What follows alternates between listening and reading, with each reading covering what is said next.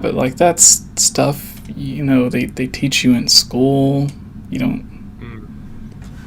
True. Oh yeah, do we have... We are live, by the way. You're live? Oh my gosh. Let me refresh this then, because it's not showing. Oh, no, it is showing. Yeah, it is. There we go. There's some cropping issues, it looks like. I have to go full screen on it. I'm just waiting for it to catch up. So, hello everybody in the chat. Hello humans. There we are. Well, there's a lot of people in the chat here today. It's a bumpin' good time.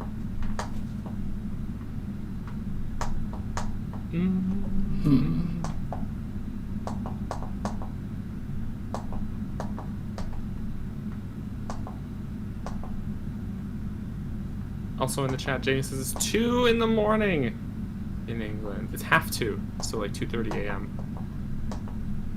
It might be time to go to sleep then, or maybe not. It's not my life; it's yours. Good. Sorry, everybody. I had to turn the brightness up on the monitor because I could not see. So I think everything should be good. Hello, everyone. Yes, Daniel. Chat says that you are too loud. I am too loud. Okay. Hello. How's this? Is this any better?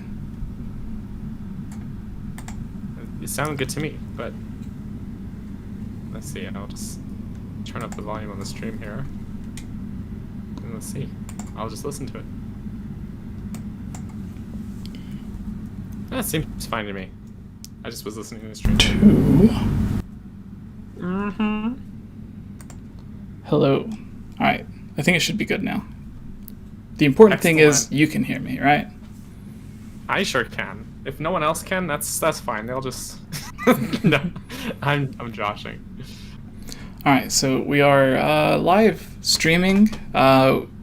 We had plans for 𝐓𝐰𝐢𝐭𝐿𝐵 to be on, but due to some negligence on my behalf, scheduling conflicts happened to where we didn't confirm the time with her.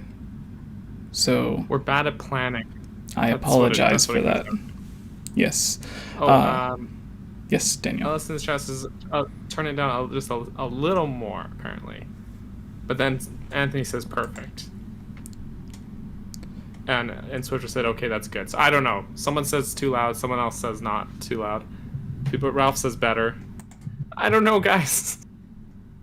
Who's the yellow guy? Turned it down just a tiny bit. Cheese.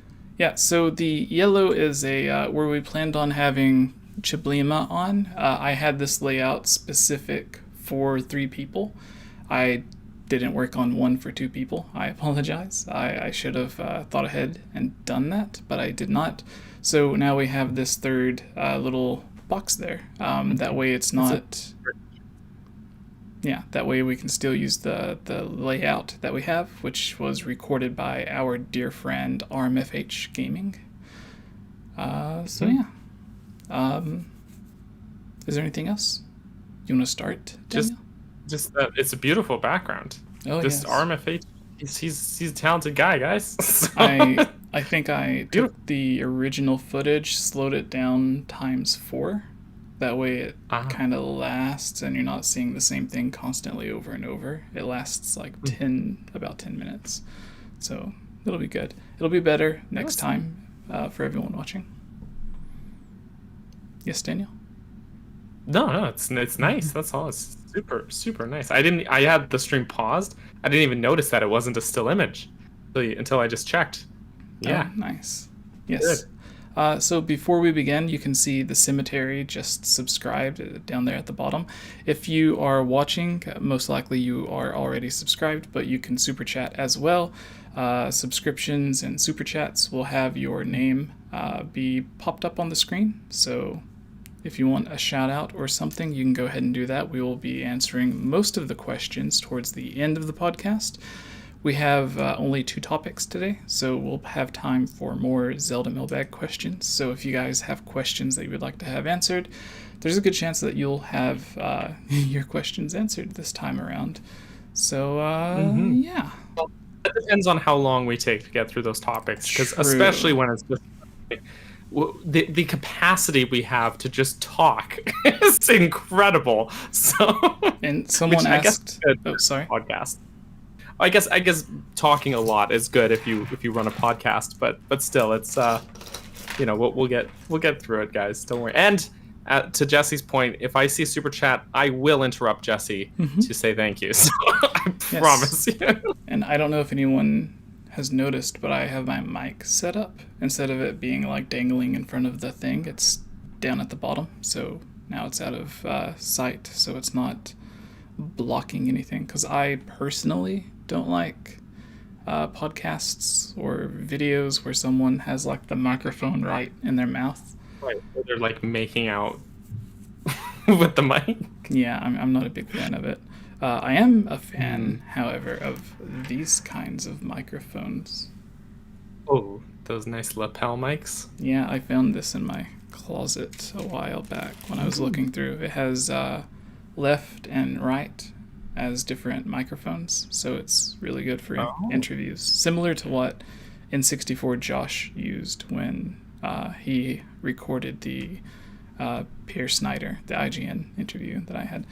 But I think we're ready. We've had enough time for everyone to get in the chat.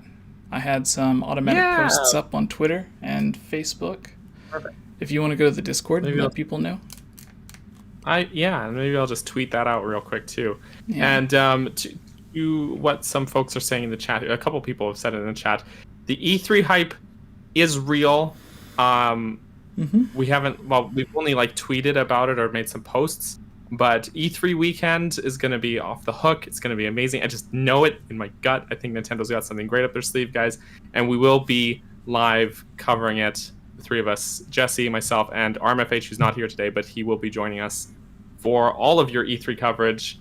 So make sure to stay tuned. It's going to be great. Yes. It's going to be great.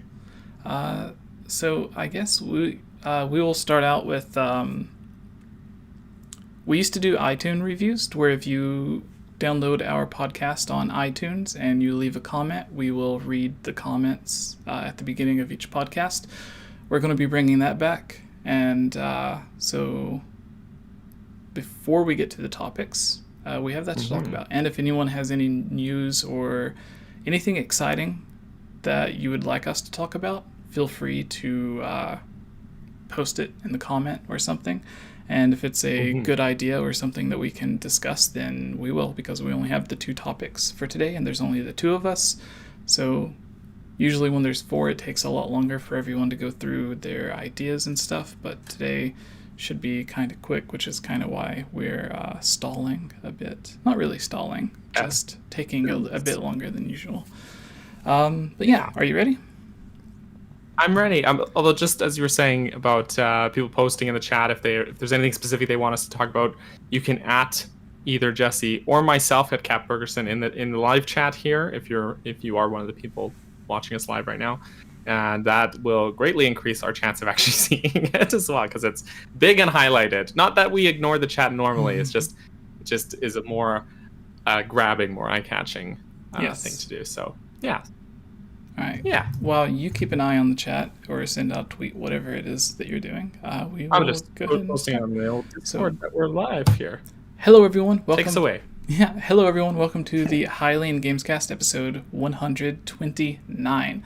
Thank you all so much for tuning in. If you're watching on YouTube, go ahead and leave a comment or give us a like. Let us know some ways that you feel we could improve the podcast. If you're listening in audio form on iTunes or another podcast service, please go ahead and leave a review and a star rating. We're trying to reach a certain goal, and every single review helps out a lot. So if you can do that, it'll help us out. Plus, you'll get a shout out like these 3 people did. First, we have, starting with the 2 shorter ones, Psycho Skittles, which I believe is CC. Hylian CC for those who don't know. It says, great podcast series. Game Over Jesse is always fun to listen to with his guests, and love the content and interviews he's done.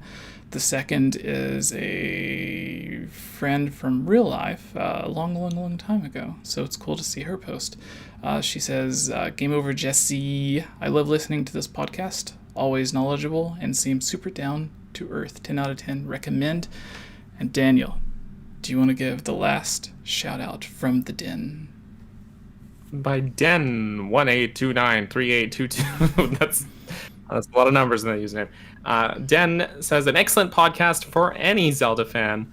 I've been listening and watching the Hylian Gamescast for a long time now, and they never disappoint. I love watching live on YouTube when I can, because it's fun to engage with the other viewers and be a part of the fun most of the time. Most of the time I end up catching the episodes after they air on the Apple Podcast app or YouTube. They always help me along schoolwork or house chores, done all while listening to the lovely hosts talk about my favorite game series. Sorry about my reading inhibitions here, guys. I'm just sometimes slow. It's awesome to have a group of people with a passionate love for Zelda like I do put out these episodes. I love all the rumor discussions, jokes, opinions, and all of it. Highly recommended to any Zelda fan. And then a happy face with the D for a mouse. So it's an extra happy face. Thank you, Den and Danielle and Psycho Skittles for these lovely reviews. And Jesse, we have a super chat. Oh, what's it saying? From Wild Horse. Oh, it's a gift. I'm riding a rocket. It's a $50. Thank you, Wild Horse, for that. And she says, love your podcast. We love you, Wild Horse. Yes. And I don't just say this because of the donations. We actually know Wild Horse and do love her. So. Yes, she is a frequent regular on either of our live streams. But yes, so we just read out some iTunes reviews. Again, if you go to iTunes, leave a comment or a review, it'll get read on the next episode. And Daniel, go ahead and read the next super chat. Yes, RPG, also a longtime viewer. Thank you, RPG. Little 5 for homie Chewy. RIP, RIP schedule. Yes, so Chub could not be with us today, unfortunately. She's not dead, she's just got other plans. So scheduling conflict. Thank you, RPG. I appreciate you. Thank you. Yes, and finally, yes, Daniel? Oh, Gus is pinging me saying that there's a super chat. We saw it, Gus. Don't worry. Okay. There we go. Thank you. So our thank yous to the Patreon supporters, Lorenzo, David, Super NX64, Manboy Cave, Gus, Jesse, Shadow to Us, Lovable Christy, Natsu, Justin, Monica, Larulian, Andremai. I do not know how to pronounce that, but it is a funny looking cool word. Rusty, Zoe, Candy, Ashton, Ren, BKRS7, Blargnar, Chad, Derek, and actually, I'll find it whenever Daniel is talking, but I think there's one or two more Patreon supporters. So yes, if you leave a review on iTunes, you can have it read out loud. If you become a Patreon supporter, you can guarantee your question or a topic is discussed on the podcast, and you get your name as a shout out at the beginning before any of the topics. So today we're going to be talking about the Nintendo Switch Pro Leak and Breath of the Wild 2, and then we're going to be getting into your questions. Daniel, do you want to start us off with the Nintendo Switch Pro Leak? Sure. Is this the right link? It's all this is all in Spanish. Yeah, I think there should be a thing in the top right to switch it to English. This should be. Hang on, just gonna do that here. Or it's gonna take a long time loading. That's always cool too. Okay. Hold on, there's pop-ups here too. Maybe you should just start this if you've already got it open here. So...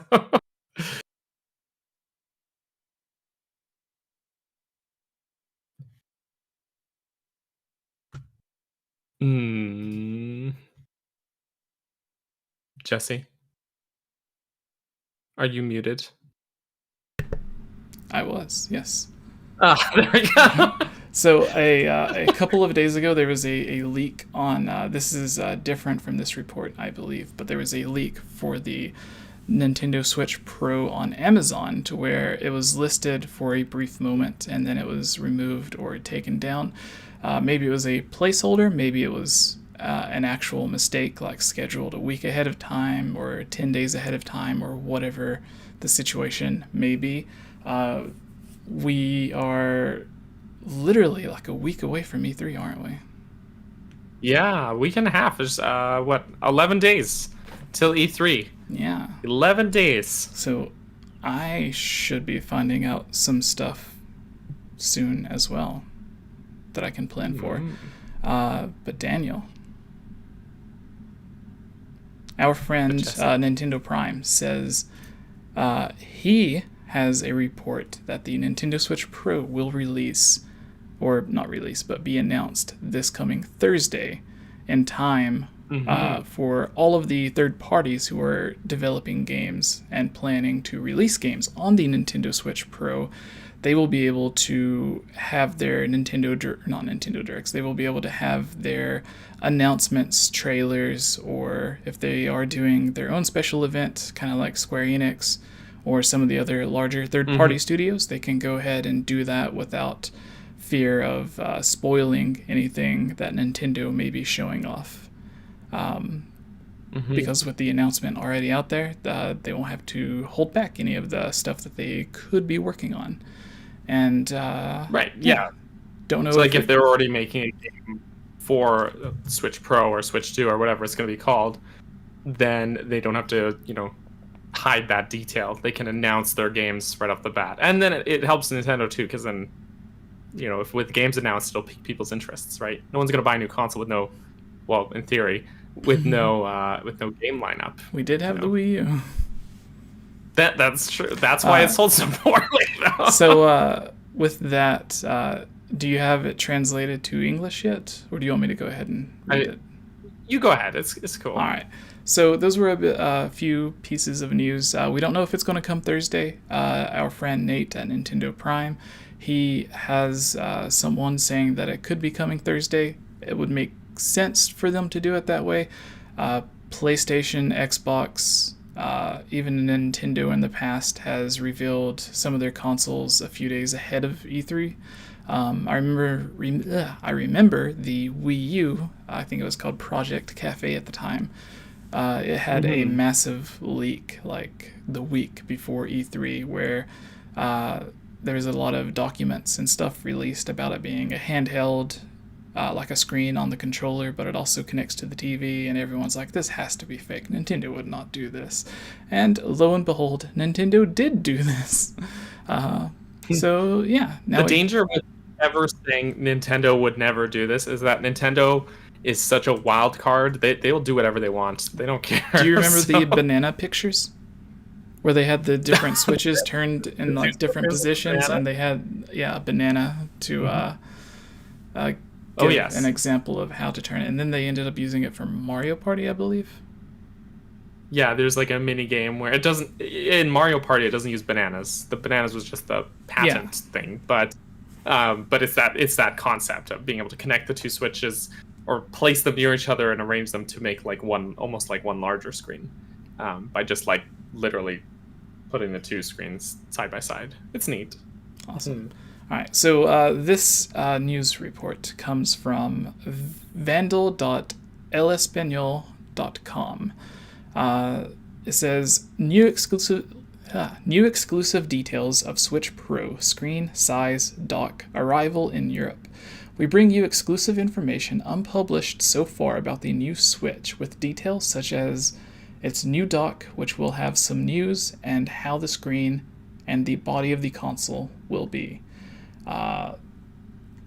It's a mid-length report, so I'll go ahead and read through it. In the last hour, several prestigious international media such as Bloomberg or Eurogamer The announcement of the Nintendo Switch model is imminent and that it will take place before E3 2021, which begins on June 12th. Now we offer you some unpublished details of the new Switch, which we have told you in our weekly Vandal Radio podcast, and which we are going to reproduce below.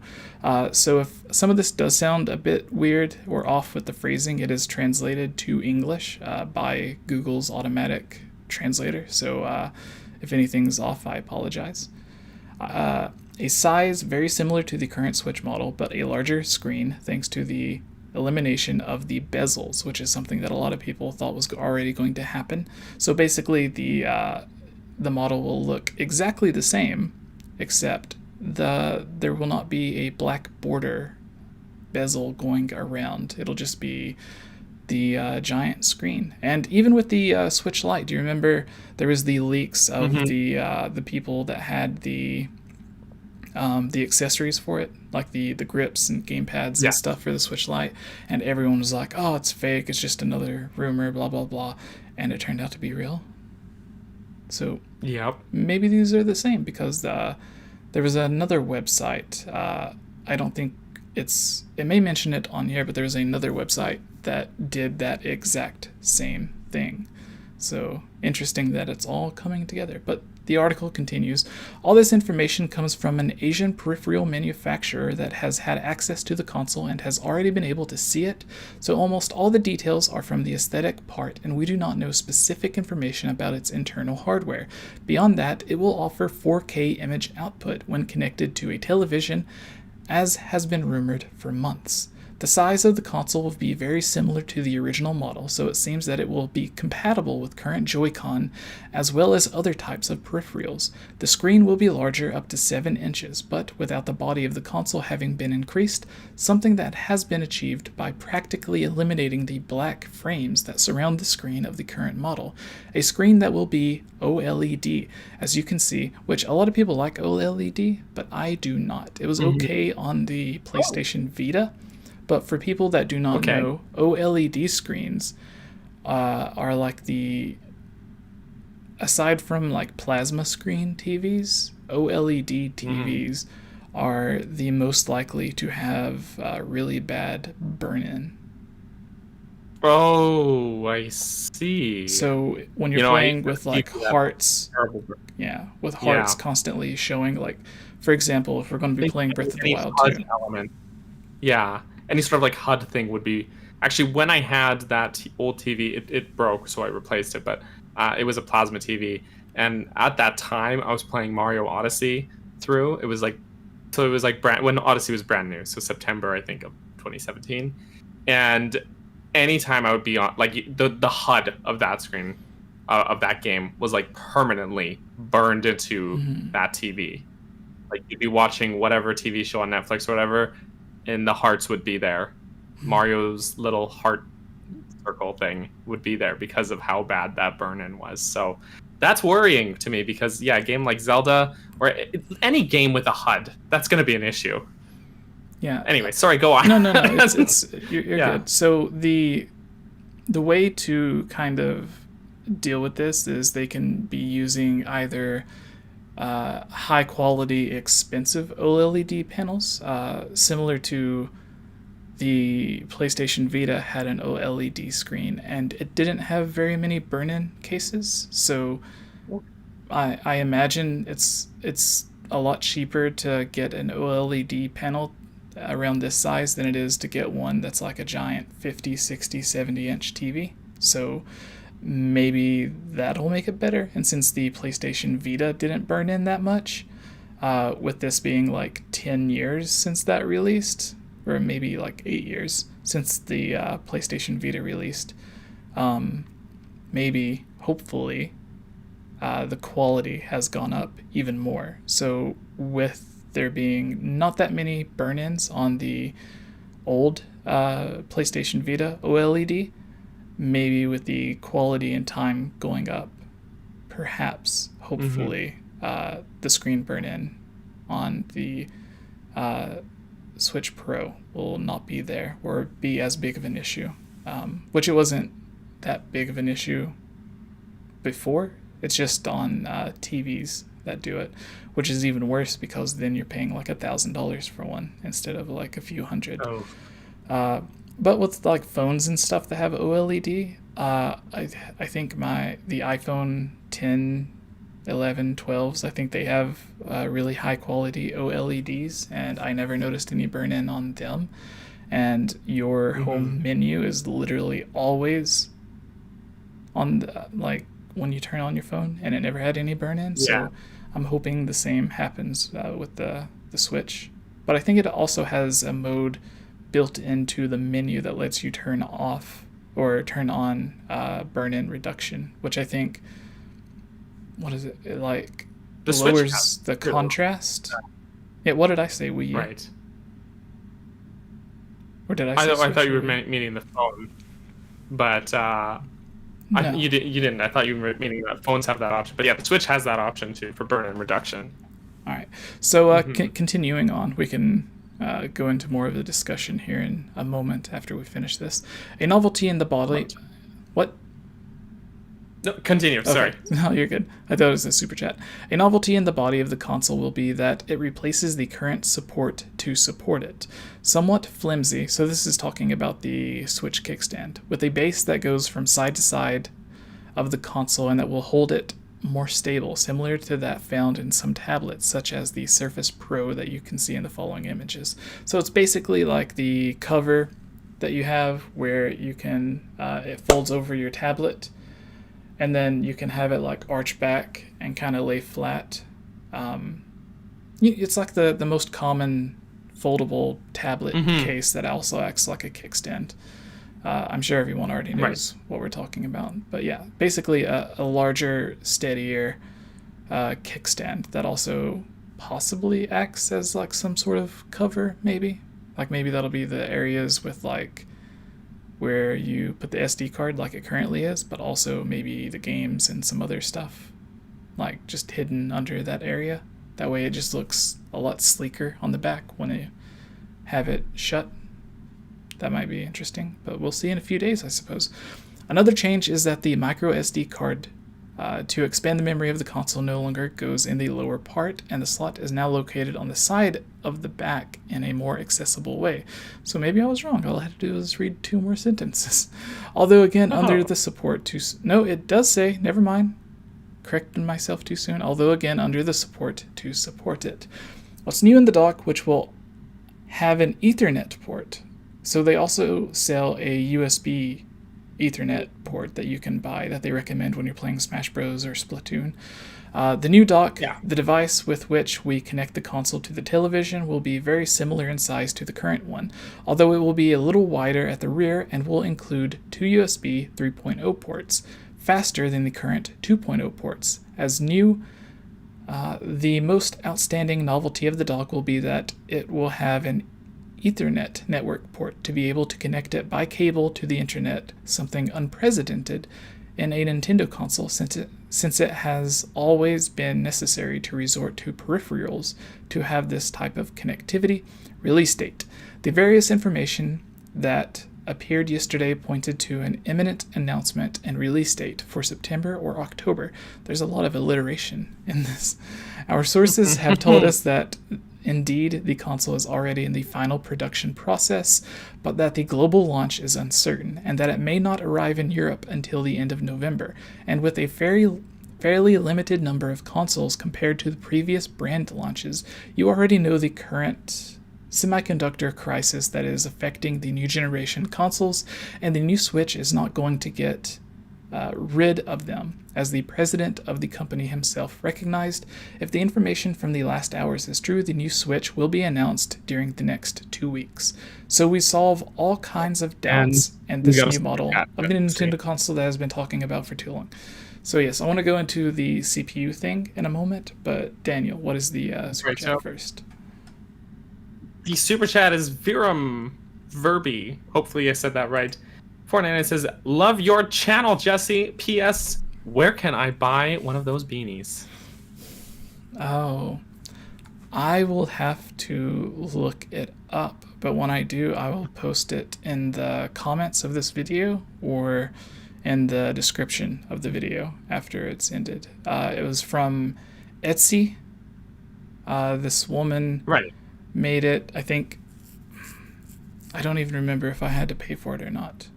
But she knitted a lot of different stuff, and I was looking for a link hat because it was around the time Daniel and I began the podcast, and I was just trying to be on theme. So I was looking for different stuff, and I thought this was the most unique one that I could find. So I messaged to purchase it, and the lady that made them said that her daughter was actually a fan of the YouTube channel. So she was happy to be able to make a beanie, or whatever you want to call it, a yarn hat, basically going out hunting all those yarn Yoshis, and like instead of making fur coats, they're like taking the green yarn and like having hats woven.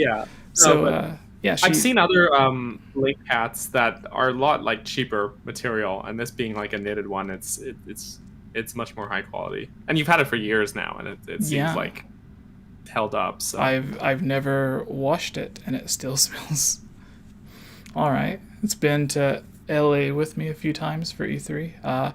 For those who don't know, a secret. Most of the reason why I wear it is because I am having a receding hairline. That wasn't the case when I first started wearing it, but now it is. The reason is because while Jesse sleeps, I go every night and I just take one hair every night. You know, all those sponsored ads for like Hims or Keeps or whatever? Right. Yeah, maybe I should hit them up and be like, hey, what's going on?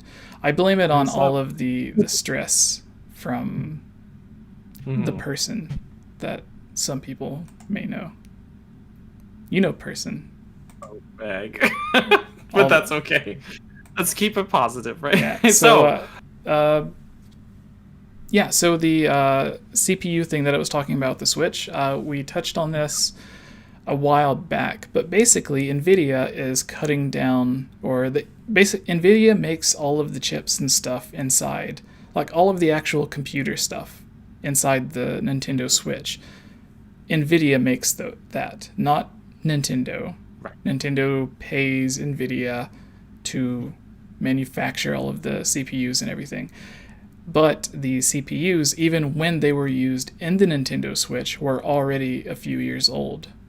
So now that it's been a few more years, it's getting to the point where it would be cheaper for NVIDIA to make a better processor that's more powerful and more energy efficient than it would be to continue making this one, even though it's less powerful.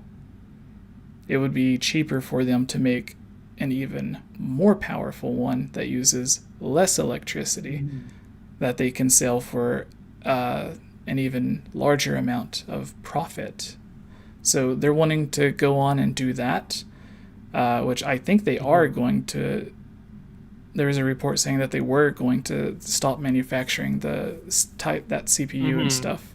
So when it goes to the Nintendo Switch, even if Nintendo came out and said, we are going to continue pressing forward selling the current Nintendo Switch model, they would have no choice, because eventually they would sell out. Like, I'm sure they have tens of millions in a warehouse somewhere that's already just waiting to be loaded and shipped.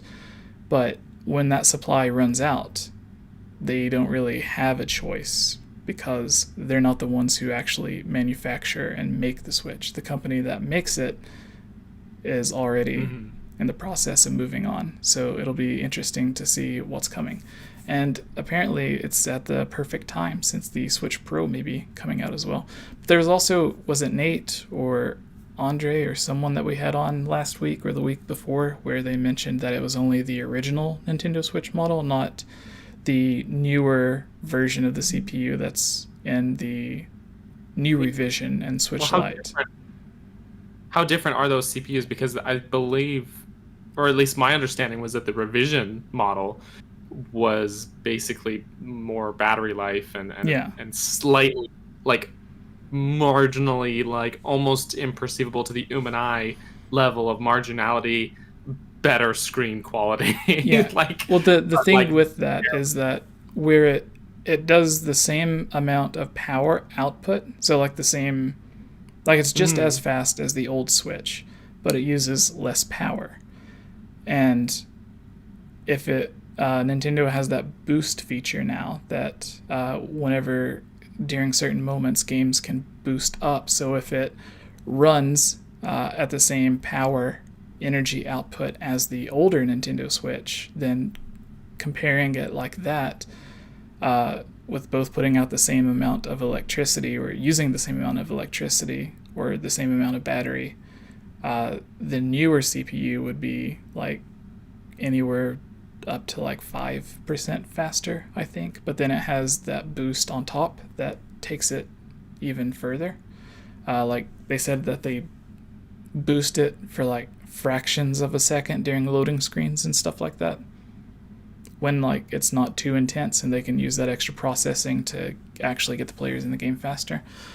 So it that is also a new CPU, and it's kind of the same thing to where it's more energy efficient. It uses less battery, but it's also more powerful and puts out less heat than the older model. But that's not really an upgrade. It's like less of an upgrade than the new Nintendo 3DS is to the normal Nintendo 3DS. But anyways, so that is also out there. But Daniel, what is your thoughts on all of this news? We have the NVIDIA wanting to move on, if they haven't already, and start producing a new CPU that's more powerful, more energy efficient, blah, blah, blah. We have all of these leaks and rumors coming out about the Switch Pro. We have apparently accessories being leaked in a similar way that they were leaked for the Nintendo Switch Lite, which everyone thought was the Switch Mini at the time. And we have some details that came out that are basically what we all assumed. Same size as the Switch, just a larger screen. But the OLED thing is that's the confusing thing for me. Maybe they save so much money in manufacturing that they can afford putting the OLED screen in there, or maybe they're wanting it to seem like a more higher quality. I don't know what the right term to use is, but maybe they think if they put a better screen, then obviously not only will it make the games look better, but it will also make it seem like it's more like a high-end tech machine, as opposed to like, oh, let's just give this tablet to the kids to play Mario Kart or something. So I mean, that's fair. It's like almost just making it look nicer than maybe it even is. But I mean, a lot of this, even the OLED thing, we've been hearing OLED screen rumors for, I want to say, months now, actually. Or at least I know Nate's covered it on his channel, on the Nintendo Prime channel. He's talked about rumors with the OLED screen. And I believe that one of the companies that manufactures OLED even talked about Nintendo using OLED now. So I don't think that that's too far-fetched. The whole thing about them announcing it before E3, I was thinking that they would announce it at E3, but what I could see them doing is something similar to when they announced the Switch. If you recall, they announced a few days ahead of time.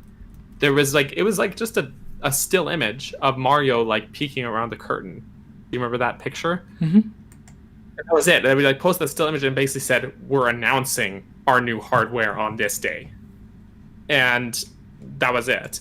So I could see them, like, I imagine maybe we'll get something in between. They're not going to give us the full presentation with all the specs, everything like that ahead of time. But maybe they'll say on Thursday, maybe that, like, it's entirely possible that whole thing on Thursday will just come to them saying, during E3, we're going to be showing this new hardware, or this whatever, the Switch Pro or whatever. They even said, I think, NX when they were announcing Switch, or before they announced that it was Switch, right? So all right, so I can see them really using quick the code name. I just looked this up, and for the PlayStation Vita, some of these have a frame included, so like the actual plastic case as well, but it comes with the touchscreen and the like the touchscreen digitizer and the OLED panel for like $26. So basically everything except the buttons and the insides for $26. And that comes with the OLED screen. And then Nintendo Switch, for the cheapest it seems is like $25 all the way to $30 to buy a screen replacement for just the LCD screen. Is like $25 to $30, and that doesn't come with the shell and casing and everything. So maybe OLED is just cheap enough now to where, like, with this, the PlayStation Vita screen is almost the same size as the Switch. It's like an inch or two smaller, but it's OLED, where the Switch is just a normal LCD. And with it being not just like $5 to $10 cheaper, but it also comes with the actual shell around it. Maybe the OLED screen isn't actually that much more expensive for Nintendo to upgrade with. Yeah. So. Also, we got another super chat up in here. Paul Network says, "Fun idea, Final Fantasy VII remake on Nintendo Switch." And as a bonus, sort of like we had with Skyrim, he says Cloud with Link's tunic. That would be cool. That would be well, honestly. And I put it down, and I was like, yeah, it just didn't vibe with me. I just didn't really. But it is immensely popular. This is not to be a downer for people who enjoy it or would be excited for that. If they announced that, it would sell like crazy. And I know tons of people really liked that game, and not just Final Fantasy VII, but a lot of people really thought the remake was very innovative and really pushed sort of the genre forward, which is great. So, I mean, I could see if they were to bring it to Switch, well, also like a little incentive, little crossover incentive wouldn't be out of the question. They did that with tons of games like Xenoblade Chronicles 2 and Skyrim, like I already said, etc. So I could see them doing something with it. But for me, I mean, it would be weird though, because I don't know. In my head, there's this like playground debate about like who would win, Cloud or Link. Was that ever a thing when you were a kid? Not that I spoke to anyone about, but it was a thought that I had. Right.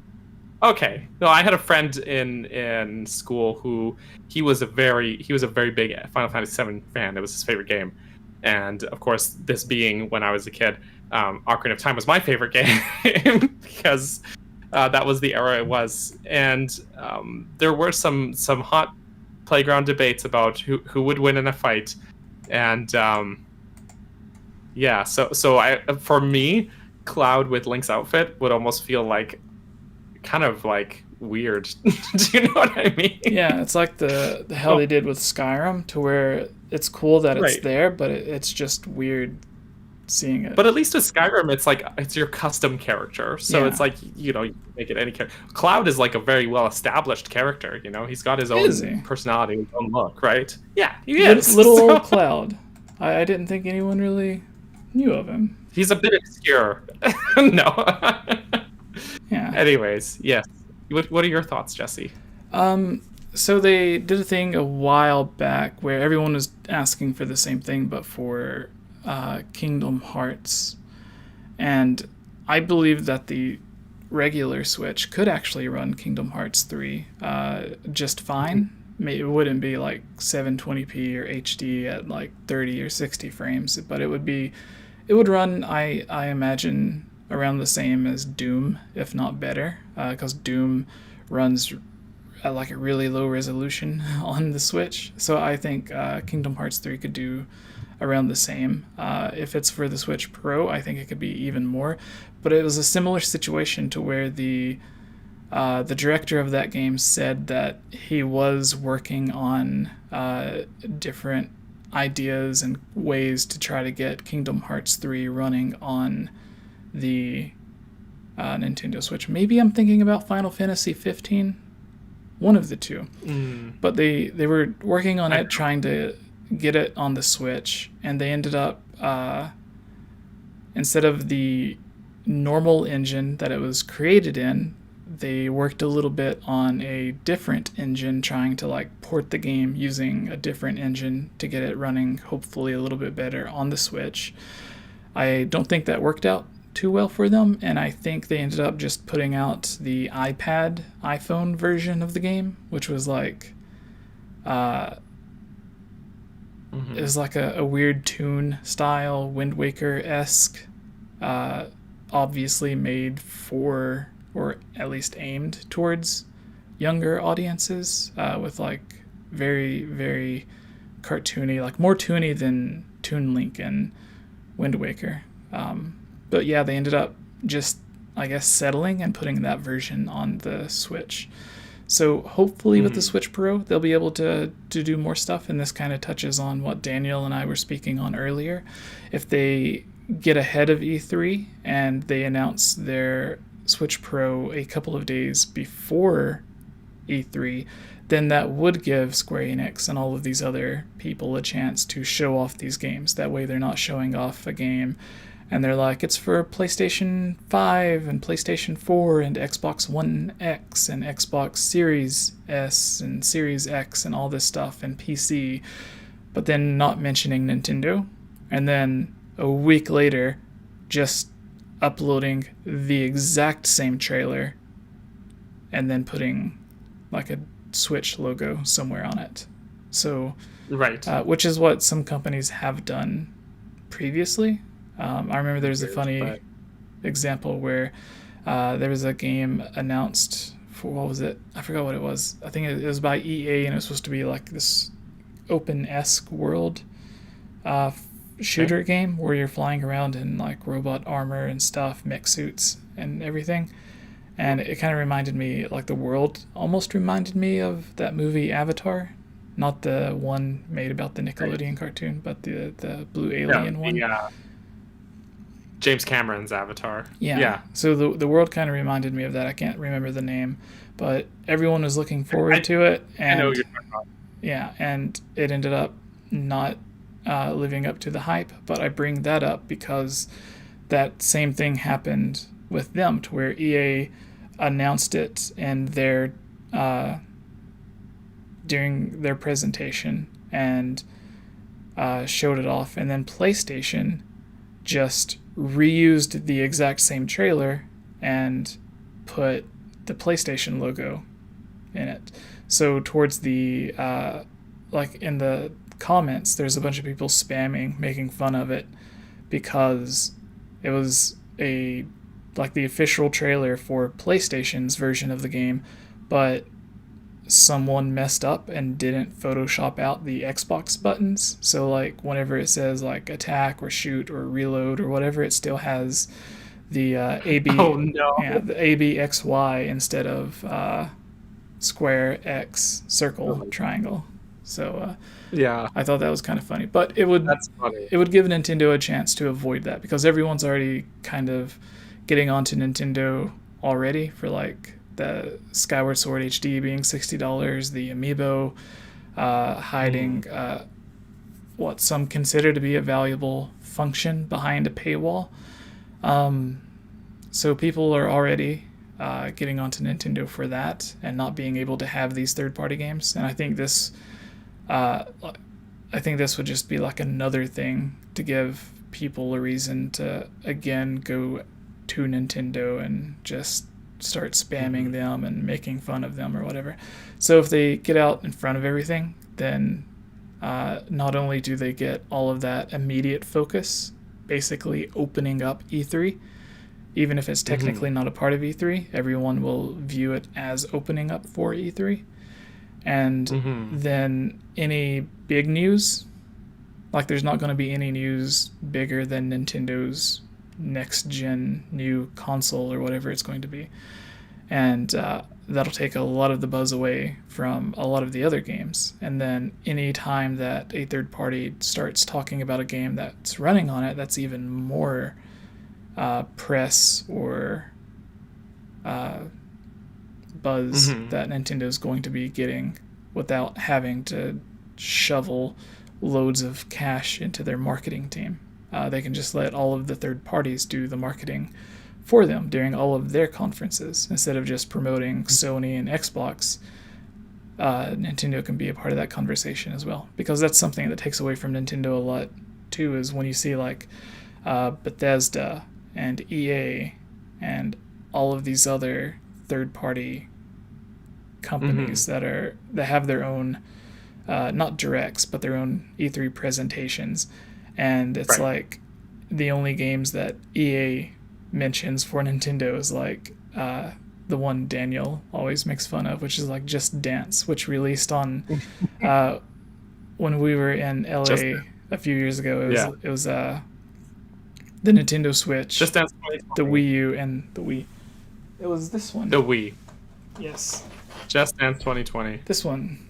I found this the other day. Oh, mine's the E3 press badge. But and then for the reminded me though. The Bethesda press conference. That was a time, wasn't it? That was. Bethesda had to liquor up the whole audience to get everybody excited about it. Well, I asked everyone what drink they would recommend, and I drank all of them. Well, yeah, I mean that was your choice, but I just mean like Bethesda didn't. They had like Doom and stuff. They had, but I remember their presentation being rather underwhelming, and that was kind of the running joke, was that they just like had this free open bar to liquor everybody up so that they could get hyped, basically. And that reminded me of saying people complaining about like third-party support on Switch, and all I can think of is if anyone complained about third-party support on the Switch, clearly didn't have a Wii U, because that's when third-party support for Nintendo was at its absolute worst. Switch has been, by and large, an improvement, like tenfold, hundredfold even, like just like way better third-party support than the Wii U ever was. It's Everyone in the chat, let us know what you think of the Nintendo Switch Pro, and you can comment. If we see one interesting, we will read it out as well. Did you notice I'm not hiccuping or anything like it was last week with Andre?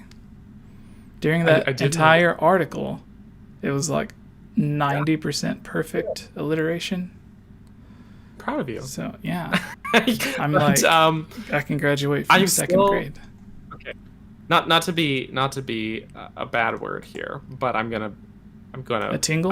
Someone commented on the previous one saying that your hiccups were nauseating. Oh yeah. And like, what the hell? I mean, like, have you ever had hiccups before? It's not like you can just be like, no, like we all are humans with human bodies, guys.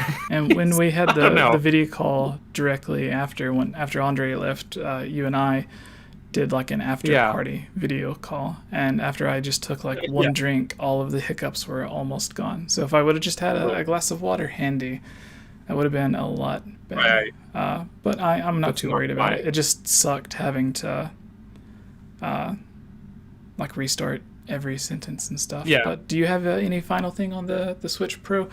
What the thing everyone I'm sure wants to know is our speculation on the graphical power quality of it. We hear everything saying that it's going to be a 4K, and I think when I hear the 4K stuff, I think like the Switch Pro could come out and play like certain non-intensive indie games at 4K and 60 frames per second, right? Which will just be fine. And I can see some games having a setting where it would prioritize either resolution or frame rate. Like some games on other platforms already have that, but like, I don't know. I would always say frame rate personally, but oh really? Frame rate. Yeah, well, that's what I would choose, because I would rather Ocarina of Time. The masterpiece. As long as it's consistent. The masterpiece that is Ocarina of Time only ran at 20 frames. But it only has one fishing hole. But no, but here's the thing. Yeah, it had a lower frame rate. I mean, that was pretty normal for that was like good frame rate for the time, for the 90s. It's no longer the 90s, but also as long as it's not like, I'm fine with whatever frame rate. Honestly, I'm fine with 30 frames per second in games.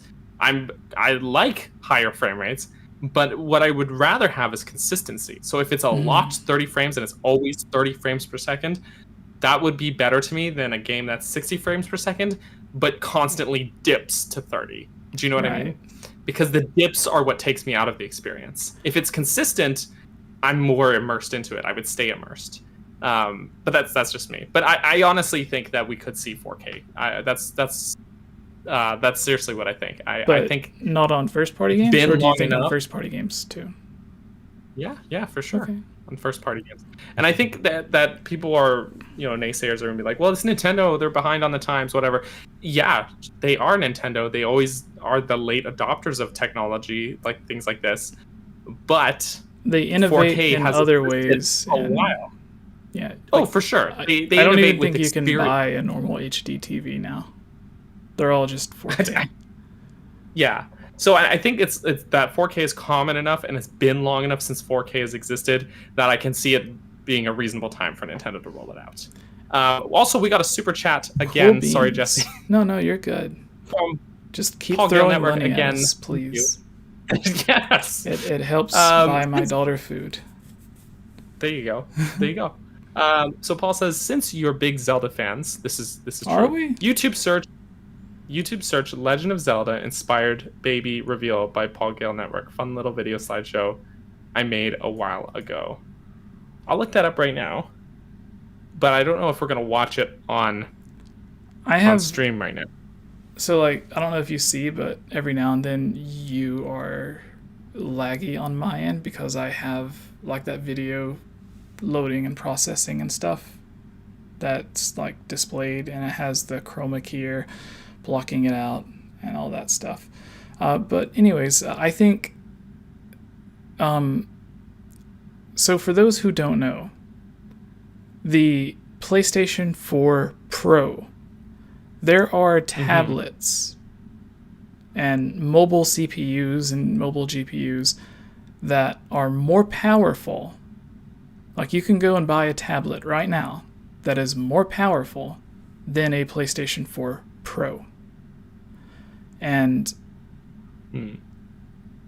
those CPUs and GPUs to get that power aren't really that expensive, especially when you include in the price that Nintendo's already paying for the CPU or GPU that they have. And if you remember, it would be cheaper for them to use the newer CPU that NVIDIA wants to stop making the old CPU to make the new CPU, because it's cheaper to manufacture, it's more powerful, and it uses less battery. So with that in mind, if you go the normal generation leap that we always see from GBA to DS to 3DS to Switch, or from Wii to Wii U to Switch, or whatever. And some of those are a little bit weird because the Wii and the GameCube are the Wii's just a double GameCube, basically. And there's also the new 3DS that added in a teeny tiny boost. But anyways, if you add in all that stuff, then it comes out to where the Switch 2 or Switch Pro, whatever it's going to be, would be about at the level of a PlayStation 4 Pro. And the thing is, a game that Nintendo's first-party games, like Breath of the Wild and Super Mario Odyssey, and all of these games, Mario Kart 8 Deluxe, to run them at 1080p and 60 frames per second doesn't take nearly as much power as it does to run normal PlayStation 4 games at 1080p and 60 frames. So with less power than the PlayStation 4, Nintendo would be able to run their games with a higher frame rate and higher resolution than PlayStation would, because their games just don't require that much detail, unless we're going to get down to every single stitching on Mario's outfit or Cappy. Right. But anyways, it's got little hairs in Mario's mustache, man. That was their whole big thing in Mario Odyssey. It was all the game about Mario's hairs, individual hairs. So I do see if it comes out to where they are using something that is on par with the PlayStation 4, And remember, just because it's as powerful as like the PlayStation 4 Pro, that doesn't mean it's like anywhere close to like the PlayStation 5 or the or Xbox Series X. Like this is still last generation's half-step console. It's not even like fully next gen. So everyone's like, Nintendo wouldn't release a powerful console like that.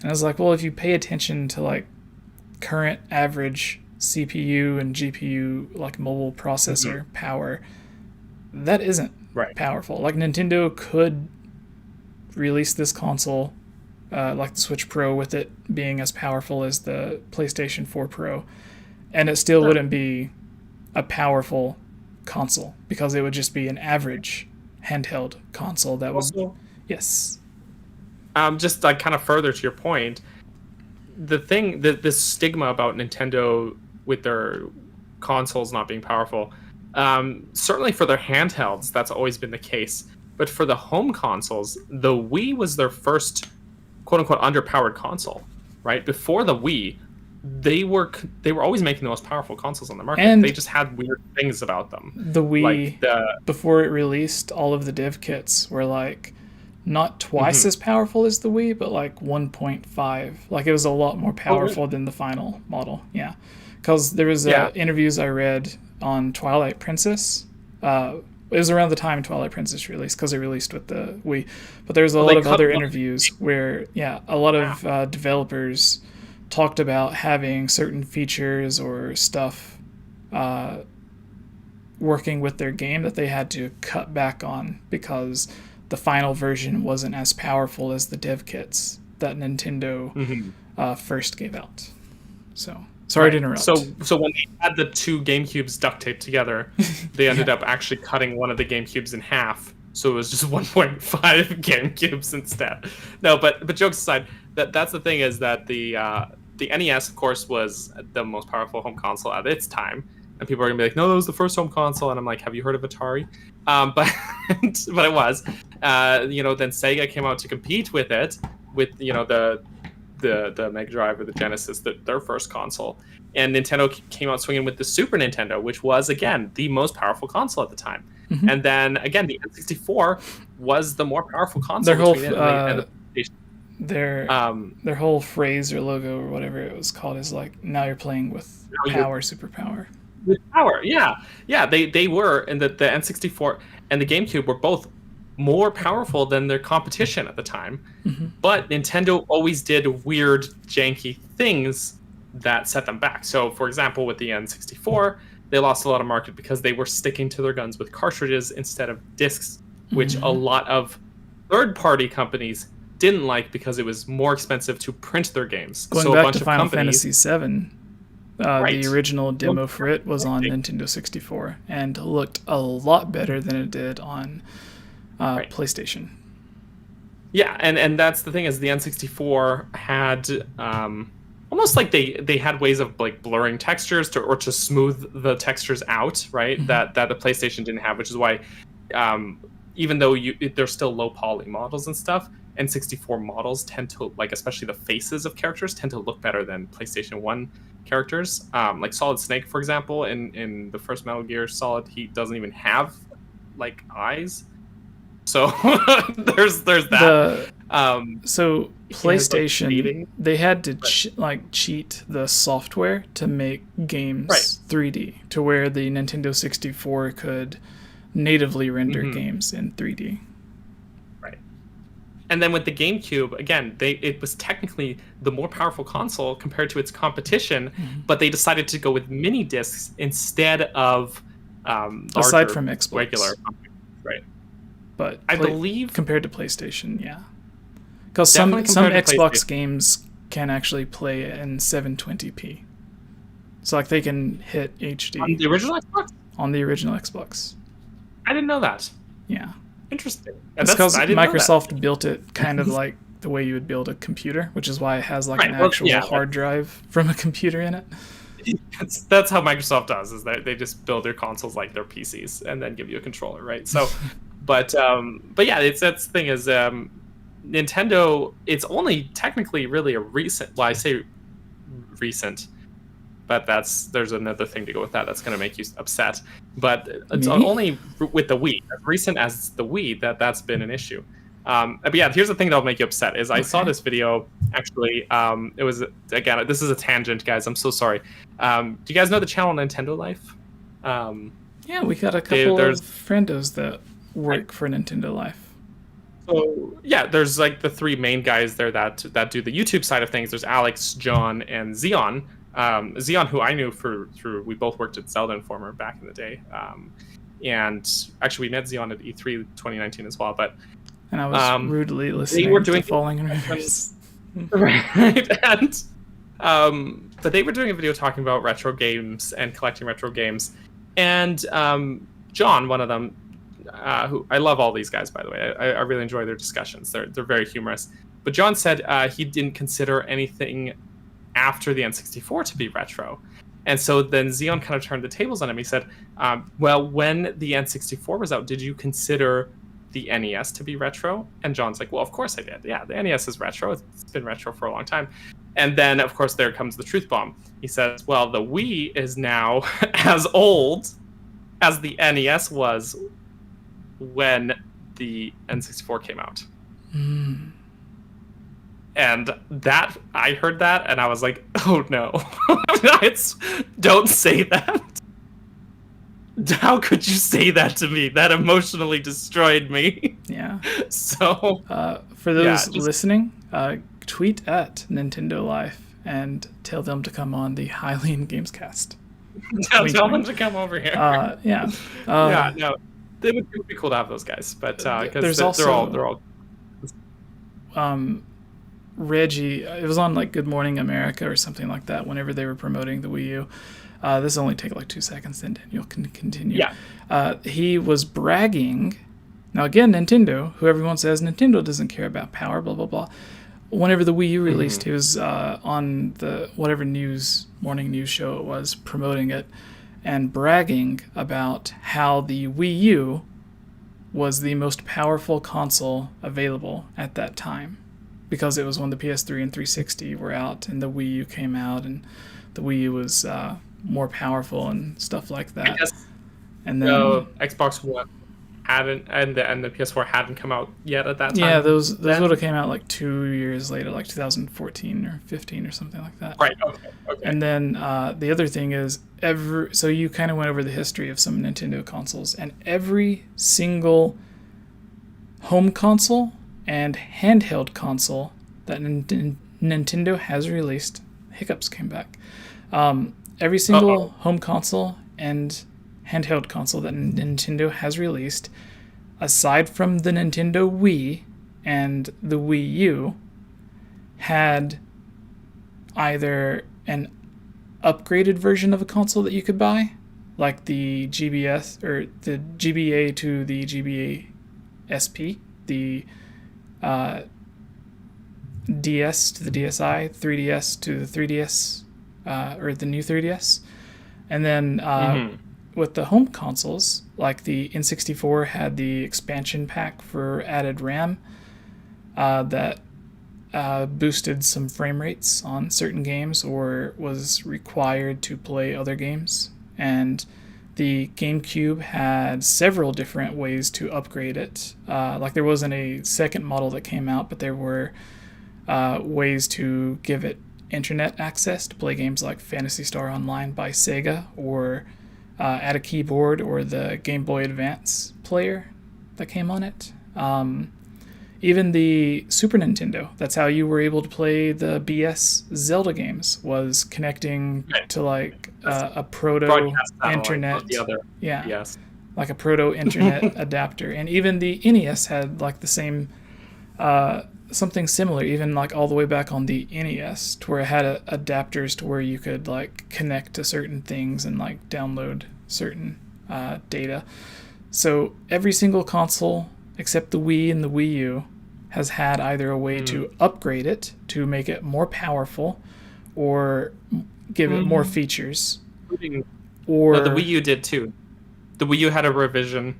Yeah, but that came out at the same time. Revision.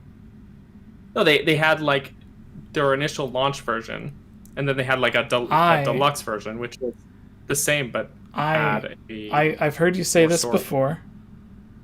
Maybe I'm wrong. And I still hold to the fact that the black and the white models came out at the same time.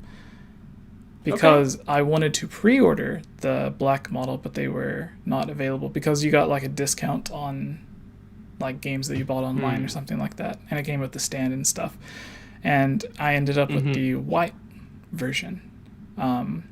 So yeah, same time. I wasn't working at GameStop at that time, but I was about to be. And I remember pre-ordering because it was the day that I actually turned in my application.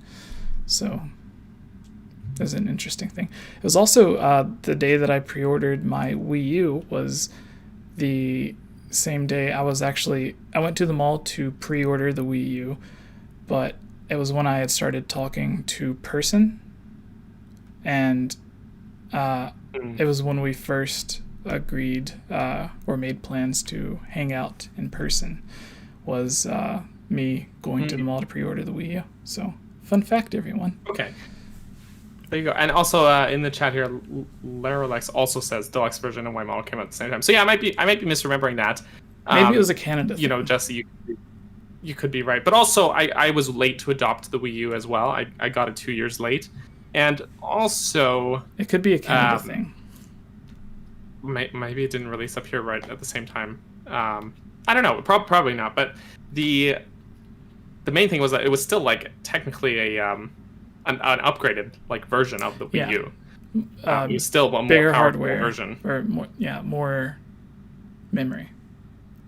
Yeah, it was. And also the gamepad's range was longer on the dock. Interesting. That's not something they advertised, but yeah, it was. It was. I believe the launch version, the white version, had really limited range, comparatively. Mm-hmm. Yeah, it didn't let me get too far away. And then when I ordered the Wind Waker HD model, that was the black model, I did notice that it reached a bit further without cutting out. So now, I mean, the apartment I lived in at the time, which is not my current place, but the apartment I lived in at the time that I got my Wii U, I remember I could go, like, I had it in our living room, which was like literally one corner of the apartment, and I could take it all the way to the other side of the suite without it interrupting. Now you can take the Switch anywhere. Now I don't have to exactly. So that was a feat. Sorry.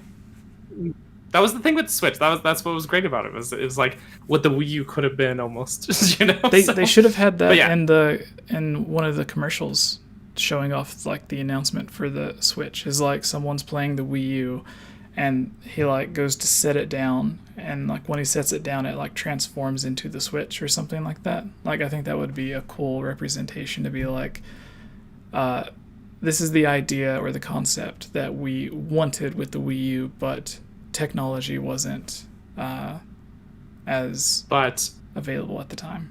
People would have been like, what is this thing? What is the Wii U? What are they showing here? My Wii didn't look like that. And then there's what was the other thing? So yeah, like basically every console, handheld or home console, has either had a second version or third version in some cases that you could upgrade to that was more powerful and gave more features, or had a way via attachment for you to upgrade it, like the N64 RAM, or get more features like the disk drive, allowing expansion packs and stuff like that. So yeah, basically every single thing.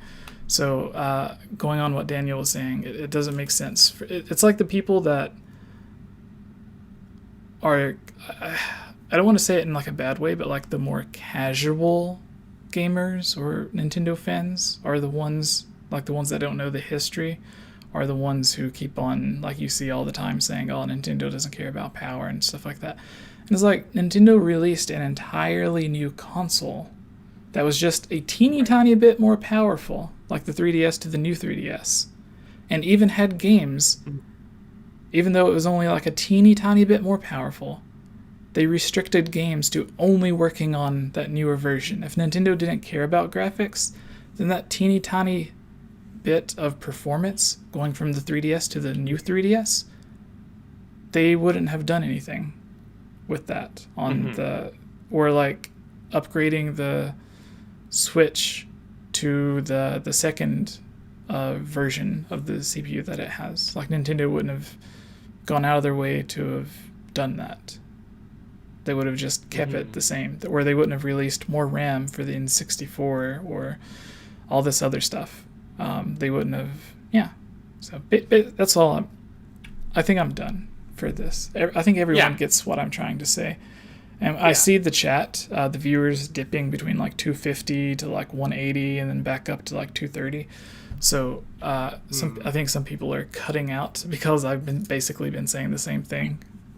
But for the people that don't know or haven't heard previous podcasts, like I know no one's going to come in and like have watched all of the videos and be caught up on what I'm saying. But I assume there are some people that's like, come on, Jesse, you've talked about this before. And for the people that haven't heard this, your assignment is to go back and watch all previous 127 episodes of the Hylian Gamescast. Oh, no. Spoiler alert, Daniel has been on more than I.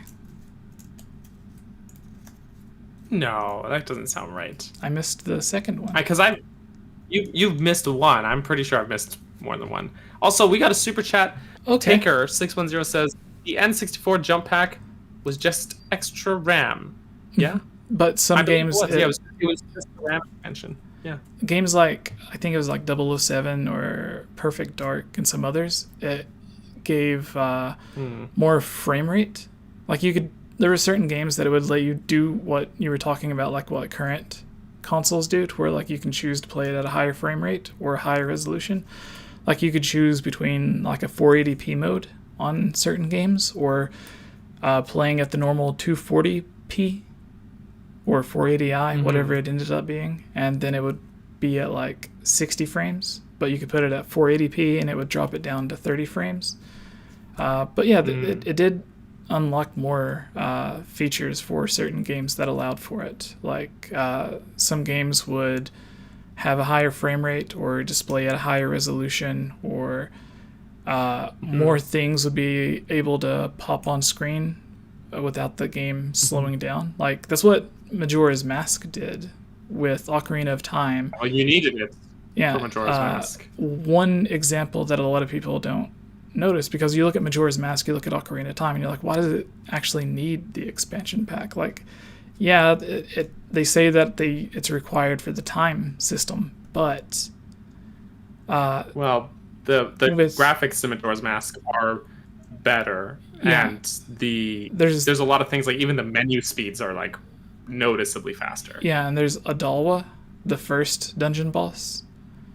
That boss fight is like impossible to do. Like the game would crash every single time if you did it with the normal RAM, because not only is it rendering this giant monster that you're having to fight, and your character is moving around really quick because you're popping in and out of the Deku flowers, and your petals are spinning around, and then there's like particles that are flying off of like magic dust flying off of the petals. But there's also like dozens and dozens, if not hundreds, of those teeny tiny little bugs that swarm around those bees. And it uses there are bugs there. I don't think there's little bees in Adolwa's fight though. Yeah. But we lost the cheese. but even with the RAM expansion, the game lags during that boss fight, at times. There's noticeable lag at times with that boss fight. All right, I'm having to take off this. So now everyone, it is just us with the black bars because the other thing logged out. So yeah, but the cheese is gone. Basically, what I was saying, it uses all the extra RAM to process like those dozens and dozens of teeny tiny little bugs that are flying around on screen, which is something that you don't notice, but it adds to the overall theme of the battle and the atmosphere. Because if there were no bugs, then it would feel different, but you wouldn't be like, if no one told you that, like in this version there's no bugs, you might not notice it, but it adds to the theme. So it's like little things that are there. And plus, like being able to run around faster with like the bunny hood and stuff. I love the bunny head. Anyways, let's take this and you can finish up on the Switch Pro, and then we can go on to Breath of the Wild. Oh. Deuce. Taker610 again with Super Chat. Thank you. Age of Cloudy needs to ship with its own jump pack. That's what he said. That's what they used to do. Performs most, but I really there's certainly moments in that game where it chugs along. Yeah. But I mean, is there anywhere in the Switch to put it? What do you mean? The jump pack? Like is there a lot of the time Nintendo will have like extra ports in their console built in that they don't necessarily use right when the console launches. Yeah. But then they'll release something. But I can't think of where the Switch has anything like that. It would have to be like something with the USB. But the idea that I had, which was kind of funny, was what they did with like Super Mario World 2, Yoshi's Island, and Star Fox, where they added like in the game itself. They put like a more powerful CPU inside the game cartridge than is actually in the main console, which makes me like, what? And it makes me wonder if like the Super Nintendo would have gone on another year or two instead of them going to like Ocarina of Time. What would like Zelda 4 be like if you went from like A Link to the Past to something using like the FX2 chip or something? Not good, because if you recall, I can't remember if it was the GigaLeaks or one of the other ones. I don't remember which one it is, but there was one of those recent leaks where they I think it was the GigaLeaks where they actually found a model of Link rendered in that Super FX chip style, it looked as if it was like what Link would look like in SNES Star Fox, right? So bad. It didn't look good. And this is someone who I say this is someone who's not like graphically motivated. I'm okay with simple visuals. I play a lot of old retro games, but it didn't look good.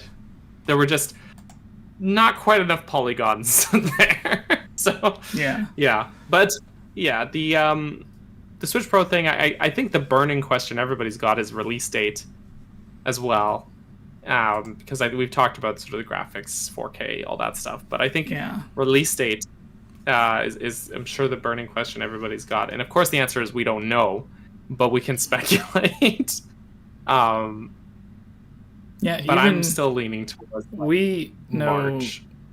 We know some things that we can't talk about, but even this, like, none of the things we know is even Switch Pro related. So right. But if you had to just throw out like a month, I would say like I would just August or August. Yeah, like maybe maybe month, November. A month before November feels Black like Friday. Earliest. Really? Yeah, I'm going with like a month before Black Friday. No. That way November they can get the boost like from Black Friday, and then they can get the boost from the normal holiday sales. I don't feel it being sooner than November. I really don't. I feel like November's the soonest that we would see it, because I don't know, because like the first time they showed the Switch technically and announced its name was January 2017, and then it released in March. So, and it sold superbly well, and we all knew that something was coming, but technically they hadn't like given us the Wii U any details released until that. November 18. Right, and so maybe it's not another question for them to announce it this summer and then release it like by the end of summer or like 2 months later, because that's what they did with the Switch. But I don't know, man. My brain is like battling itself here. The Nintendo I still Wii was feel like November. November. They want to get that.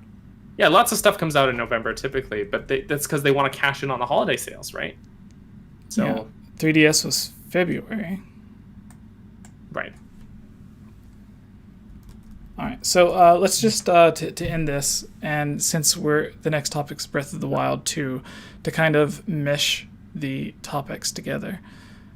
Breath of the Wild runs on the Wii U max at like 720p, and it drops down to somewhere around a little bit more than like 540p, I think. And then the frame rate can dip from like 30 to like somewhere in the teens. The frame rate does the same on the Switch, going from like 30 to like the mid-teens. And it goes from anywhere from 900p, so it's not a full 1080p. For those who don't know, it's 900p, directly in the middle of 720 and 1080. And it drops down to close to 720p. So with that on the Switch and the Wii U, Breath of the Wild 2, like we made a big deal about Age of Calamity looking better in those cutscenes than Breath of the Wild did. Right. And part of that could have been because it's not necessarily running on the same engine, although it is the same models and they try to get it as close as possible, but you can see that something's kind of off during some of the cutscenes with the lighting and stuff and the way the camera is on the characters, especially like when it's a close-up of like Zelda looking at the Sheikah Slate and stuff. But it runs, I think those cutscenes are at 1080p. So with Breath of the Wild going from like 900 to close to 720 and from 30 frames to mid-teens, Breath of the Wild 2 you would think would be a little bit better.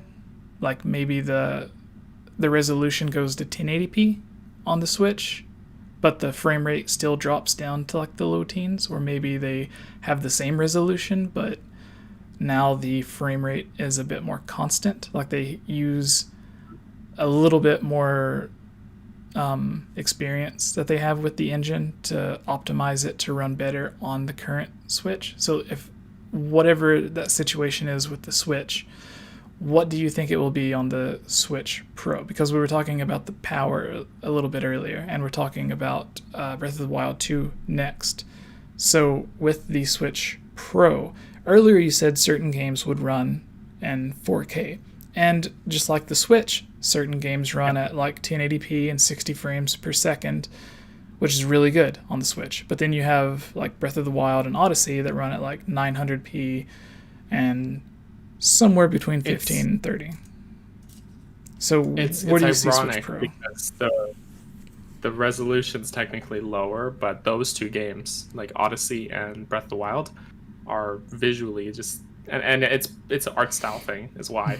And they make the best of it, but those are visually some of the nicest looking Switch games.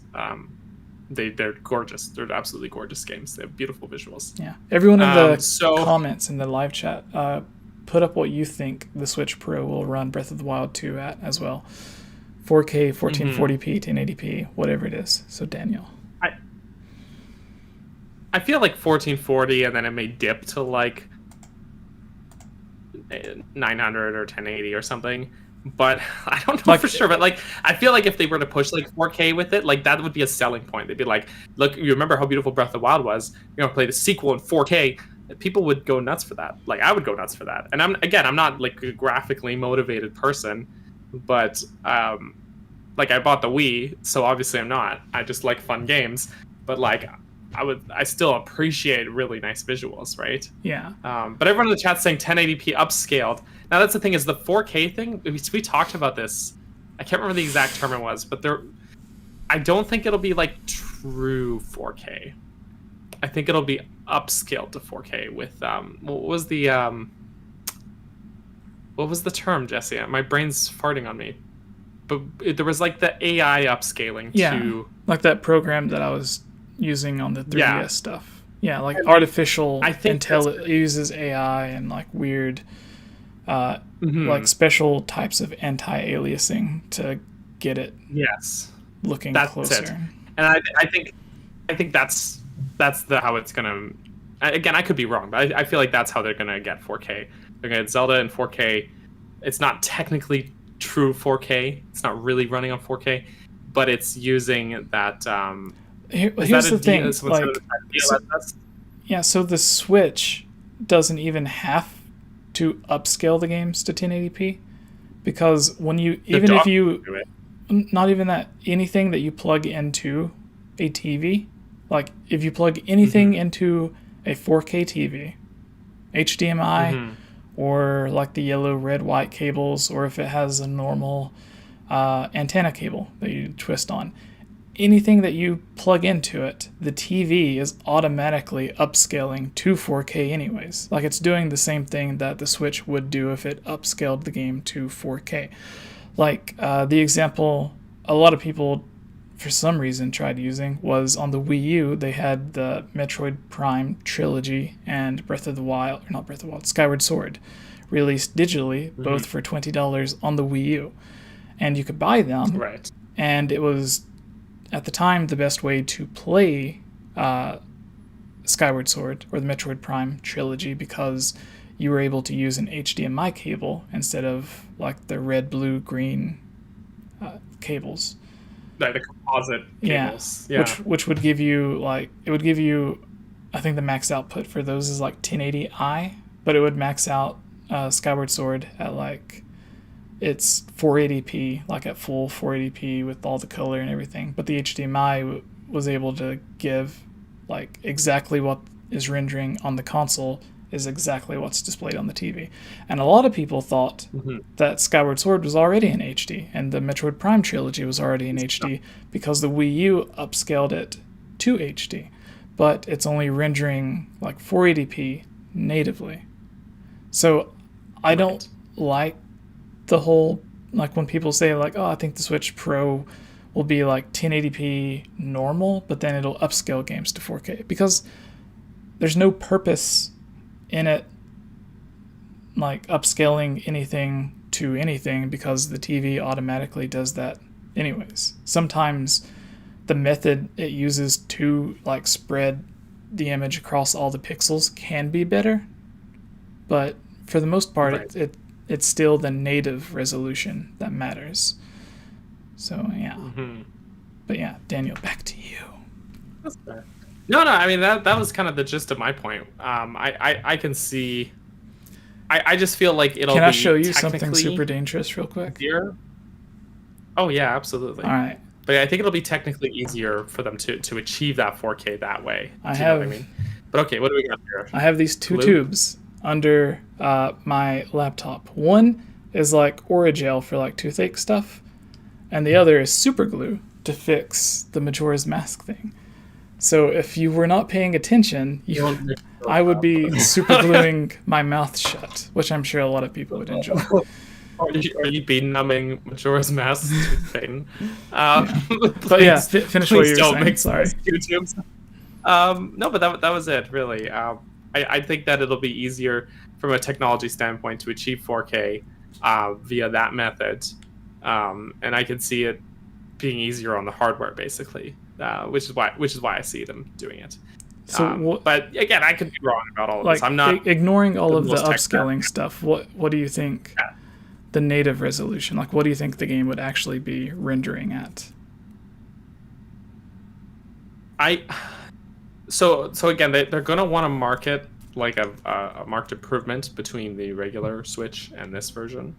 Yeah. So because the regular Switch is already like 720 handhelds and 1080 docked most of the time. Of course, some games it dips, right, depending on the game, but sort of as a baseline standard, that's it.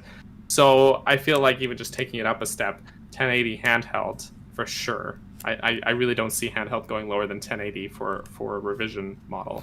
Especially, and even if it was 720, honest, screen size is not that big, so it doesn't matter. But I still think they're going to want to market it that way. So, and the other thing is with the OLED screen, there's not really a point in going with the higher quality screen when you could put that money to get the better screen into, like, even if it's like just $10-20 more per unit to get like a better quality CPU, because rendering the game at a higher resolution or more frame rate would beat out a screen that is lower resolution, lower frame rate, but has sort of better color. Like, you would want the better screen to go with the better overall picture quality. So I think you're right on that it would be a 1080p screen, or at the very least 900. which would kind of be odd. Yeah. But even still, even if it's like, honestly, if it's 720 still, like the screen size, it doesn't need to be like super HD on a screen that size. The 720 is just fine, I think. But Right. I do know that they're going to want to market it to people with that higher resolution in mind, right? Like that's how they're going to push the system. Yeah. So I seriously see 1080p for handheld, and then like, I don't know, you could go to like 1440. I don't know.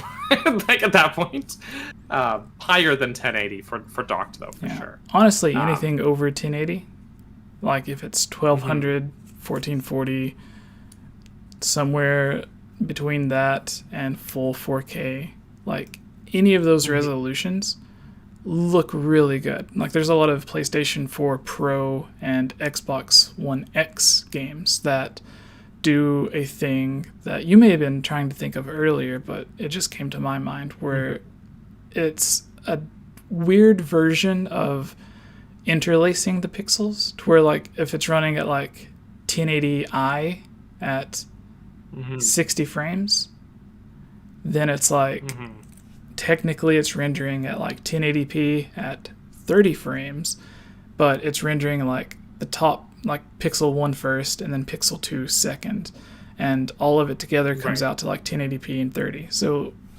PlayStation 4 Pro, there were some games where it did that to where it would run it at like 4K and what they called like checkerboard pattern, to where they would render like half the pixels in one frame rate, and then the other pixels would render at a different like at the next frame rate, which is, to me, sounds just like the difference between something at like 1080p and 1080i, because you're just rendering half the pixels and then half of the other pixels. Maybe it's like a better version of that. I don't know. But I do know that it does use that technique to, that way that it can say that it plays certain games at 4K, which some games it does play at full 4K. But a lot of games it does that checkered boarding, or even the same thing that Odyssey and Breath of the Wild does, where it drops the frame rate from like 4K down to like 1440p or something like that during the intense options. But even if it's dropping down to 1440p, that's still twice as many pixels as 1080p. So you're still getting, like, at its worst, it still looks a lot better than a normal HD game. And the other thing a lot of people don't talk about is with Breath of the Wild 2, Nintendo could decide, instead of using all of that power to render the game at a higher resolution and a higher frame rate, what if they used it to give the game more detail?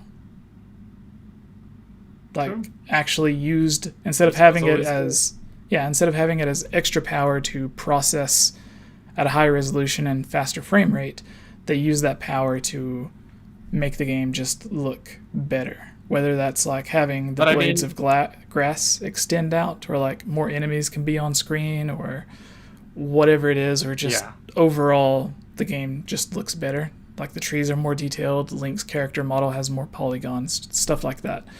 I think that would be the best way they could go if they did that, made it more detailed, but it was still at like 1440p or something above 1080p. Then that would be.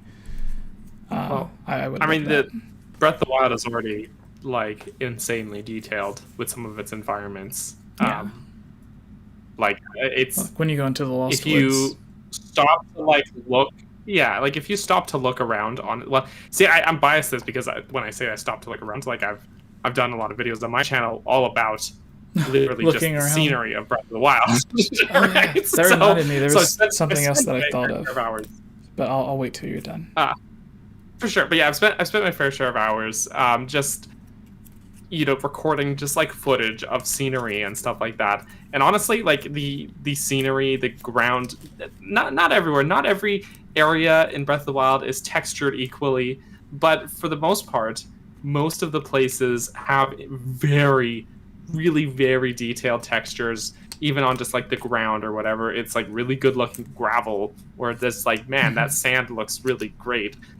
Just like weird stuff like that. And it's gorgeous. It's really detailed. So when you said like more detailed, I was like, well, how much more detailed can it get? Like even the thing we had in the background until the cheese left us. Look at how my headphones came unplugged. I'm just gonna keep talking, but look at how detailed that looks. But I mean, yeah, you could look at like draw distances and things like that, and improve getting rid of that fog there's effect that I always complain about. I don't mind it personally, but you have a point. But also like, pop in is an issue at times in Breath of the Wild as well, and so even just reducing that, sure, like you could even put the power towards that, doing that instead. Having more items appear on the ground before they start disappearing, or barrels, like when you're summoning a lot of amiibo. But the thing that I was thinking of, which is an idea that I had, I don't think I've ever mentioned it I may have mentioned it in one video a long time ago. Wait, were you done? Yeah, oh yeah, go ahead. Because you slowed down and then I took over. I didn't know if you were done or not. Yeah. We need like a green light, red light thing to where it's like without saying anything or without like doing anything, just for like a way for the other person to know, just like, oh, now it's like red, now it's green, you're free to talk, or what I'm saying is important. So the problem is that I don't know how to end a sentence, though. I don't like know how to end anything. I will talk, and then I'll get to the end of where my sentence should end, and then I'll go like, so yeah, or whatever, and I'll just like hum and ha until you start talking. So that probably isn't helpful. I don't know how to end anything either. I'm sure the waiter at the last restaurant that I went to is still waiting on me to finish whatever we were talking about. Like, how was the crab lagoon? No, so the thing that I was thinking about is like, how could at the time it was the Wii U, how could Nintendo use the Wii U to now it's the Switch, but how could they use it to do something with the game that they haven't done before?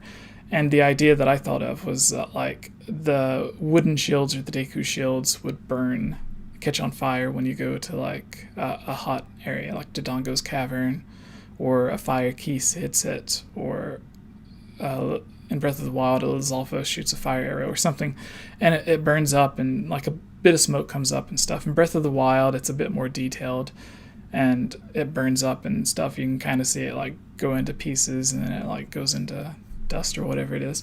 But the idea that I was thinking of is like, if you had a metal shield, but it was like a weaker metal shield, then like if you had a weak sword or something and you were in a place that was really hot, like inside the volcano, then maybe like you would see, and Breath of the Wild does do it sort of, to where like Link, you can see him physically getting hot, and you can see weapons smoking and stuff to let you know that they're about to catch fire, or you can drop food on the ground. But the idea that I was thinking of is like, if you had a weak metal shield and you held it out, like you could see the shield getting redder and redder and stuff, or like maybe during a cutscene, it's like it's so hot in there that the shield is like literally like melting down. Instead of catching fire and puffing out like Deku's shield, if like you've seen this weak metal shield, like literally oozing or like turning into lava like all the other lava stuff. That was just like a random idea that I had, where they could use the actual power of the console to do something unique that they haven't done before. And that was one of the things that I thought of, which they didn't necessarily do, but they did do some stuff like that in Breath of the Wild. Do you have anything? Is anyone in the chat? What are you guys hoping for with Breath of the Wild 2? So what if they do show off this Switch Pro Thursday or before E3? You would think they have to show off Breath of the Wild 2 with it, right? So do we, if we get Switch Pro before E3, does that automatically mean that we get Breath of the Wild 2 before E3? Not necessarily. I think we're going to see more Breath of the Wild 2 at E3, which is in, may I remind you, less than 2 weeks. Yeah. Or they could just do in case you forgot to be hyped. Side-by-side comparison, to where like it's the same trailer that we previously seen, but then they're like, this side is Switch, and then this side is Switch Pro, and maybe like it's just more detailed and more luminescent with the luminous stones and stuff, and like you can clearly see a difference between them. Or they could do something to where it's like on Switch when you're playing Breath of the Wild, areas start to cut out and fade and get less detailed after like 15 feet or 20 feet away, whereas on the Switch Pro, the detail goes for like 50 feet or like twice as far or something before it starts getting less and less detailed. So they could do stuff like that. Or when PlayStation showed off PlayStation 5, they showed off the Spider-Man game that was on PlayStation 4, and they were literally just showing off that it can play at like 4K at like 240 frames or something like that. Like Spider-Man's just like zooming through the city because with the SSD it can load in all of the textures and all of the buildings like dozens of times faster than the PlayStation 4 Pro could. So it's like at the same resolution, same whatever, but the game's like, it's like you're fast forwarding through it because it's able to process it so much faster, which I thought was an easy way to be like, hey, it plays this game at like 1080p, 30 frames per second. It can play, this new console plays that same game at like 4 times the frame rate than 1080p at 4K, but it also, instead of just 30, it can play it up to like 10 times the frame rate, to where like Peter Parker's just like zooming through the city, because that's like a direct comparison that people can get. It's like, oh, you literally see it processing faster than it did on the older one. To whereas the usual way people do it is how like Game Explain will have to go in and like zoom in really close and be like, you can see these jagged edges are here, but in this game it's a straight line, or like it's got more detail on this side and this one. They'll do their side-by-side comparison for sure. But I think they could do something like that without actually having to show off a new scene from Breath of the Wild 2. Just the same thing we've already seen, but more detailed. Maybe. Yeah, you go. Daniel. I keep interrupting. I mean, you. I feel like they could do. You're fine. You need to take my banana. I feel like what they could do is. Oh no, not the bananas. But if you recall with Breath of the Wild, like there was there's like a handful of teases, and I say a handful, like I really mean a handful, not that many teases of the game before it was, released, and I think we could see something where, like, if you remember, like the Twilight Princess HD trailer, and then they showed like an 11-second clip of Breath of the Wild in that trailer. I could honestly see something like that where they showed the Switch Pro. Honestly, I think if they do reveal it, if they do reveal it before E3, that is just going to be there for the sake of letting, like we said this already at the beginning of the podcast, but like letting it be revealed so that other developers and publishers who already have stuff developed for the Switch Pro will be able to announce their games without worrying or without Nintendo's own plans getting in the way. Mm-hmm. So I don't think that they're going to be a big hubbub about it that way, but they will. I could see them having like a short snippet maybe of like, and they're like, oh, and the new Zelda game is coming to this too. But and then it just being like a short snippet, like 5-10 seconds, and then that's it. Not like a trailer or anything. But I do think that the trailer will be at E3. I really do, because Onuma already said we'd see something later this year, and guess what? It's later this year. So we're the year is not getting any younger. So that's all that's my thought here. But do you have anything final to add there, Jess? Jesse? No, so I just put my Twitter handle in the chat for people if they want to follow me on Twitter, and it would be an easier way for you to stand out if you send me a message on Twitter, because the chat, instead of it going by really, really quickly, even when people tag me, less people are commenting on Twitter. So if you tag me on Twitter, that'll be an easy way to get your question coming along. And Daniel, if you want to do the same, post your Twitter for people to give you a follow. You have a really great Zelda theory on your most recent video of the Forbidden Woods. That's Correct. true. Involving... But first, we have a super chat from nice. Midnight Naomi. And it's a gif of a little samurai cat holding a #1 poster. Thank you, Midnight Naomi. Thank you so much, Midnight. And she's got it in time. Thank you. Yes. Sorry? So, for those... Also, yes. RPG posted my Twitter in the chat there, so Cool. everybody can see it right there. So, for those who are very, very generous and donating $5, $10, $20, if you go to our Patreon and you become a Patreon supporter, instead of getting your question answered just the one time, whenever you ask a question with a super chat and we immediately answer it when we're discussing other topics, instead of having your question guaranteed that way, you can have your question guaranteed to be at the beginning of each Zelda mailbag for the full month instead of just the one-time donation. So for the people that are wanting to do that, you can do that as well, and you get shout-outs and stuff, your name at the beginning of the video. And I'm working on a better intro and outro, kind of like the video that we had playing as the backdrop earlier when we had the 3 screens.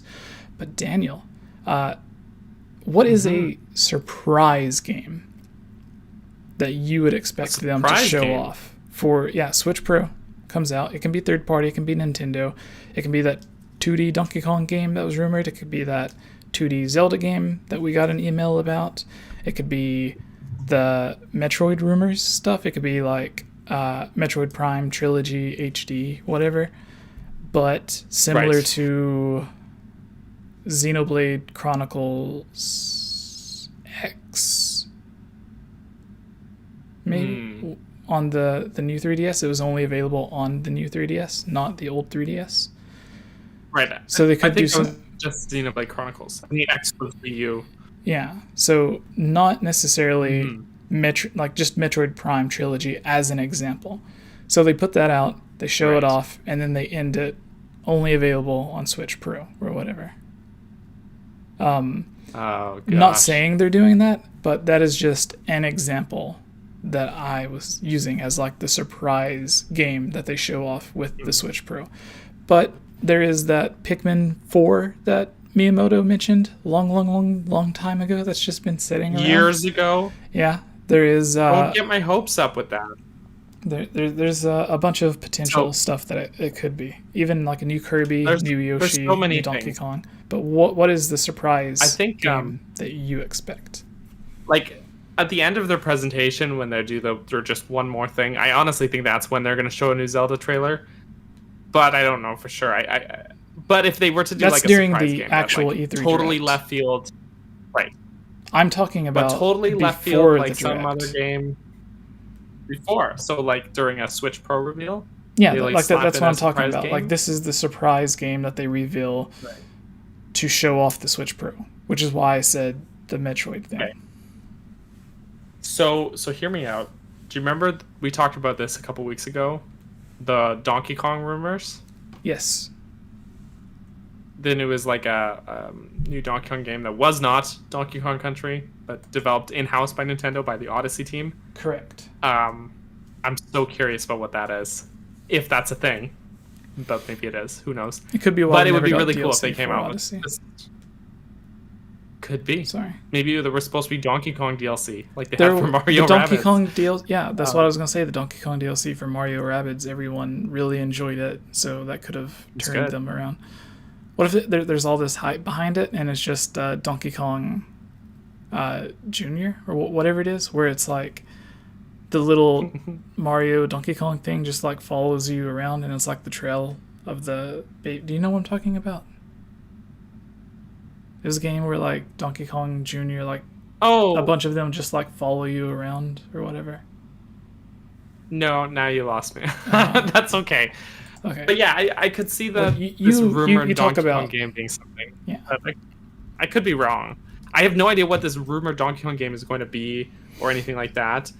But I really like Donkey Kong, and there's not enough Donkey Kong games, and the Donkey Kong games that do exist, 64 such HD. as Returns, Tropical Freeze, 64, the country trilogy. Donkey Kong. They're all real good. It's going to be Donkey Kong 64 HD. Deluxe. And they get a symphony, like a full orchestra, to redo the DK rap. Did you get the version of the DK rap that I sent you a couple days ago? I don't remember this. I must not have seen that. My friend who runs anyways, the social media for Platonic posted a thing that was just like, happy birthday, Grant. I don't know if it was his birthday or not, but they tagged him, and it had that video where it was I forgot the song. It was like the Donkey DK rap, but it was something else, and I thought it was funny because I had just watched a movie that had that song in it. So it was like, yeah. Anyways, I'll look that up. Ooh, and then okay. But I think the game is Donkey Kong Jr. 3DS. Okay. Is the game that I was. But hear me out. Yes. Hear me out. Instead of Donkey Kong Rumor, I'm going to take back that answer. Okay. This Rumor Donkey Kong game. Instead of that, what if Mario Kart? Not 8 Deluxe, but like World the Tour? next Mario Kart. See, I think Mario. I think game? Live Circuit is Mario Kart 9. Okay, so Mario Kart X. That's what I'm thinking. I'm thinking they go with, because the mobile phone Mario game has made enough money for them to just come out and say, like it was so profitable that it does count as a main series Mario game, because they're still actively developing it. And even games that made Nintendo lots of money, like Miitomo, they completely canceled. Right. Like, even though that game was still profitable, people were still playing it. Like, instead of leaving it up and just making more money from it, they just canceled it, took it off the store. So for like Animal Crossing and Mario Kart, and like they have like 4 different Mario Kart projects going on, because they have that Mario Kart. Some of the developers are on the team working on Super Mario World. But I don't think they'll take the mobile game, the World Tour. I don't think they'll take that down. Because World Tour, I haven't played very much of it. I played it for like 2 days and that was it. But I think it's a lot of the tracks are like real world locations. If I might be wrong. Because I played it like 2 days when it came out and that was it. But Home Circuit that's not typical for Mario Kart. Instead of real world locations, it's real home locations. It's real home. Yeah, in your home in the real world. But I think if we're gonna say, we're just gonna call it Mario Kart X for this because that sounds cool. Does March of the Minis it'll be like sound proper right? Mario Kart tracks, but obviously, what? Sorry, Mario vs. Donkey Kong 2 March of the Minis. Does that sound correct? Oh, that sounds right. That sounds right. So yeah, that's the game that I was thinking. So I imagine this. So Mario Kart X, again, this is really pipe dream. Who knows if it'll be real? The secret game they show. I want to get giddy for a second. Yes. Okay. They bring out tracks, like a lot of returning tracks. Like Mario Kart 8 and Deluxe already had a lot of like what they did with Mario Party on the 3DS. Sure.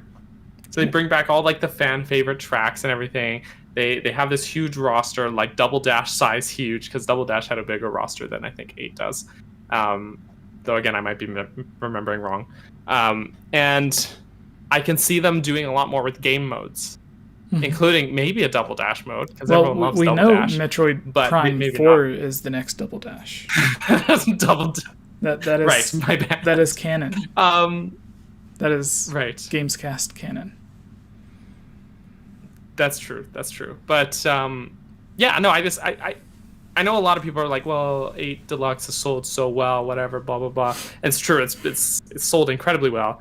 Yeah, so well, in fact, that a new Mario Kart game would sell also really well, and Nintendo probably has dollar signs in their eyes thinking about it. I was going to say the same thing, but then you said it, because I was a different version is it sold so well that everyone who wants Mario Kart 8 Deluxe already has Mario Kart 8 Deluxe.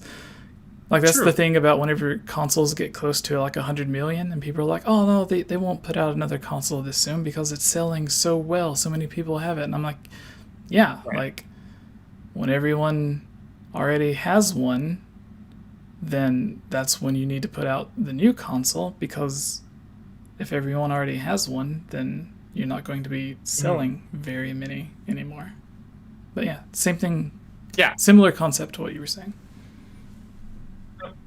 If that were the case, like, would Nintendo just stop making games? You know, if Breath of the Wild sold so well, are they not going to make the sequel to Breath of the Wild? You know, of course they will, right?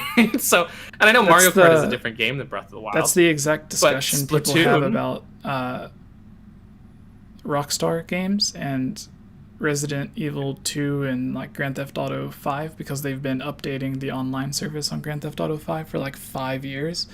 And it's like, it still makes millions and millions of dollars like hundreds of millions of dollars. So it's like, releasing a new game, they wouldn't even make as much money in the first month from releasing the new game, or they wouldn't make as much profit from releasing the new game as they would from just putting out more digital DLC for the older game. So it goes to this thing like, when does it become a profitable, smart decision to move or try to move everyone over to Grand Theft Auto 5? Because you could do the thing to where people are like, well, if Grand Theft Auto 5 is going out, I had my time with it, I don't need to move on. Like, I can use this as an opportunity to get invested into another game instead of doing the same thing again, but just better graphics. Because there are people that dump hundreds or thousands of dollars into the online game every month. And it's like, all the people putting hundreds of dollars into that, like, that is almost straight profit from the digital DLC, to where releasing the physical game, like, some of that profit goes to the store, some goes for shipping, some goes to the actual development cost, and then you get the little bit back from the millions that were sold. Even if it's like dozens and dozens of millions or tens of millions, that still isn't as much as you would make from just pumping out DLC for the older game. So that's like a weird line that people have, like with Minecraft. If they ever released a Minecraft 2, like, what would happen with Minecraft? Like, because so many people play it. I mean, it's like, but again, Splatoon. Yeah. They're coming out with Splatoon 3. Yeah. Right? And people, I know some people have said, oh, it's too soon for Splatoon 3. Splatoon 2 is still new. Well, Splatoon 2 is going to be as old when Splatoon 3 comes out. Splatoon 2 will be as old as Splatoon 1 was when Splatoon 2 came out. And just try saying that 5 times fast. Splatoon 2 was the one where Nintendo was coming out with everyone was like, oh, I'm tired of all these re-releases and deluxe versions and blah, blah, blah. And then they're like, Splatoon 2. And it's like, oh, it's an actual new game. So well. Yeah. And they took away features. Amazing. Because the first one had the really cool feature where you use the gamepad as a second screen. And I mean, I hope they do a thing. Features. Yeah. It's altered feature. I wouldn't say it's removed. You can still, everything you could do on the gamepad, you can still do through single screen functionality. It's just not quite the same experience. Yeah. Like, but it's better in my opinion because of how fast paced Splatoon is.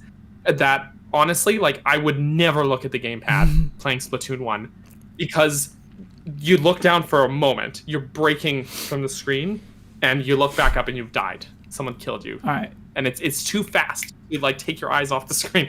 So that change in functionality worked for. You know the cross screen functionality that we were talking about earlier, the banana image. For people that don't know, Nintendo posted, like, we have the joke about bananas on the podcast and stuff. You see us joking on Twitter about bananas or the Discord. But Nintendo actually put out an image of like 2 Switches using this new feature like they had in Mario Party, to where one image can stretch across multiple Switch consoles. And the example they used was a banana. But the idea that I have is, if you already have a Switch and the dock plugged into the TV, then if you had a second Switch that could connect, like the Wii U gamepad, to the Switch, because they already connect. because you can do local co-op or like local online stuff. And there's even that function where it shares the same screen and stuff. So we know that Switches can talk to each other and communicate with each other and send data back and forth. And if they used that ability to like allow you, if you did have a second Switch, to use it as a gamepad or something. So like if you are playing, if these Twilight Princess HD and Wind Waker HD rumors are true, then when it releases, where on the Wii U you could tap on the gamepad and quickly switch stuff back and forth. If they did that as like an added function on the Switch Pro, to where like if you have your normal Switch or even a second Switch Pro, then it could connect to the one that's on the dock on the TV, and you could use your controller as if it were a gamepad. I think that would be a really cool feature, and although not many people would do it, I think enough people would go out and buy a second Switch specifically for that functionality that it would be worth it.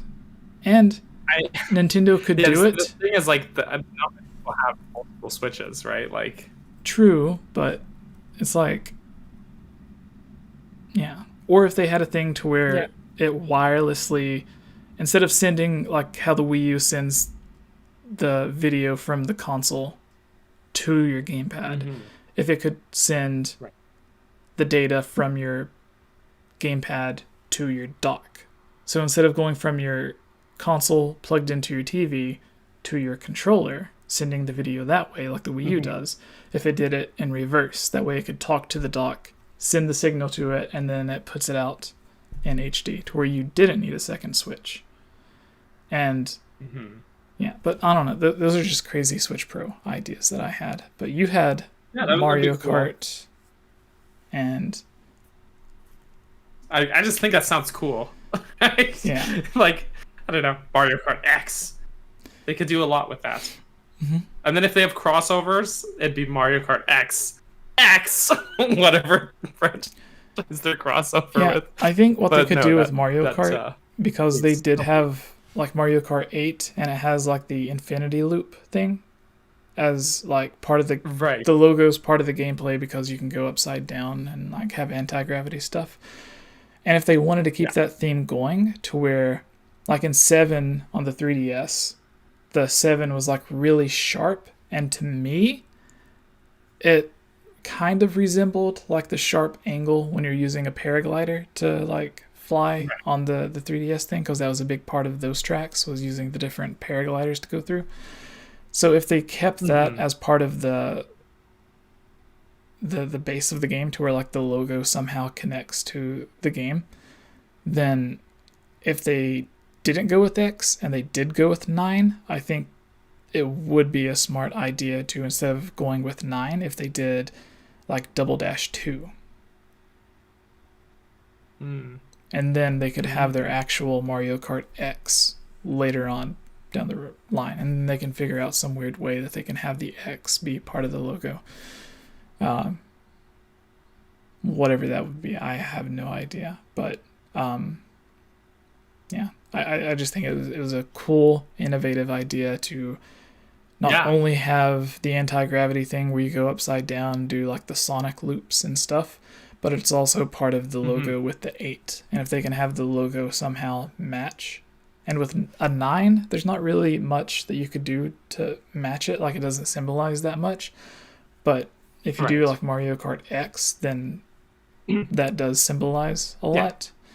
So, and with 9, instead of it symbolizing they could call it something else. Double Dash 2. Yeah. Because like I don't think most of the they could Mario have Kart games have been numbered. Like a second like 7 subtitle. And 8 were numbered, but well, they had 64. Don't forget. But yeah, most of the other games had sub.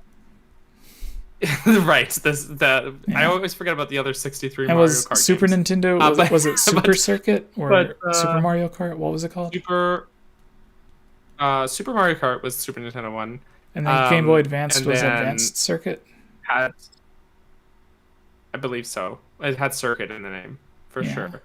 And DS. Yeah, so I think only 7 and 8 were actually numbered games, and then 8 deluxe, and then 9. You could say live home circuit or world tour would be 9, but they could just drop the numbering thing and just give it a subtitle even. Yeah. But I think X, I could see it going with Mario Kart X.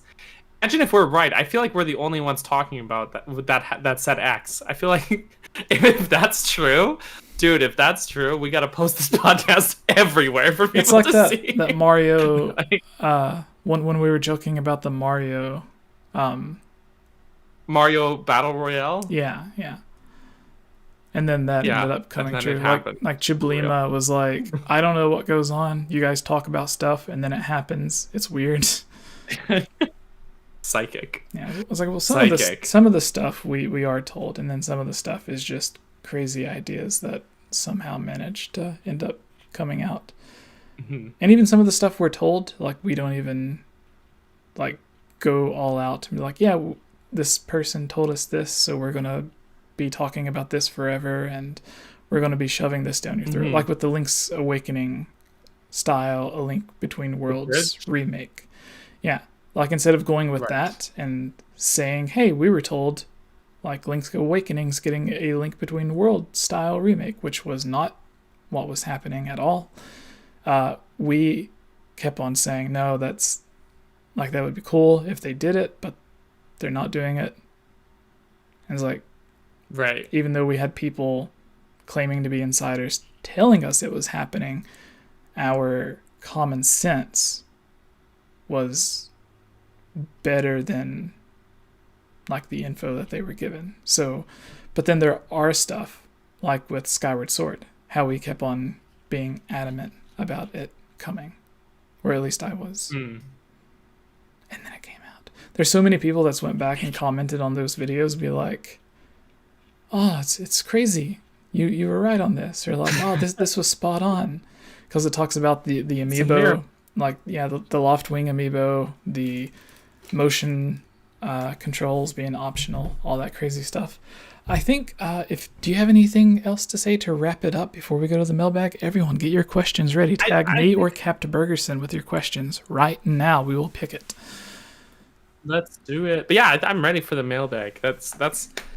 I'm good. We spent 2 hours on these two topics, so, so I think it's time for the mailbag. If Tubes was here, it would have just been like 30 minutes. So our first question, and remember, if you're listening on iTunes or if you're listening on YouTube, please go to iTunes, search the Hylian Gamescast, and leave us a comment, please. We will read it at the very beginning of every episode of the Hylian Gamescast. So please do that. Help us out. Give us the 5 stars. It really does help us out. And you can join our Discord to stay up to date and everything.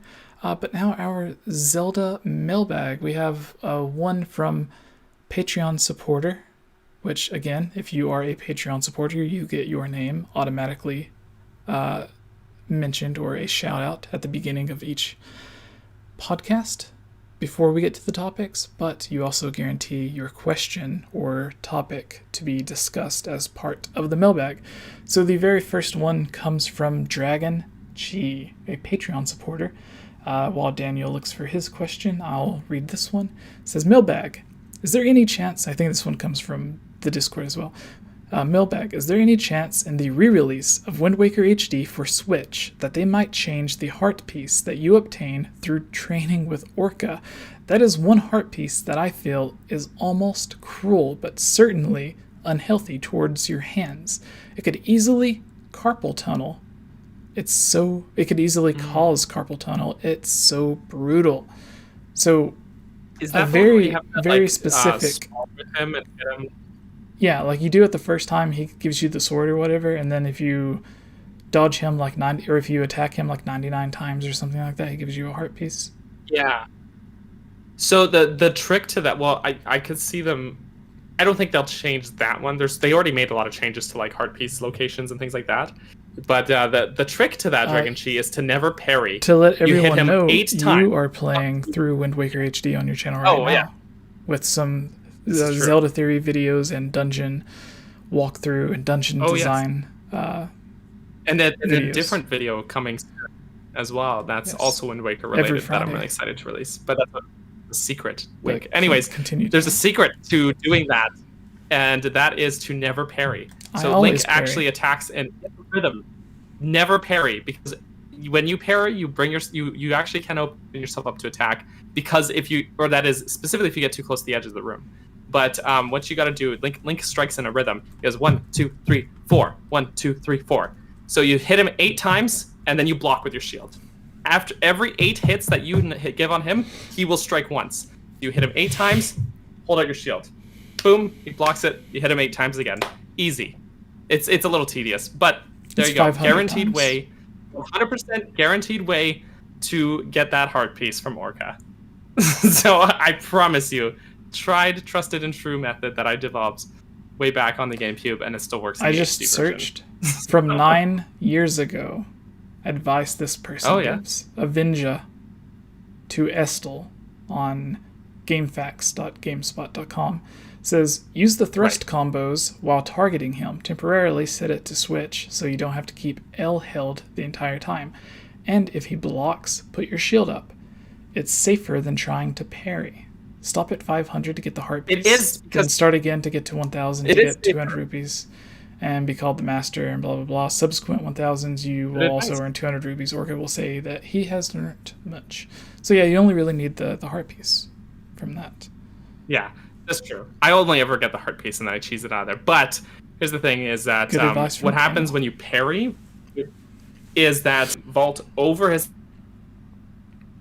Oh, Daniel has frozen everyone. It won't work. You'll just hit the wall and he'll still hit you. And you can only get hit 3 times by him before you lose. So yeah, it basically just because of the risk, because when you're doing those combos, those 1, 2, 3, 4 strikes, you'll edge closer to the edge of the room constantly. So parrying is a bad idea. You just open yourself up. Always block with your shield. All right. Do you want to go with the second question? Sure. This question comes from Just Clark. Justin is also on Patreon, is he not? But Justin asked us, what do you think happened to the Ocarina of Time? This is the in-game item, the Ocarina of Time, not the real-world game Ocarina of Time, but the physical object you play in the game. What do you think happened to the Ocarina of Time since it hasn't appeared in any Zelda game since Ocarina of Time? I'm just going to overlook the fact that it did appear in Majora's Mask as well. But but aside from those 2 games, there's this supposedly ancient, super important relic of the royal family that hasn't been seen since then. I think that the royal family probably kept it hidden. Well, there's 2 answers, because there's the 2 timelines. Okay, 3 timelines really, but I mean yeah. Either way, in the child timeline, Link has it in Majora's Mask. Maybe he kept it, or maybe he gave it back. I think he would have kept it because it was like a memento given to him by Zelda, right? So I could see him keeping it. He gives up the hero's bow. He does give up the hero's bow, but I don't know if he would give up the ocarina. I feel like there'd be too much sentimental value there. But in the other timelines, Zelda keeps it. So I assume that the royal family would keep it, which is kind of bad news in the adult timeline, because the royal family in the Wind Waker, things don't turn out good for them in that timeline. And then in the Downfall timeline, also bad. So it could just be one of those cases where it just got misplaced, it just got lost. But I think at the very least in the child timeline that Link held onto it and kind of kept it, maybe took it to his grave, you know. Yeah, that's my thought. Or Jesse? the I think like it just stays with the royal family, like the harp that Zelda has that I guess is implied from Impa, because it's like a Sheikah harp or whatever that she teaches you the songs on. Wait, in Ocarina. Right. Yeah, so that's the goddess harp from Ocarina, Skyward Sword. yeah, Ocarina of Time 3D was being developed at the same time as Skyward Sword, so that harp idea could have carried over between the development of the 2 games. So is that confirmed to be the same harp? According to the books, at least, they So, say it's the same harp. If that's the But case, the books then occasionally have questionable things. But unlike the other questionable things, I can't look at it and be like, "That's wrong." Like, there's nothing to look at it and be like, "Oh, that no way." But like Link, they look the same. So. Link gets the harp in Skyward Sword, Mm-hmm. and then presumably he gives it back to the royal family because Zelda as Sheik ends up with it to teach the Hero of Time new songs. So presumably the same kind of transfer of ownership happened with the ocarina, to where like Link uses it while he needs it, but once he no longer needs it, he gives it back, and then it's passed down through generation again. Just like there's other stuff that was passed down as well. And question, when I talk like this, is there like a p sound? Have you been hearing that whenever I've been talking like this, or has it been normal? No. Because every now and then I feel like I hear something on my thing. Oh. I don't know if I have No, you're good. You're normal. But maybe you're hearing me. No. Breathing. It's only when I'm talking. But yeah, I think it's just a simple thing to where it's like it's just passed on through generations, and they don't really think of it to be part of the story. Just like what is it? Yeah, it's just passed on through the different royal family or Zelda or whatever. And then we see like all kinds of weird relics and stuff in Breath of the Wild. And does Twilight Princess have anything special? That's like an ancient relic or anything? Not aside like the royal from the families. rod. There's like the Dominion Rod, sure. There's like the Fused Shadows, but again, those aren't royal family relics, right? Well, and presumably same thing. It's the Dominion Rod, Twilight royal family relics. Okay, right. Not the Hyrulean royal family. But I think it's the same thing, where like Link collects it and has like partial ownership for like a small period of time, and then it's just transferred back to the original owner, or in this case, Midna. And then they go their separate ways. And I think that's... I think it's just the same with the ocarina. Like, I don't think there's any big mystery. It's just like Link was like, I don't need to go anywhere. You can have it. Maybe they've got some vault in Hyrule Castle that's just full of crazy relics. It's that like the Wind Waker that Talon falls asleep in front of. Yeah, maybe. But no, like I still think Link would keep it. Someone like is in Majora's Mask, messaging me flashback of her. On Discord. Are you getting messages on Discord? I haven't been paying attention, but I could be. Whoever is messaging me on Discord, please know that I cannot answer any messages on Discord. You know what it is? It is Dragonchi posted in the Zelda chat. Okay. Thank you for your advice on your question. This is actually something I know and I've done to get the heart piece. The issue comes from how many times they make you need to hit him, which is excessive. It still cramps my hand, even doing it in the most efficient way. So that's fair. Also, I'm glad you're able to catch what we said there. Yeah. And even if you already knew. so I'm grateful for everyone who joins the Discord, but while the podcast is going, I cannot check because it has to be full screen for the video. So continue, Daniel. But in the flashback scene in Majora's Mask, right, there's a lot of emotion to it, right? Link's leaving Hyrule. Presumably some time has passed between games, and Zelda talks about them having spent time together and how much that time meant to her. And there's a lot of emotion there to it, and she gives him the ocarina again. And in Ocarina of Time, when she gives it to him, it's in passing, and it's a necessity thing. She's just throwing it across, the field to him in the hopes, in like a desperation sort of thing. But in Majora's Mask, there's much more of a sort of thought out sentimentality to that moment, where she's giving it to him, and it's almost reminiscent of Saria giving Link the fairy ocarina at the beginning of Ocarina of Time, but it's Zelda with the Ocarina of Time in Majora's Mask. So Oh, and the I feel cool like thing people is aren't familiar we with found it. out in the beta he creates the Ocarina of Time by putting the spiritual stones into the fairy ocarina. Yes, until Nintendo scrapped a whole bunch of stuff. But yeah, I just think that just the emotional weight of that moment implies to me that like that's probably not something that he would give up easily. He probably would hold on to it. But maybe that's just me being a hoarder and overly sentimental, schmuck. So maybe I'm wrong. That's just always the impression I got. There's just a lot of emotional weight to that moment. Not a to question, a lot of that game. But Patreon supporter Natsu says, I searched Nintendo Switch banana, and all I see is an image of a banana in between two Joy-Cons. I remember the image you were talking about, though. Yeah, it's a patent. You'll have to look up a patent. Nintendo Switch multi-screen patent or something is probably what you have to look up. You can finish what you were saying, and I'm looking for a comment or a question from the live chat. Yeah, so people in the live chat, give us a question. Tag me. Yes, Daniel? Tag him. Oh no, I was done that question, but thank you, Justin, for submitting that. I think it's food for thought. So we have Maface, Malleable, Luigi ×5, RPG, Natsu, Dylan, Javier, RPG again. Scrolling down looking for a question. Anyone?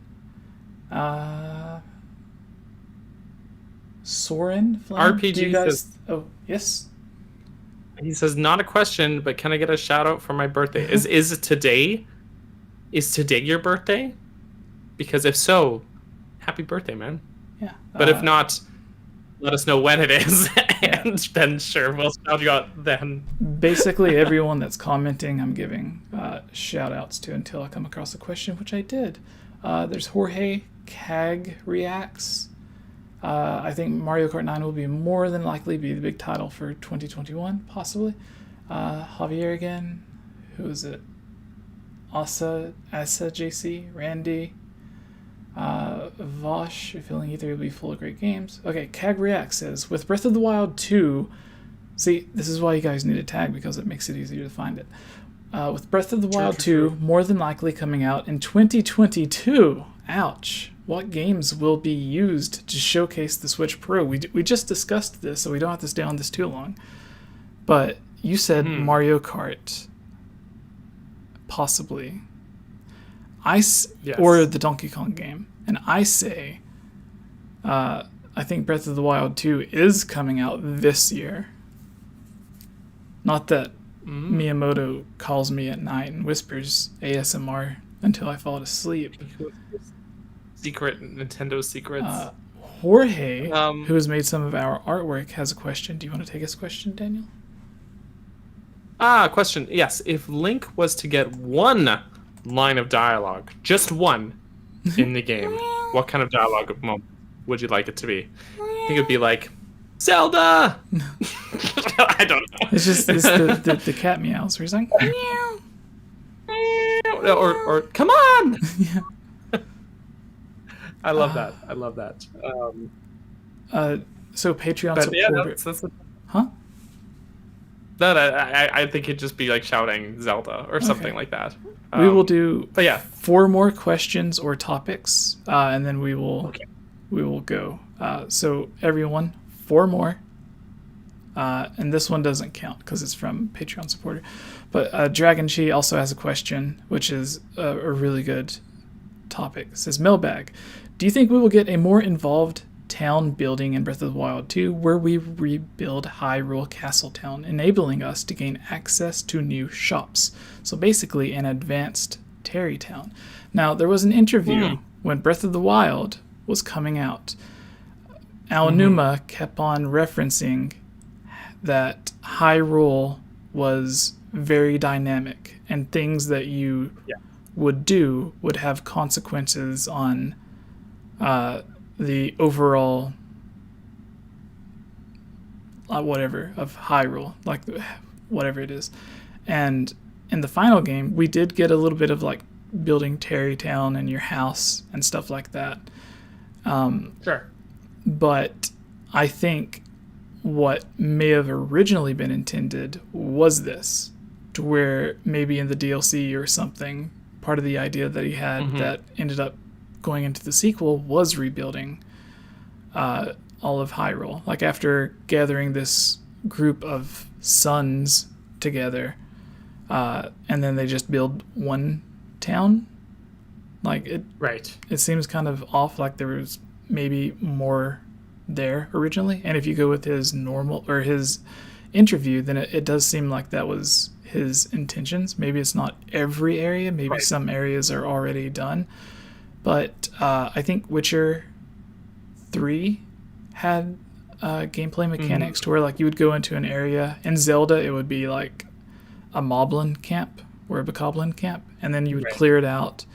And when there's like no more monsters there, then there's like people come in and start to settle, and like you see the like a small village or a small town, and then it develops into something bigger again, like Terrytown.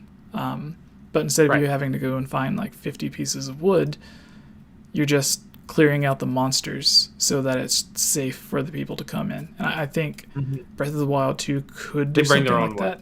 Yeah, it would be interesting if like each of those main areas that you clear out had some sort of overworld boss, like when you're doing the Champions Ballad and you have to fight the alternate versions of those things. Like there's the golem in the volcano, not golem, that's a Pokemon. The stone talus in the volcano. That's like a giant fiery stone talus. It's like a weird alternative to an overworld boss. So maybe something like that, where like you clear them out of an area and beat whatever the boss is there, and then they can come in and start to develop and rebuild. And I think that would be a really cool thing they could have, and it would be really easy because they already have all the assets for the places rebuilt. Because like we have the previous cutscenes and Age of Clams. But yeah, what are your thoughts on that, Mr. Capt Bergerson? Further to kind of what you were saying, I don't recall exactly where it was. Might have been a combination of interviews and creating a champion. But the Bolson constructions, guys, it's kind of what you were saying. They initially did play a larger role. And the reason that the Bolson and the construction houses are those sort of almost like trailers, like or like those storage containers. Yeah, they're like connect blocks. They're like built that way. The reason for that was initially a functionality thing. Initially, there was supposed to be a function in the game where you would move houses and you would presumably be able to build towns or something like that, right? And it ended up not making it into the final game, which is fine. But if they, knowing that the calamity is supposedly, now expunged, I could see it being something they'd want to work into Breath of the Wild 2, like a way to sort of start rebuilding things from the ground up. I can definitely see that's something Zelda would be motivated to want to do, more so than Link traveling on his own, who has a kind of a one-track mind and wants to just go and save Zelda, right? So I think that's a lot of stuff that gets cut from Zelda games historically gets reused in other Zelda games. And then a lot of stuff that got cut from Breath of the Wild got brought back for DLC. And Breath of the Wild 2 initially started development as DLC before being moved to being a proper sequel. So, like, knowing these tidbits, it's not a stretch to connect those dots and say that Breath of the Wild 2 will have cut concepts from Breath of the Wild, and that this was a cut concept. So I could see some kind of town builder, even if it's really bare bones and basic, or just like moving a handful of buildings, even just something really bare bones like that. I can see that being implemented into the game, and I would be really excited to work on something like that, because it's almost like you would be able to see a marked improvement, not just through your character's growth, which is pretty typical in games, especially Zelda games, but also through the worlds, the impact that you have on Hyrule itself as a gameplay idea, and see the progression from start of game to end game, and what impact you've made on your surroundings. And I think that would be really really interesting and a really unique spin on Zelda that we haven't really seen that before. The closest to that we've gotten is like removing the twilight from Twilight Princess, but that's almost like taking a filter off the camera more than anything. And right? Skyward Sword has the Pharaon place flood and unflood. Yeah, but that's like a very limited script knowledge, you know. Yeah, and you can't do much else other than just swim around. You get the tad tones, and then you talk to the dragon. Water drains. Everything's good again. But this, I'm thinking like that's just a case of like the water's there and now it's gone again. I'm thinking something more grand, like something more impressive, something that has a visceral and lasting impression on the end game. When if you were to look at like a screenshot from the beginning of the game and the end of the game, and you'd be like, wow, look how much is different. Like that could be really powerful. That could be very very emotional. It could be great. So I've rambled enough, Jesse. No, let's do another question. Yeah, 3 more. No, 4 more. Yeah, because that was the one. Do you have a question to pick?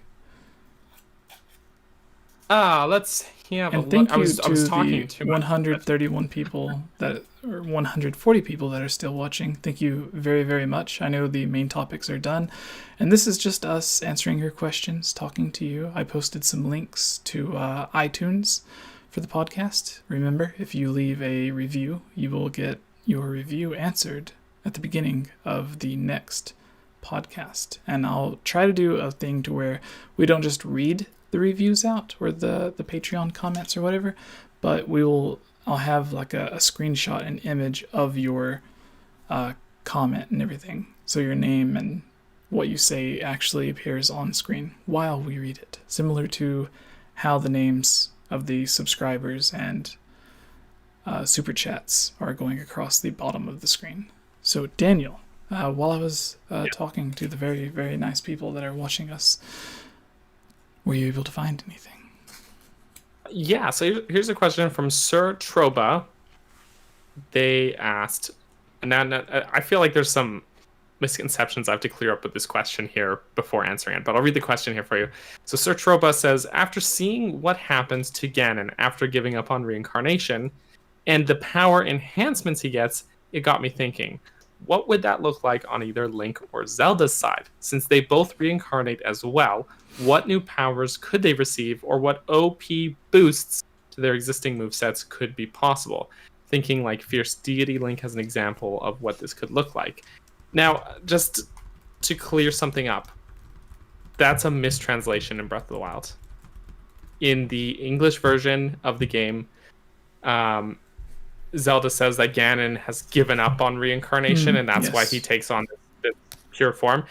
In the Japanese version, it's literally the opposite. It's the literal opposite. She says that his form is born out of his refusal to give up on reincarnation. So it's not at all him giving up. It's his stubbornness.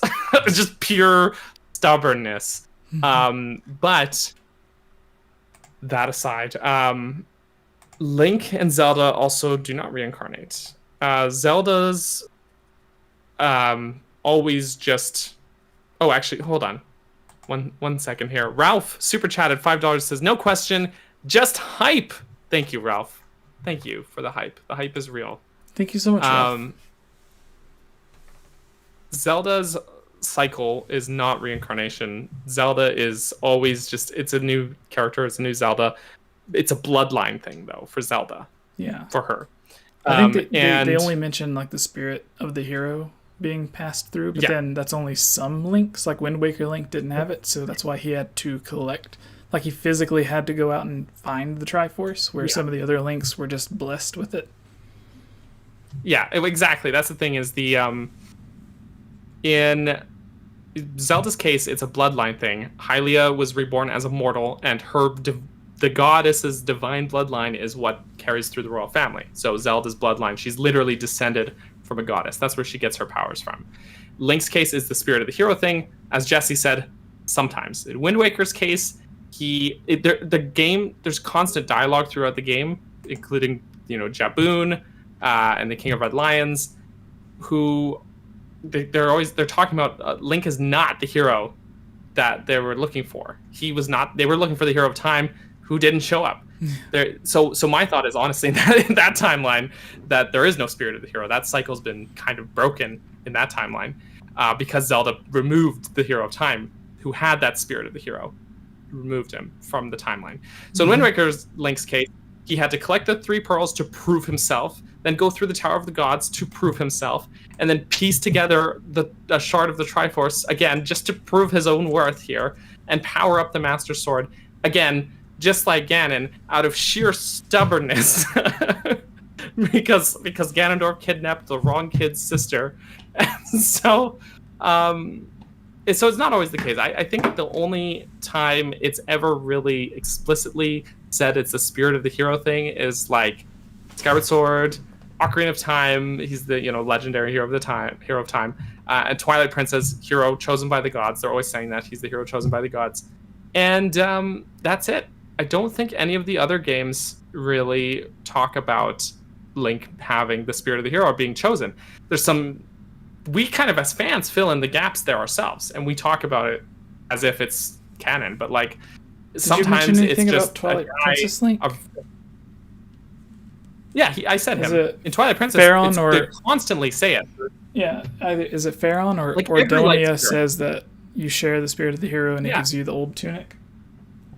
Yeah, all of the light spirits, they're constantly like, you're the hero chosen by the gods. You are the hero.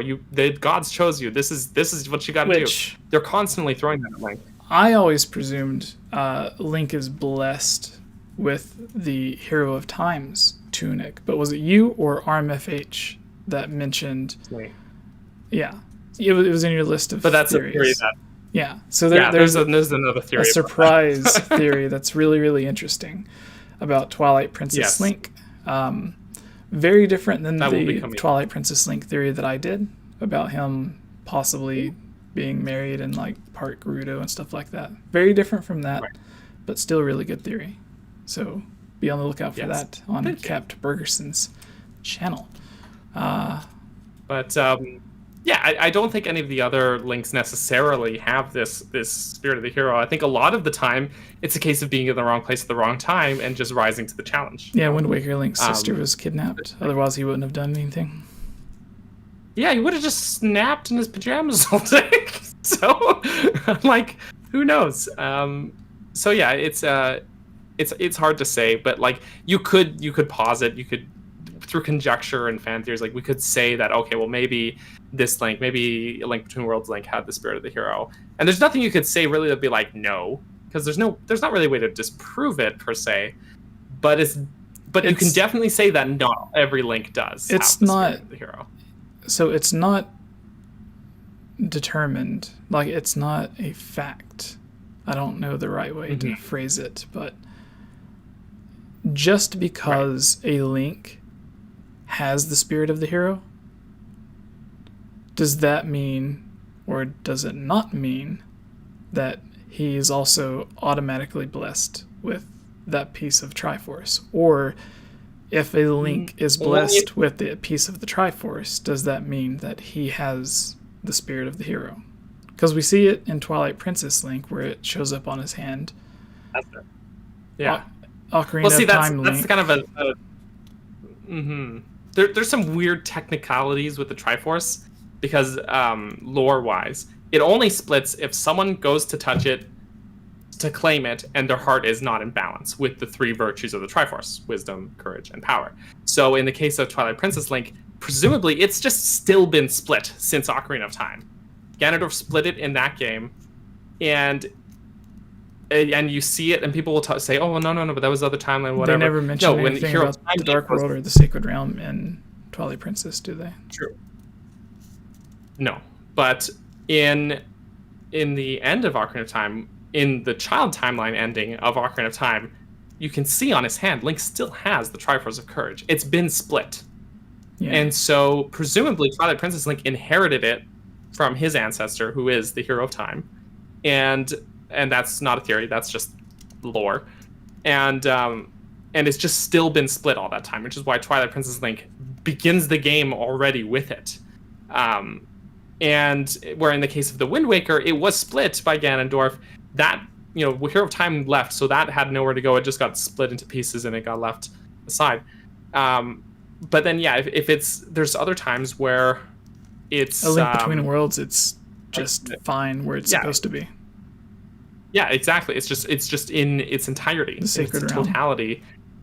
In the Isn't sacred that realm, like exactly. a giant stone tablet that it's in that they have to open, or what is it?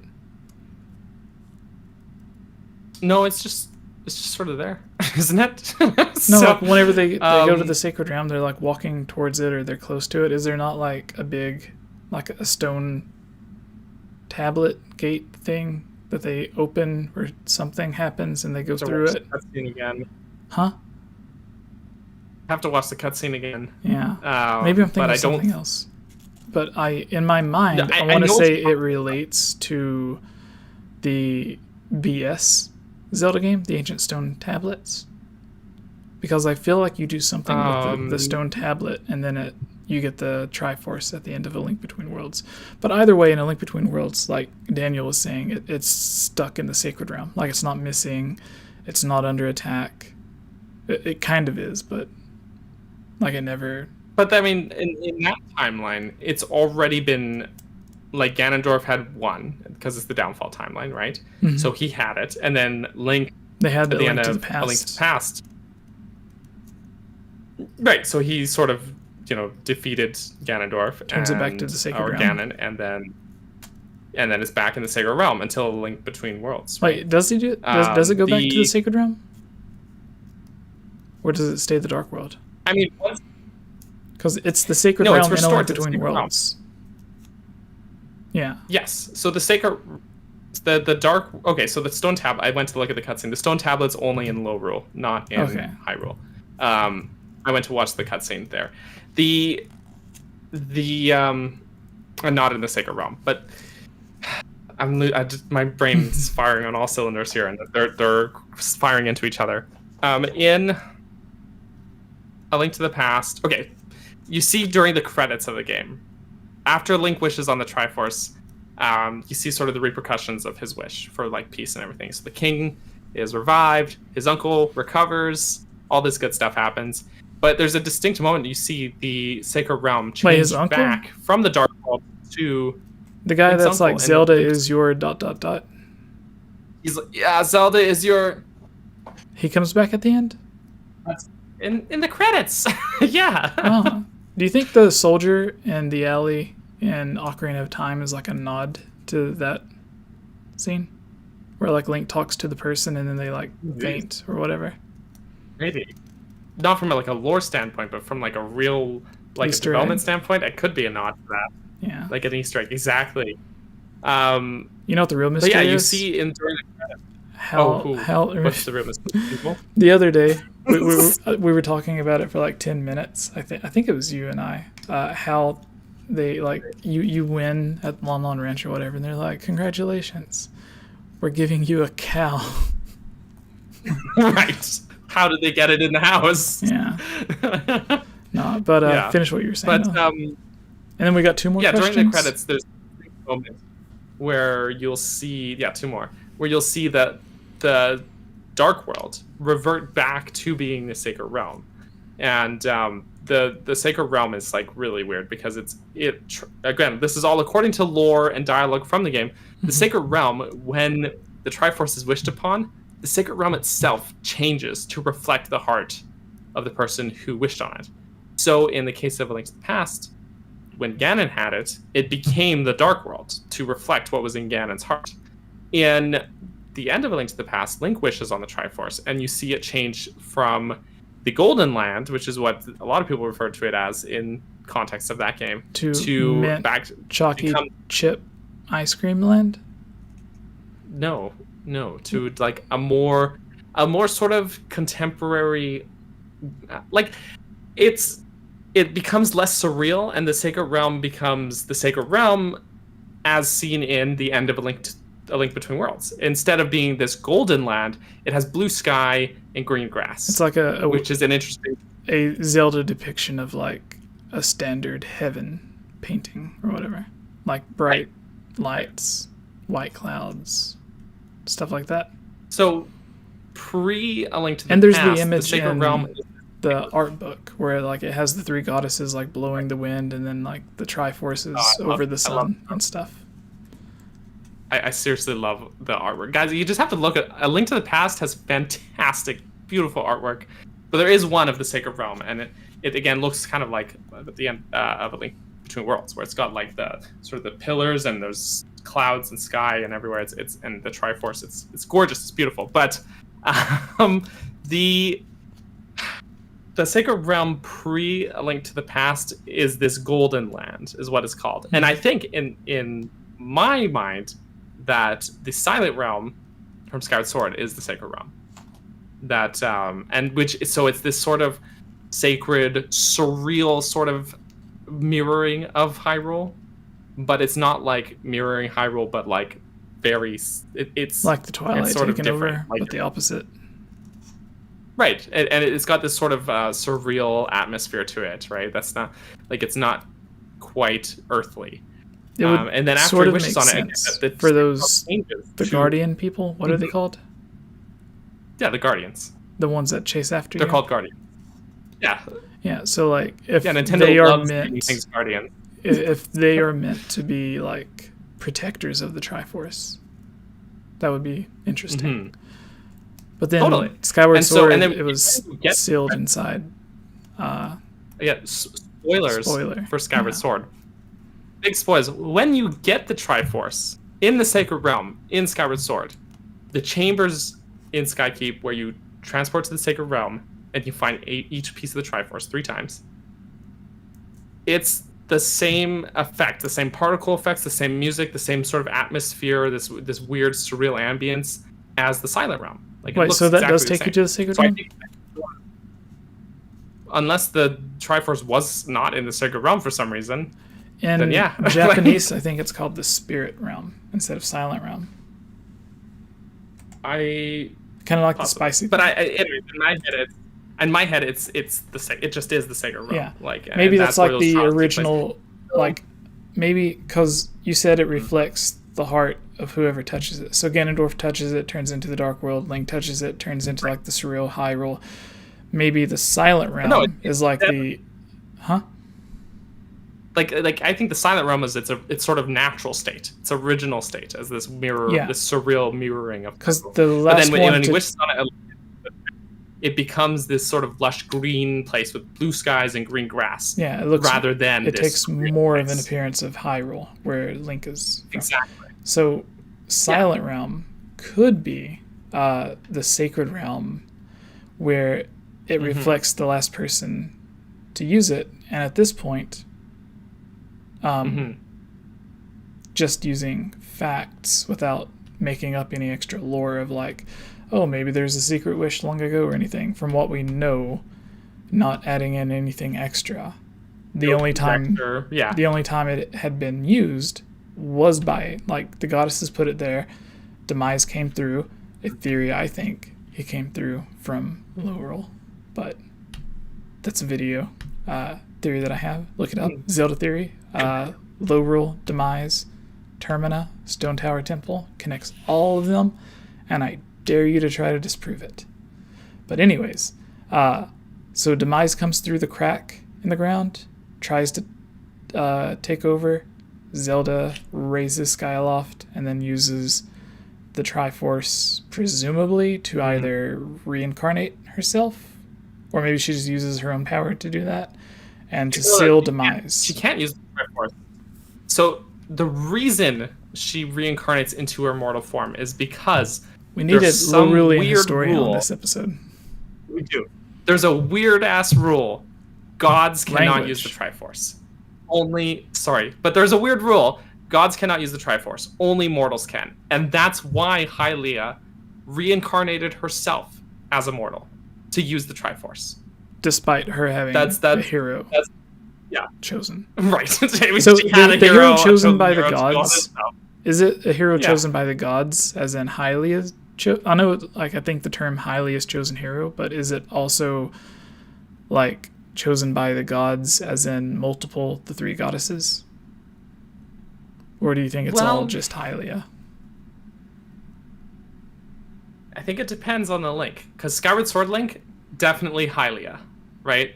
Yeah. Like there's no doubt about the Hylia like almost speaks directly to him via Phi, so not it speaks indirectly to him. Before via Skyward Phi, Sword, Hylia Skyward didn't Sword is definitely exist. Hylia. But that's the thing, yeah. From a real world standpoint, Nintendo hadn't invented Hylia yet. Yeah. So in Twilight Princess, they always say you were chosen by the gods, plural. So based on the fact that you do a lot of interacting with those three or four actually, because Ordania, but the light spirits who all share connection to the golden goddesses. Yeah, it's the same names. It could be. And then Ordona is all of them put together. Sure. But No, I mean the names. Like it's just the names jumbled up. Oh, because like Ferror or Din, and then Nehru. It's the same with the three people that are theorized to be Sheikah because they have the stones under their eyes. Right. There's Fanati, the fortune teller. Which is also jumbled goddess names. I didn't. You just blew my mind right now. I didn't know that about Ordana. Yeah. Huh. But yeah. Anyway, so it's hard to say with Twilight Princess Link's case because they could just be saying chosen by the gods as sort of like a general umbrella statement, or they could specifically mean the three golden goddesses. They could even be referring to themselves. I guess because they're more like deities, the light but are more like patron deities, though. Yeah. Like I think there's this pantheon in Zelda, right?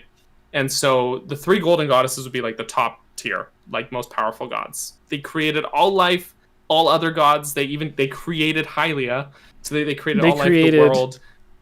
They created things that were so powerful. The things they created were able to create more things. Like they created the Deku tree, which created the Koroks and the Kokiri.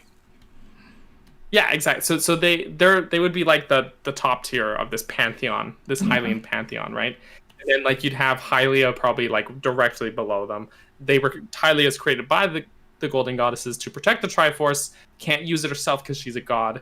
So obviously she's got this powerful state because super OP god, but not as powerful as the three golden goddesses. I would say Hylia wouldn't be able to use or create a Triforce, but she's still able to create life. She creates Phi construct. She creates the goddess sword. Super, very powerful goddess. And then you'd have like below that spirits and or patron deities sort of trickled below. So you'd have things like Valu, the air, the spirit of the sky. You'd have the great Deku tree, the spirit. You have Jabu Jabu or Jaboon. And any sort of patron deity would fall under that category, right? And the light spirits would probably be kind of around there, maybe slightly higher. I would put them higher. I would too. I would say like one. It would be like Hylia, and then like maybe a significant gap in power. What about the dragons? Like, there's the three dragons in Skyward Sword, and then there's the three dragons that more resemble like 𝐓𝐼𝐽𝐽𝐽 in Breath of the Wild. So I think those would be even above deities. Wait, so it's weird because I would say like on par with Deku Tree.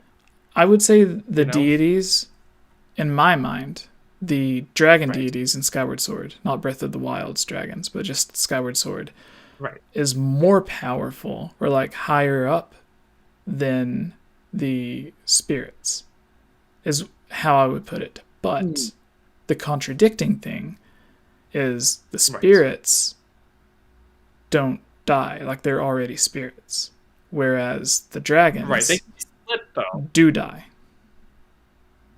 True. The dragon. That's the thing. That's why I put dragon on the same. The one thing they create light arrows. Yeah, and the light spirits can make light arrows, and so they're. Oh no, they banished the interlopers. I would put them that's what it was. They didn't create the one thing. No. They just banished the interlopers who tried to use it to get the Triforce. Yeah, so they're more like guardians than like not like.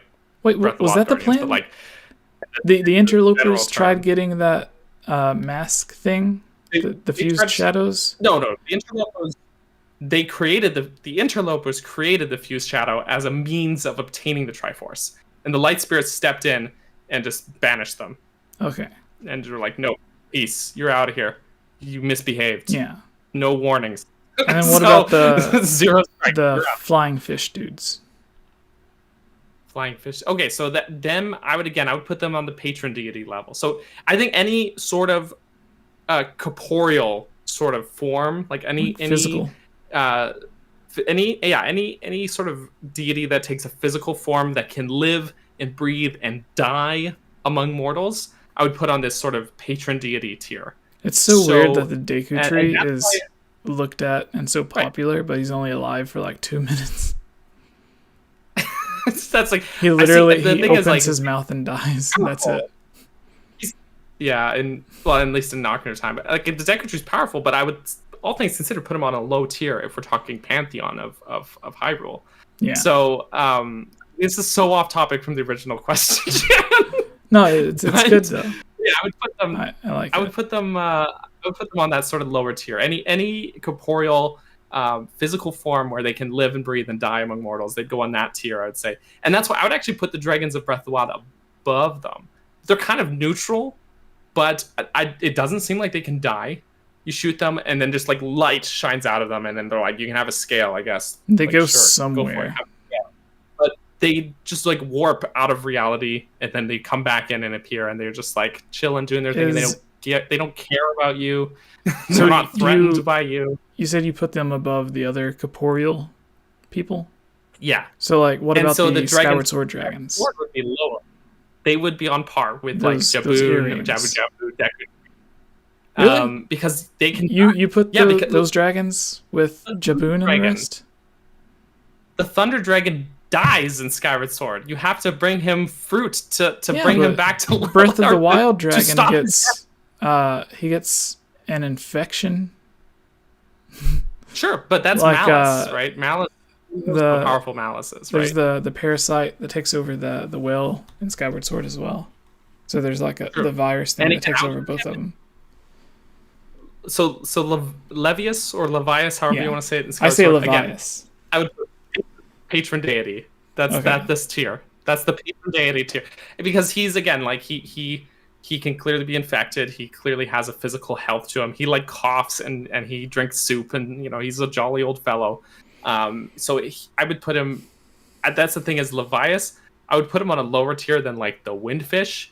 The Windfish, I would say, is like a higher tier, not as high as Hylia, but like maybe between, maybe with light spirits. The Windfish literally falls asleep, has a bad dream, and creates an entire island from that, right? So, so the clear, like, and it doesn't seem like he dies or anything. Like, you wake him up, and he a lot of people think the island is like a construct of his dream, and then he wakes up and it's gone. It was all just a dream. But the way I look at it is like him falling asleep kind of unlocks the barrier between those worlds. Blurs the lines between. Yeah, the island is real. Yeah, like the island is real and everything, and it's still there after Link's awakening. But when he wakes up, then it vanishes because that transition between those two parallel worlds is gone. Almost like A Link Between Worlds, where you literally go through the crack and then you see like the mirage purple when you're going through. Right. Or Skyward Sword, when you go to the Silent Realm and it's just like an instant change and you're glowing. I look at it similar to that. Except that's fair too. Yeah. Continue. But even still, being able to do that just via dreaming would imply that he's a very powerful deity, right? Yeah. And then I know in the chat someone's saying like the dragons in Breath of the Wild would probably be lower. I'd put them lower than the Windfish, but I would put them higher than like Jabu. Like they don't seem to care about what's going on with you. They don't seem threatened by you or to acknowledge you. They just come in to check on their territory and then leave. Yeah. So I would think like they might even be like an extension of or related to the light spirits in some way. Yeah, or like a reincarnation or like a new form of the whales that we see. Like, because we see the 3 dead whales, and then instead of taking on and instead of taking on like another giant whale form, they take on like a different form. Maybe. But the thing is, like, hear me out.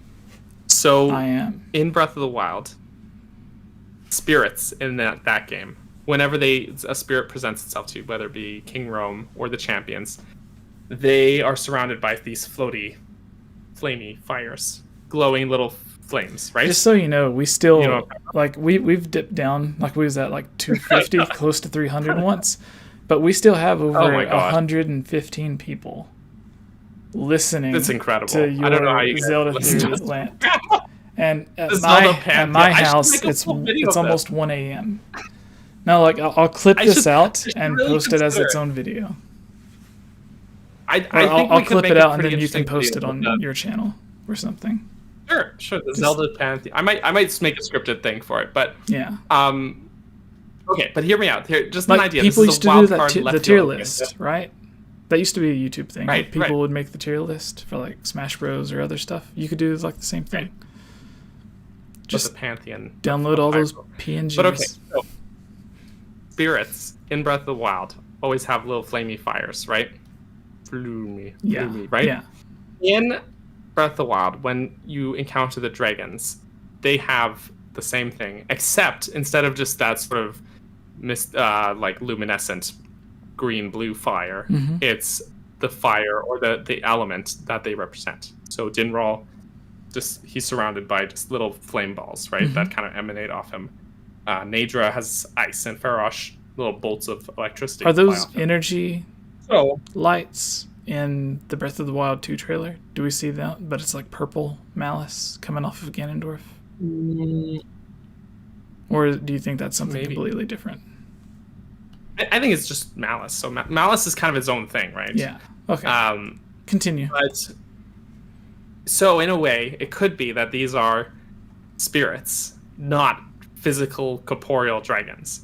And that's why when you shoot one, instead of a scale falling off or him going like, ow, or whatever, you have to like pull a scale off. It's like this shining gold light, like a light arrow. This shining gold light, and it shoots off, and it's just gold light, and then scale appears. Yes. Right? And you don't actually lose any scale. And the scale's huge, bigger than like their actual scales. So I don't think really that the dragons are physical like dragons. I think they are spirits that take sort of this shape of dragons. Yeah. Is there another example of that where something takes on the form of something else? Well, like the light spirits in Twilight Princess, right? They take on these animal forms, right? Ordana's a big owl. There's Lanayru's a snake. Or is it Eldin is the owl and Ordana's the monkey? Or Faron's the monkey and Ordana's the goat. That's what it. Ordana's a big goat. Faron's a monkey. Lanayru's a big snake. And Eldin is a big owl for some reason. And so, what is this? The light spirits in Twilight Princess. Okay. The light spirits, they take on these forms of animals. Oh yeah, right? yes. So, yeah. So it could be that these dragons in Breath of the Wild aren't like physical dragons like 𝐓𝐷𝐿𝐴, who is like an actual dragon in the world, but they could be spirits, sort of these divine sacred spirits. That's why they sort of pop in and out of the world in these wormholes, and then just like, shoot light out of themselves when you shoot them for a scale, and then phase out of existence, right? Yeah, the same way they I don't know, create the light arrows in Twilight. Yeah. Yeah, well, that's the thing. That's true, yeah. And in Twilight Princess, the light spirits, that's the exact same way they create light arrows, is they just sort of, they have that gold ball of energy and light, and it shoots out, and then so you have get light their arrows scales or a horn or a shard or a claw or whatever, but it's infused with the light energy. Right, which and is why if you use cook that it with light food, energy. Yeah, but then it also makes sense to use that light energy, or like the light arrow energy, at the springs of the goddesses. Yeah, exactly. So when you throw the scale into the spring, it dissolves in this like boom, glowing gold light, right? So it's like if it were just like unless dragons dissolve in water, I don't think that's a normal non-sacred thing to happen, right? Dragons don't dissolve in water, right? Correct. So unless I'm mistaken. So otherwise Valoo has some trouble ahead of him because he lives on an ocean. So All right, we will. Yeah. We could go on and on with this one. So we may could. actually I'm so let us sorry. know in the chat. Would you like Daniel to make a scripted, well organized, concise video discussing this topic? If you do, let us know in the chat. And also, I want to say, before we get to the final two questions, thank you all for helping us get to 98,718. So we're less than 1,300 subscribers until 100,000. Hopefully, we get a big boost for E3. or before. We'll see. Yeah. That would be cool. Yeah. I definitely know something that may or may not be coming up that would get us past. But yeah, we'll just have to wait and see with Breath of the Wild 2, because I think that a lot of people will be excited about it. And yeah, so you picked the last question. I'll look through the chat. Yes. You can start looking for the final question while I look for this one.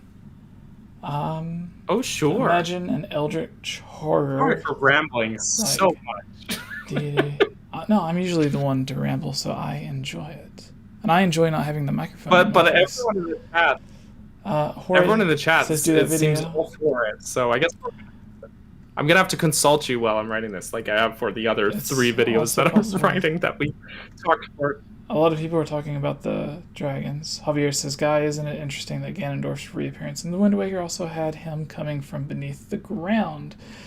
That may just be evidence that demise in the demon tribe all hail from the secret realm." I don't think that Jesse roasting the Deku tree. Oh yeah, because he's alive. Yeah, because he dies. He opens his mouth and then he dies. It's like he burps. He's like, I'm gonna at least eat one child before I die. Just to see how it. He burps out a fairy. Navi, and bring me one. Bring me a kid. And I then want to the Zelda manga. Try it one time. The Zelda manga is weird, where Goma's climbing around on the outside and talking to Link. Oh, that was the thing that I wanted to ask you. There was in the pictures that I sent you, or I asked you about the one picture earlier. So there's a page in Creating a Champion. Oh, in Creating a Champion. Because I went to get the image I used for the thumbnail is like a zoom in of what the shrines used to look like. Right. But there was another image that called, it was an area, I think it's like in that Lizalfos Creek thing that runs through. Do you know what I'm talking about? Where it's like a bridge underneath that's like going through on top of the water, and there's like a bunch of Lizalfos that's around. And it's like kind of broken down. Like the neighborhood wetlands? Maybe. But there's like it's named after, like in the book, in the picture, it was named after a spider. I'll find a question and then I'll ask about it. I'll look for the image. But it made me think that if they did use some of these areas for Breath of the Wild 2 dungeons, then this area, because it's like, I don't think in the game it mentions anything about spiders, but in the book it mentions something to do with spiders, and I was looking at it and I was like, okay, I could see how like that could be made to where like a spider lives or whatever.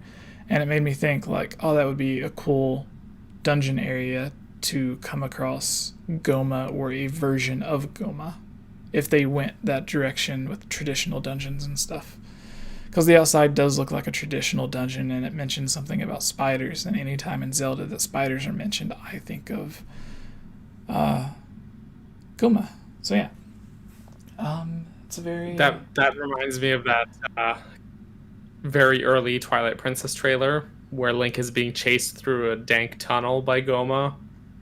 Just the most terrifying cut boss fight that they reused in Spirit Tracks, but it wasn't, Armagoma has such a creepy look to him.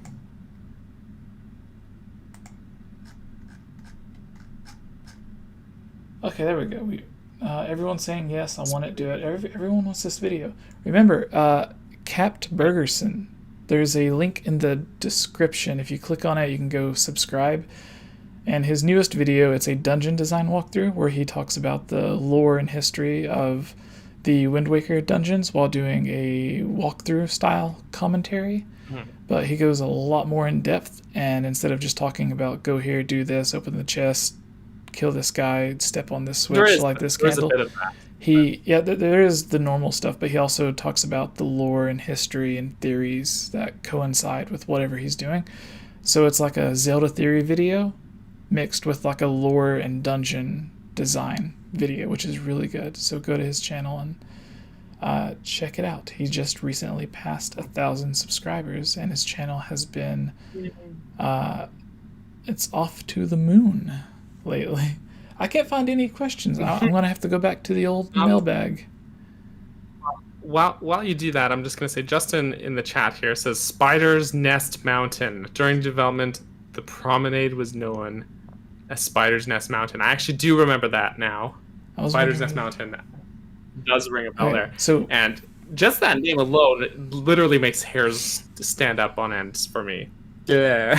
So, anyways, what'd you find, Jesse? From Birdman, I literally went to the very bottom of the Zelda mailbag. So this might be the oldest question in it. I'm not sure, but it's a good one, and it's Breath of the Wild related. So Birdman asks, and do you not hear a pop when I'm talking like this when I say Birdman? Because to me it sounds like there's a tower. Okay. So Birdman says, at Game Over Jesse. I guess this was from Twitter. He's an active user in the chat, and I think he's a Patreon supporter, or at least super chat or tip. He does a lot for Daniel's streams. Birdman quite a lot actually as well. So he says, I wonder where are the 3 medallions in Breath of the Wild? Do they still exist in the Breath of the Wild world? So the 3 spiritual stones he's referring to, yes. The Kokiri. I mean, it could be the Kokiri Emerald. Is it those spiritual stones, or is it the pearls from Wind Waker? Or the goddess pearls / the pendants? There's a goddess pearls in Wind Waker, and then there's the pendants in A Link to the Past. Although I it's the stones. I think he's talking about the stones. The stones. Either way, they would be really in the spirit or the Temple of Time. Is where they would be if they're still.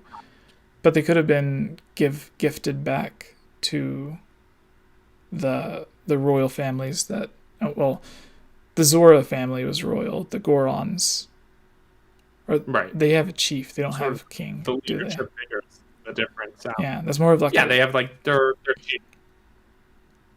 And then there's the new Deku Jr. tree. So, everyone would be still alive that could take them back. Link wouldn't have a reason to go back and forth through time. So I don't... Not the Deku tree. He's dead either way. Junior. Right. There's the Sprout. Baby Deku tree. Yeah, the Sprout. I kept saying Junior. Right. True. Also, we got a super chat. Oh, cool. Taker 610. Sorry. It says, say his name again. A dungeon. Your audio cut out when you said his name. Oh, it's Taker 610. Okay, yeah, he did earlier too. It says, I would love a dungeon inside Typhlo Ruins, and I'll second that. Typhlo Ruins is such a cool spot in that game that I really love exploring. I think it's a really neat shakeup because it's kind of dark, and obviously it's dark, but it's kind of claustrophobic feeling almost because of, even though it's relatively open, there's a lot of high walls and obstacles that you can't even really see ahead of you, and it's very dark and you have very limited field of view, and so it's just this nice shake up from the rest of the game. So yeah, I second that. That would be a really cool spot, a very easy spot to put a dungeon entrance. Typhlo Ruins. So I say I do not know the Typhlo Ruins. I'm looking through the Creating a Champion book. Just north of the Korok Forest. Yes. There's the and it's like forever shrouded in like dark fog. Yes, so you yes, walk in and it's just pitch black. Yeah. That Yeah, area? that That's place. Typhlo Ruins? Yeah. Okay. Yeah. Be a great spot for a dungeon entrance. Yeah.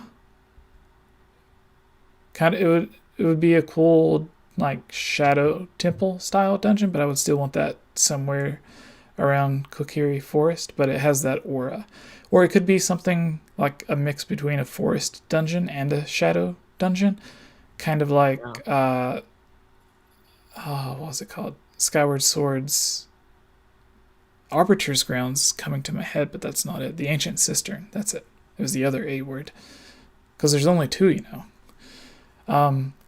Also, off topic, last night I was watching a movie. Okay. Have you ever watched Fargo? No, I haven't actually. Okay. Have you heard of it? I know about it. Yeah, I've heard Okay, of it. so it's like the Coen brothers made it, and it's got one of my favorite actors in it that plays in the Showtime show Shameless. Their dad is one of the main characters in it, and everyone has such like the thickest, fakest, stereotypical Canadian accent that you can think of, and it's like everyone's like so nice, and there's like murder. Like this one girl's a police officer, and she's pregnant and stuff, and you'd think she'd be like all rude and everything, having to wake up in the middle of the night to go look at a murder, and she's like looking in the car, and there's like dead bodies out, and she's like, "Oh, there's a body over there, don't you know?" And it's just like I hate it. I'm like, because like some of the characters aren't even in, like I don't even think they're in Canada. They're like at the border, like around the Great Lakes and stuff, like North Dakota or something like that.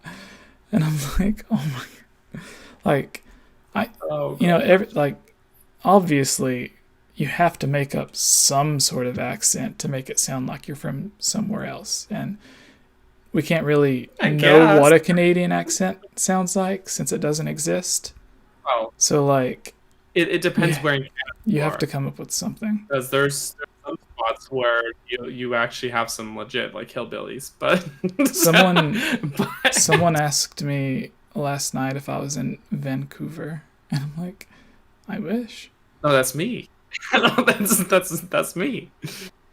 All right, so I'm looking through this thing trying to find the area, but yeah, what do you think about the spiritual stones? Do you think like where could they be in Breath of the Wild? Like we have the Deku Tree, we do not have no.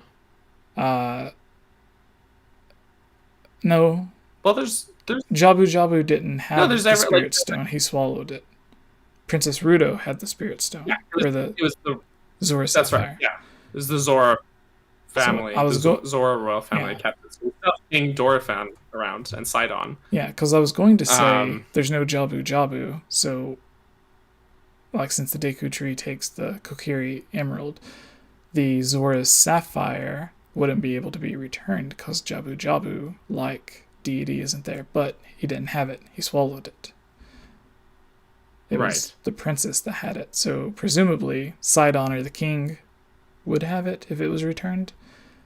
Like if they can keep, like if those old racist Zora can keep like clothes made for a kid that died 100 years ago and it's in perfect condition, I think they could keep the Zora Sapphire. And then the other ones like the rocks for the Gorons. There's a lot of rocks in the Goron City, whatever it's called, where it looks like some of them are like red and shiny, and it kind of looks like the emerald, but or not the emerald. Honestly, but the Ruby, I don't think it's there. They kept it like at the top of Goron City in Ocarina of Time, didn't they? Mm-hmm. They have a special pedestal for it. Do we ever see it in that pedestal? Yeah, it's never in there. It's never in the pedestal in game. It's just that's where they would have kept it, but Darunia is holding on to it. It's like that meme. It's like around. You know? This is where I would keep my blank. Right. Like that one. Right. Exactly. If So, someone didn't but- eat it. Culturally, the Zoras and the Gorons and the Kokiri as well, but we don't see them as much, but they sort of modeled their own iconography after those spiritual stones. Or at least I assume after the spiritual stones. Doesn't seem as likely that the spiritual stones would be modeled after their cultures. Seems like the other way around to me, just because of, I assume the spiritual stones are probably pretty ancient, right? So like the Zora Sapphire became the literal like symbol for the Zora people. Same with the Goron Ruby. So I can see at least it would have a cultural impact enough for them to like probably want to keep it around, right?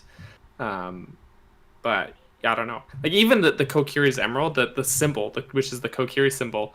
If you look at like the Forest Dweller shield, it has like it actually has the symbol on it 4 times. It's just like the symbol, and then it's upside down on top, and then mirrored on the other side. I found it.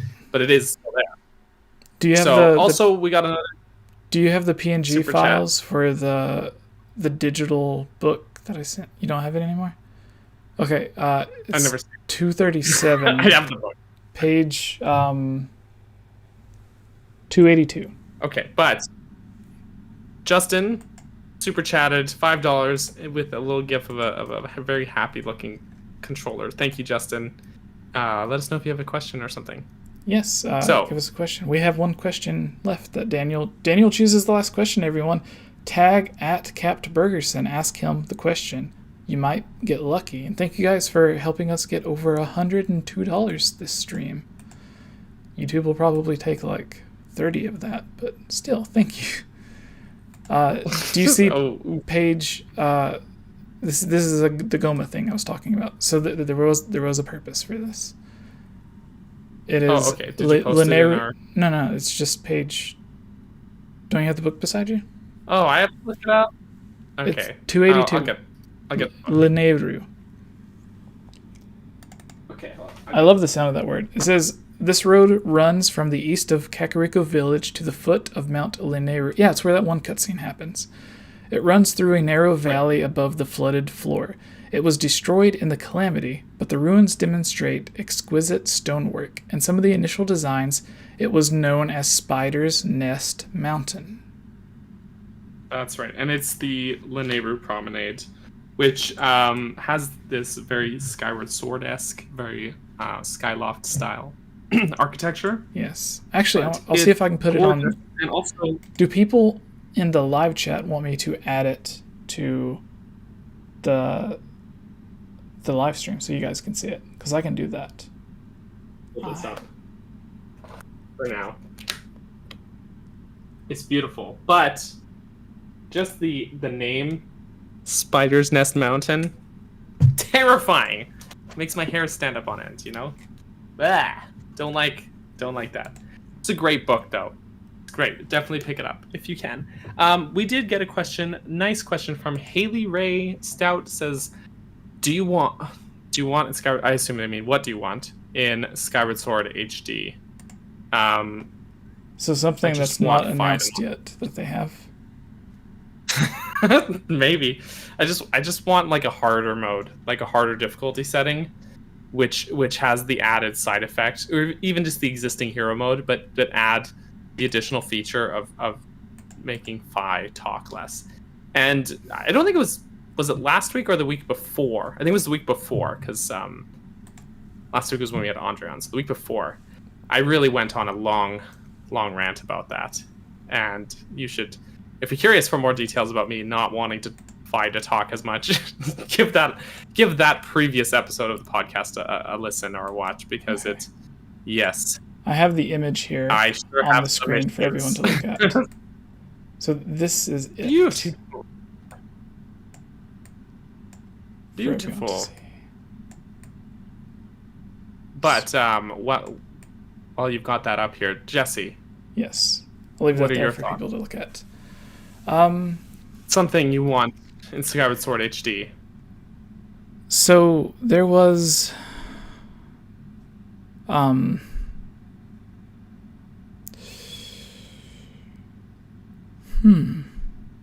more fishing ponds. No, what do I want from Skyward Sword? Fishing. So the main thing that I would want from a gameplay perspective is, so Breath of the Wild, we know the Switch, even the Wii U. So if the Wii U can do it, we know the Switch is more than capable. But with the Switch in Breath of the Wild, it renders this huge open world for you. And you don't have to load from going in and out anywhere unless you warp somewhere.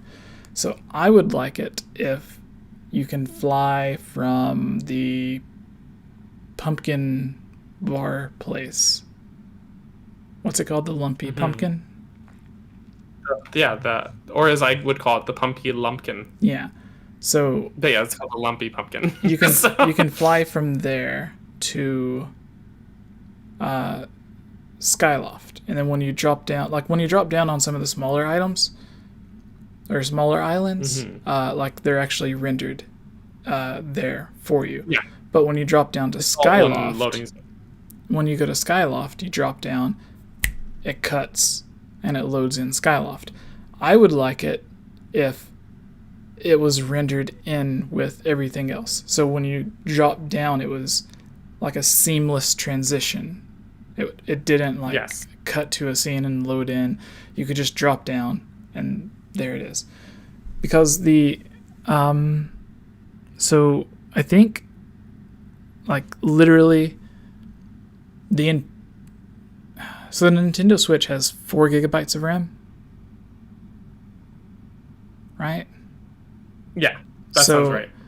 Literally, the entire game of Skyward Sword, if not 90% of it, can be loaded into the RAM that the Switch has, where the Wii only had 1/4 or 1/8 of a gigabyte of RAM, and the Switch has 64 times as much RAM, if not more.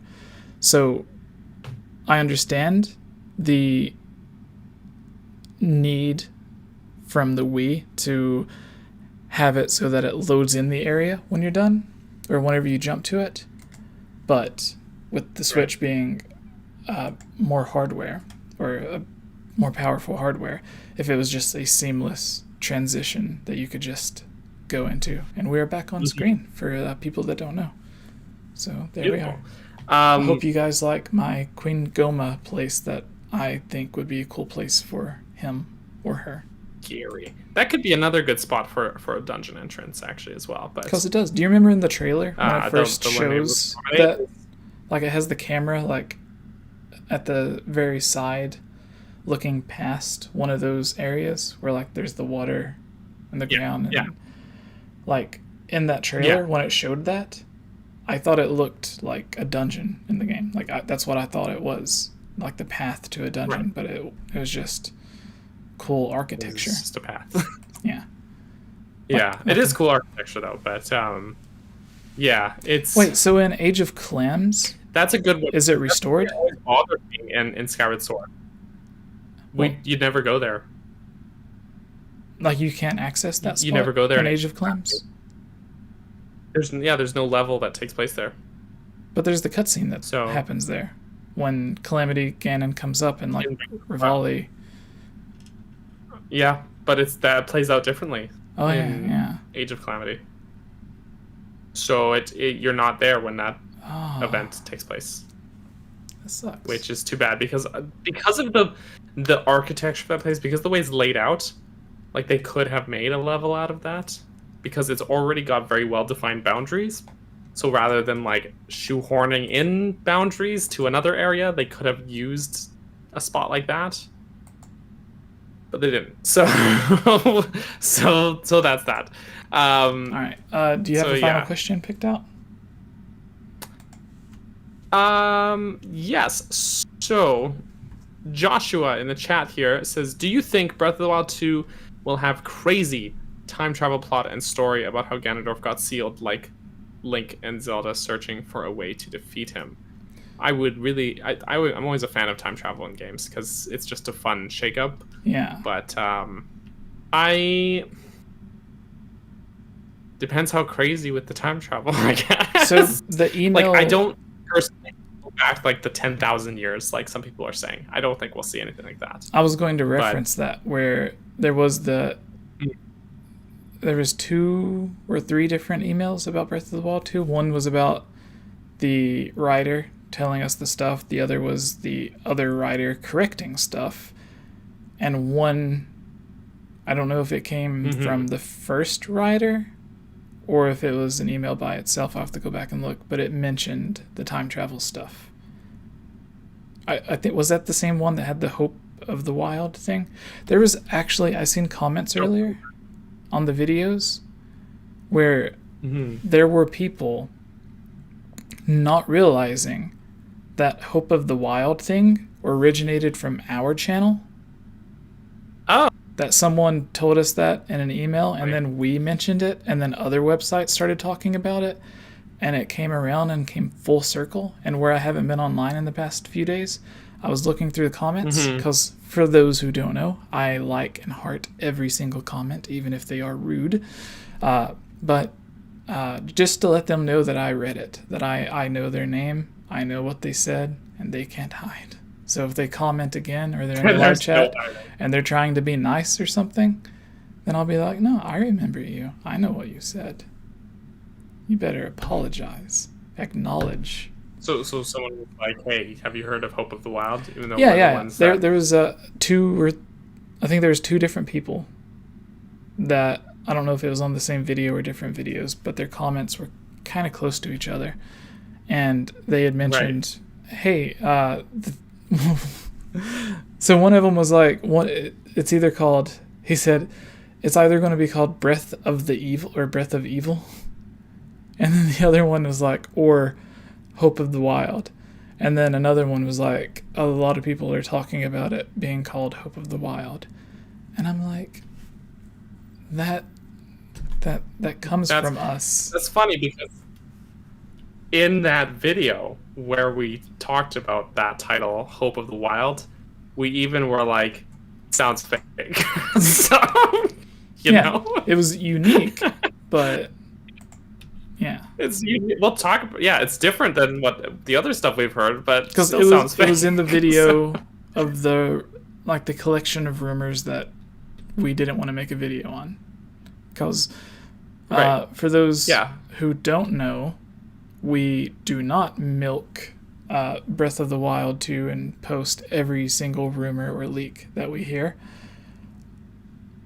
If we did, you would be hearing a lot more stuff, which is actually on the Patreon. If there's something cool that, if we hear something interesting or cool and I don't have time to make a video on it, or it's not something that I would make a video on, it's an interesting rumor from a credible source, but I may not necessarily believe it, then I will post it on Discord, or not Discord, but my Patreon. So if you're a Patreon member, you can get some of that as well. And I'm thinking about doing a once a month, maybe twice a month, like once every couple of weeks, live chat where some of the Patreon supporters can come on the live stream and chat with us, like Daniel and I are doing right now, and answer questions, talk about stuff. But yeah, the Hope of the Wild, and you, like you said, we said we did not believe it. In the chat here, Days Bid, I hope I'm saying that right, in the chat here, sums it up perfectly, my feel. Hope of the Wild, he says, Hope of the Wild sounds a lot better than Breath of Evil, but both titles are not great. That's exactly my feeling too. It's just, but also, I feel like any title that has blank of the blank in it, or Breath of the something, or something of the Wild, etc., automatically, I just write that off as fake. It sounds fake. I don't think, it sounds like fan conjecture. Like a 12-year-old came up with it. So yeah. But the question, Jesse, time travel mechanics / weird crazy plot. What are your thoughts?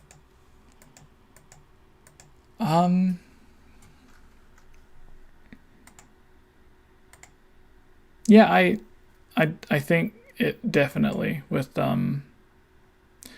so the idea that I had is somehow the statue of the goddess just disappears or something, or is moved, and it's sitting on top of the pedestal of time.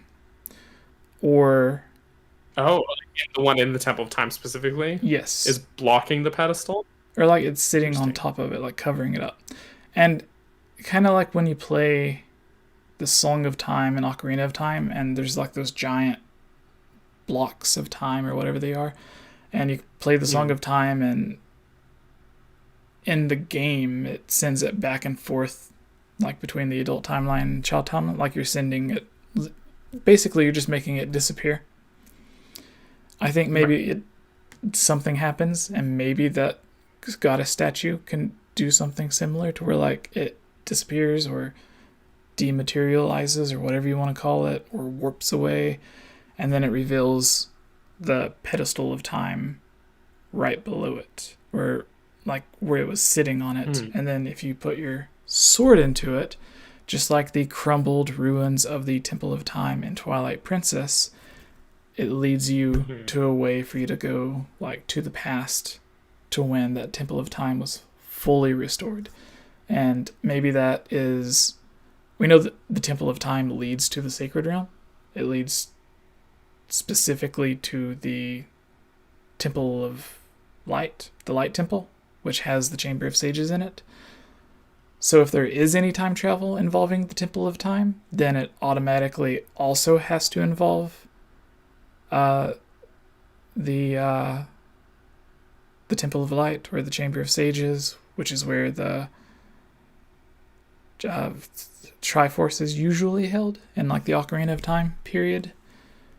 So I think something like that could happen, and that would be another way of how, when Andre was on, we were talking about ways that dungeons could have been already existing in the world but just not accessible.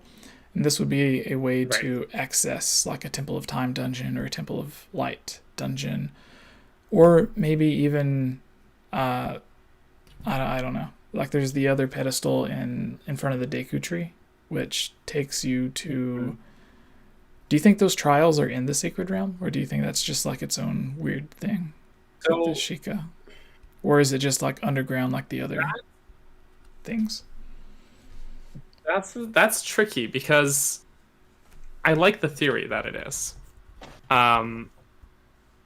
It makes sense. How do you enter the Sacred Realm, or the Silent Realm, which I believe to be the Sacred Realm, and the Sacred Realm in other games, right? In Ocarina of Time, Master Sword, there's your key. In Skyward Sword, Master Sword, there's your key, right? And then in Breath of the Wild, to go into the Trial of the Sword, again, Master Sword into the pedestal. It's sort of like a, I don't know, kind of a half-baked idea, in my opinion, like from a IRL standpoint. But lore-wise, there are these trinkles of connections here, right? So, yeah, I don't know. I don't think it's unreasonable to say that it's Sacred Realm. The Trials of the Sword, they're kind of weird enough. Like, if you think about it, there's like sunlight, but there's a ceiling, and there's weather, but you're indoors. There's like thunderstorms and rain, and like things that don't make sense, like that, right? So it's yeah, for me, like those kind of weird things, like those oddities like that, go a little beyond the usual stuff you would see in the shrines, right? So yeah, why not? Could be in the Sacred Realm. I don't see why not. The only thing is that maybe it is underground, and it's just a way to warp there, because every time you go to a new floor, I think it says underground floor such and such on the game, like in the corner of the screen, right? But I don't know. So that's my straight thoughts about it. All right. Before we go, I want to find that Hope of the Wild comment that those people left. There's not really a way that I can Sure. find anything. Is there another question, or is there a super chat? Does anyone have a question or a super chat? Anyone? Let's see. Because I want to find the thing and send it to you. Because we still have 120 people that are just like, I got nothing to do. I'll watch these guys talk about nothing at all. Sure. I'll watch the them. Hylian Pantheon, and I do think I'm gonna. Greg plays games. I've got Haley, 3 Justin, Josh, other videos already in the works, though. Steady, Blake, aside from my dungeon Justin. series, so that might have to be a back burner one, you know. Just going on the list of videos. Zelda, Malice of the Ganon, or Malice of Ganon. Cap Bergerson, this one for you. Haley Ray Stout. Is her name familiar? Or his? Yes. Her, I think. Okay. This is They also asked earlier. Huh? Mm-hmm. They asked another question earlier as well, okay. So that's where. Hashtag Capt Bergerson. So this is how you get your questions answered, people. You tag one of us in it. Imagine going back when Zelda's mother was alive and saving her. Now, there is the theory that the hand holding down Ganondorf is a previous Princess Zelda, because of all the people that we see throughout the entire Zelda series, the only ones that can really seal someone is usually Zelda, or Zelda in conjunction with the sages. So with Zelda, like it took Zelda to seal herself to hold down Demise for like, what was it, 1,000 years? 10,000 years? It took Zelda and the sages to seal Ganondorf in the Sacred Realm at the end of Ocarina of Time. He gets turned to stone by getting a sword through his face in Wind Waker. Brutal. Yeah. It's just brutal. All of the sages together couldn't seal Ganondorf and Twilight Princess. They were forced to just not try to seal him and just straight up execute, murder him. And they ended up having to seal him in the Twilight Realm, right? Yeah. So Right. But even that was like, they didn't, and we see the super chat, but really quick, they didn't have the power to like properly seal him because he was still like a floating head in the Twilight Realm apparently. So it wasn't even a proper seal. So the only person we've seen throughout the Zelda series that can seal someone is Zelda.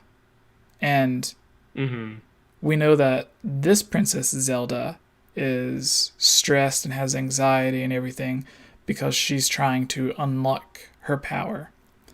In my opinion, it might be power that she heard about or seen her mother possessing.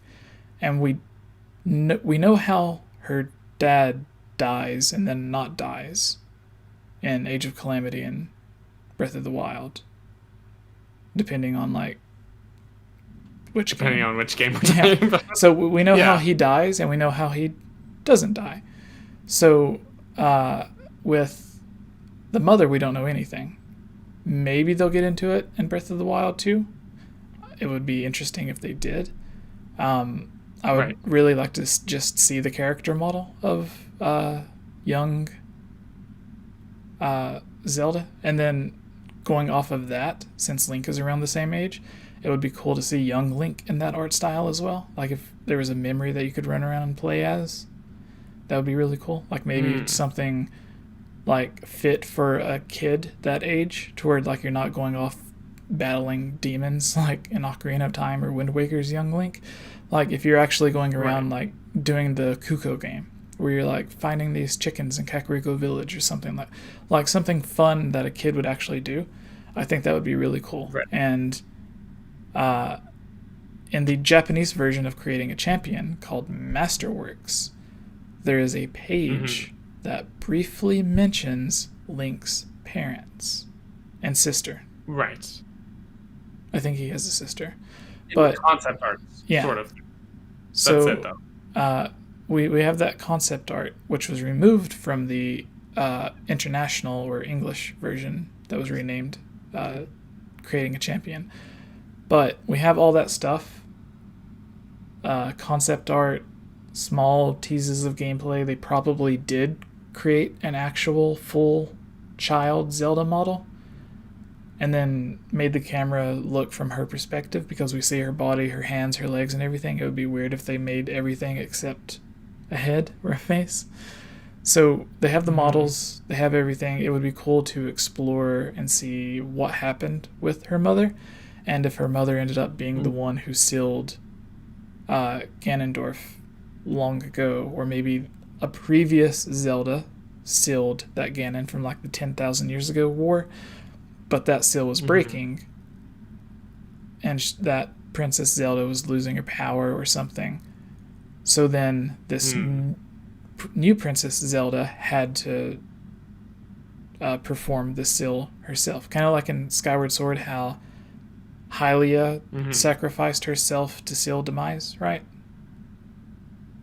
Right, but he still keeps and then becoming an avocado and that the seal and bursting. Yeah, so Hylia's seal ends up weakening, and new Hylia, Princess Zelda, or yet to be Princess Zelda, now, because Hylia's seal is weakening, has to perform the seal on herself to continue the seal on Demise.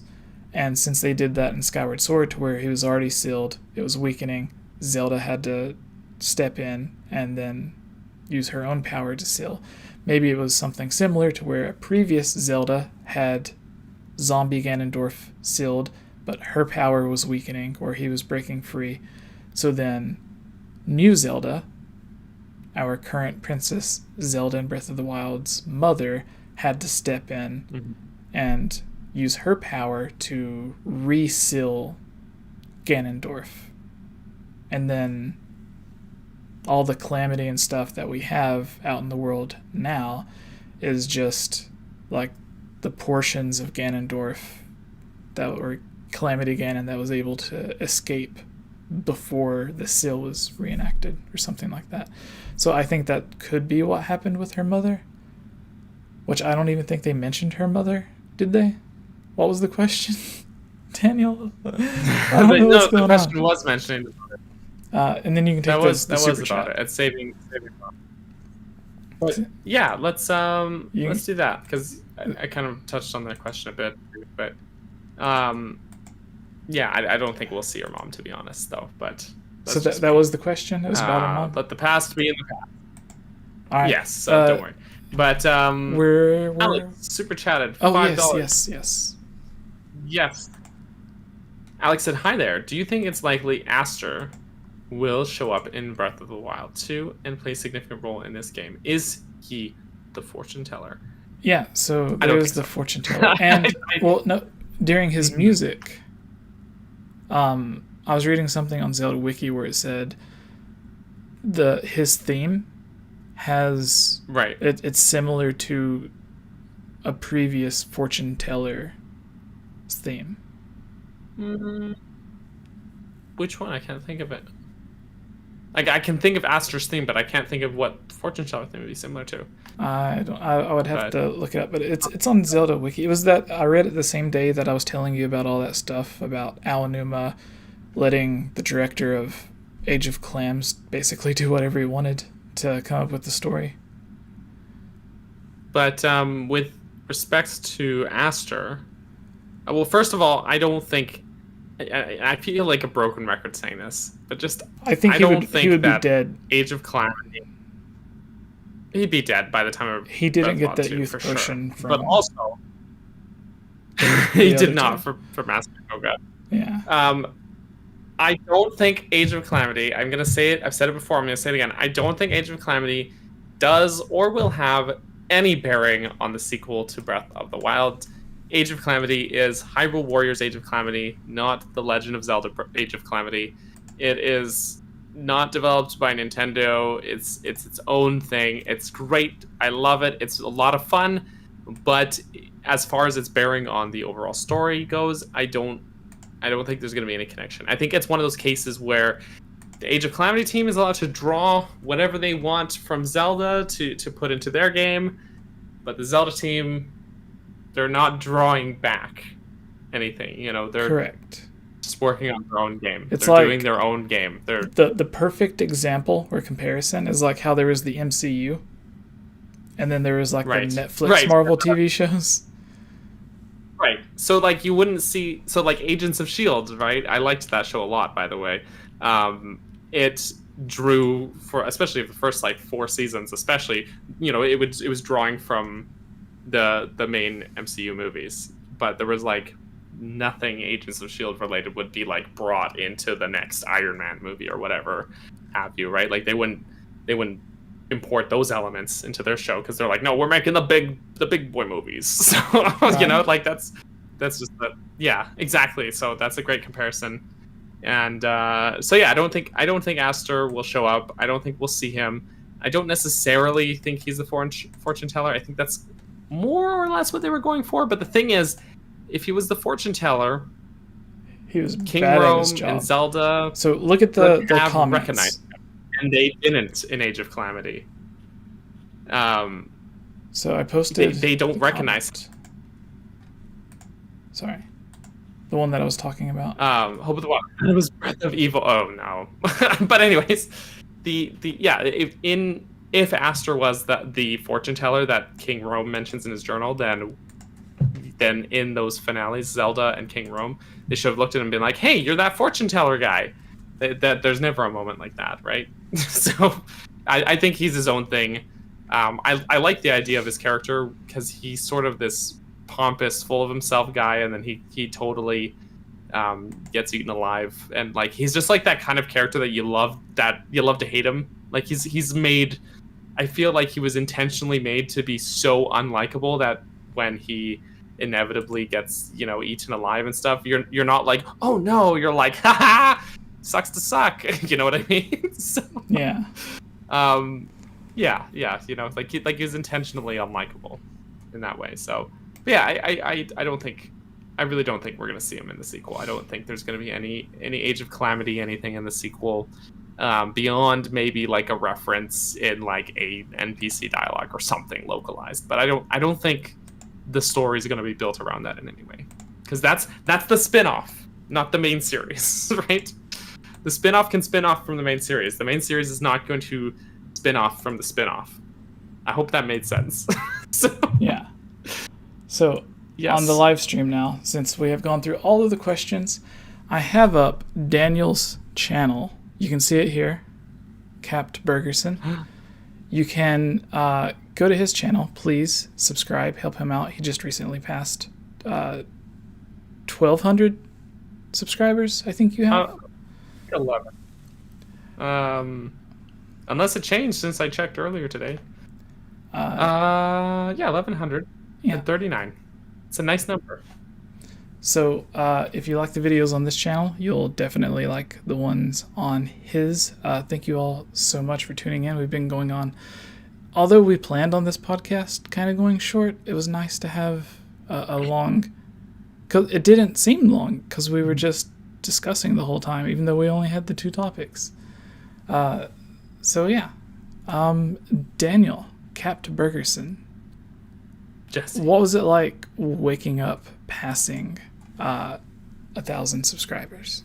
I don't know who the first person to mention it to you was, but what was it like? Because whenever I interview people, I always ask. Sure who was the first. Huh? Right. You don't have to interview me, but Oh no. I was gonna say, like, I'm not sure who was the first. Because I woke up that morning.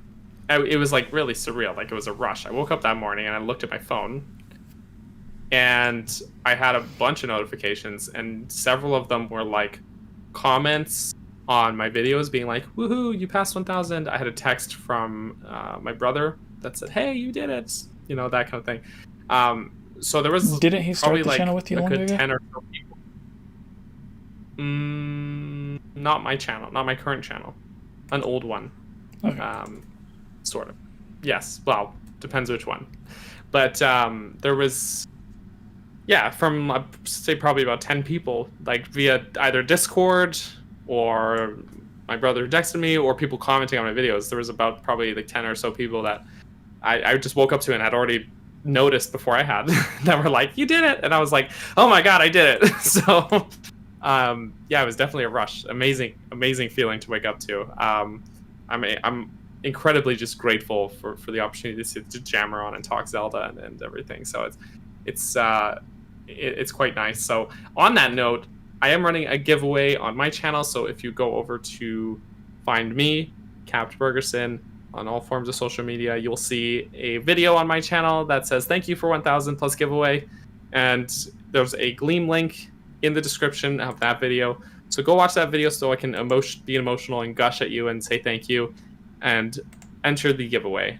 You can enter up to 3 times. You can follow me on YouTube, Twitter, and Twitch, and those will be your 3 entries. So, and I'm giving away a $20 eShop gift card. And I know it's not like, you know, an impressive giveaway, but hey, you know, maybe someone can buy themselves something nice. Like maybe there's an indie game or something small you got your eye on that you're like on the fence about, and maybe you can treat yourself, right? I mean, it's I always feel like those smaller games I hum and haw over more than like bigger expensive games. So maybe that'll give someone like the push to actually, you know, get that game that's been on your radar, and then you might end up falling in love with it, right? So yeah, feel free to enter that giveaway. And while Jesse's allowing me to talk about my channel here, I've got a lot of Zelda videos. If you like Wind Waker, I'm currently working through that, but I've got a whole series. I've got a feature-length film's worth of videos on Majora's Mask, and another feature-length film's worth of videos in length on Ocarina of Time. Feel free to go check those out. That's all just what I've produced this year. And now we're like halfway through Wind Waker. And I've got a video coming out this Friday on the Tower of the Gods in Wind Waker, which is a great dungeon, and it might hold some super interesting origins. So I hope you'll check that out on Friday. Also, I stream sometimes, twice a week, including tomorrow. So come hang out for that. That's probably enough of me plugging myself. But if anyone wants to go and check that out, I would be grateful, just absolutely grateful. And Jesse, yeah, who are you? No, I just put our thing up to where it was the screen, but then it also has our videos in the corner since we are wrapping this up. So thank you everyone for coming in. And Daniel, you have a Patreon that people can join, right? Oh, I do. You can. Feel no obligation, but if sometimes people ask, so like, is there a way I can support you or give you money? And I'm like, yeah. Can I buy you? So, can I buy you a salad? You can buy me a salad. So someone tagged I do have me. Patreon. There's links to it on my channel as well. So yeah, there's someone tagged you. Yeah, it was Haley. It says we'll do this final question unless we get a super chat. Oh sure. Sure. Haley Ray says, "What do you want to see in Ocarina of Time HD minus Princess Zelda's side of the game?" So, what game was it? I think there's a Resident Evil game that did that. There was, Devil May Cry 2 did that, where like the game was on 2 discs and each disc was like the same story but different perspective. Darksiders and Darksiders 2. One you play as the 4 horsemen of the apocalypse, and it's like hell's taking over or whatever. And in the first one you play as war, and in the second one you play as death. But 1 and 2 happen side by side with each other. So as you're playing through one game, war's doing everything, and as you play through the other game, death is doing everything at the same time war is. So if they could do something similar like that, I think Zelda might be playable, but I don't think it'll necessarily be doing everything from her perspective, because we kind of seen that twice. One from her just getting upset, hateful, yelling at Link, and then the other is her getting upset, yelling at her dad in Age of Clams. So it doesn't, like, we kind of got her story a bit in Age of Clams, or more of it that we could go through. There's her diary and journal and stuff in Breath of the Wild as well. But other than stuff like that, I think we will get to play as Princess Zelda, but I do not think we will. I don't think it's going to be like exploring her past or anything. If anything, it'll be like a mention of her mom. Like, I don't even expect that.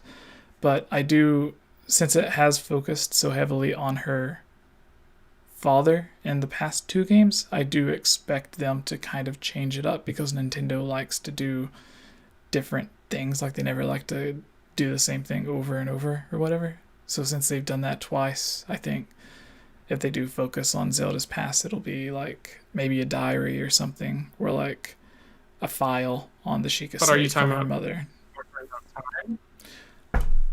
Because the question was about Ocarina of Time, dude. Not Breath of the Wild. I was thinking about Breath of the Wild. Why didn't you stop me? The whole time I'm talking about Breath of the Wild, and you're like, I'm so sorry. What's this guy doing? My brain had to catch up. No, so Ocarina of Time, Princess Zelda, that is a game that cool. I think we talked about this before, that we all wanted. Like if there was a game with a character other than Link, who would we want it to be? This was also a question in the mailbag. Someone asked like if there was a side game where you played as a different character. There was one fan game that kind of got popular as a rumor before people used common sense, called Valley of the Flood. If you remember it, Daniel. I remember seeing where you didn't play as Link, you played as like Sheikah Ninja, and in Retro's Zelda game, the people that made Metroid, they had concept art. There's a video on my channel, you can go look it up. Zelda's Darkest Cancelled Game or something like that. It was made by the people that made Metroid Prime.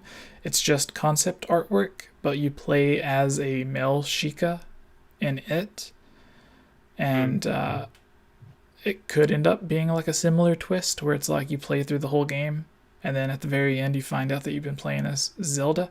We know Metroid had that twist as well, to where you play through the whole game and at the end you find out that Metroid is a girl. Do you know Metroid, Daniel? No, so you find out Samus is a girl. But I think they could do something really cool like that with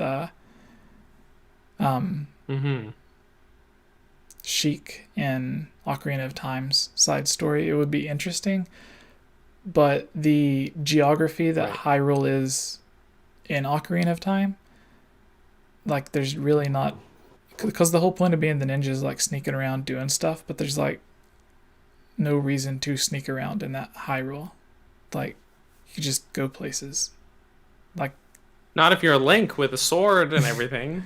But if you speak, maybe. But yeah, it's like they would have to, if they did it, they would have to very heavily change the geography of Hyrule to make it more like a mix between like Twilight Princess and Breath of the Wild.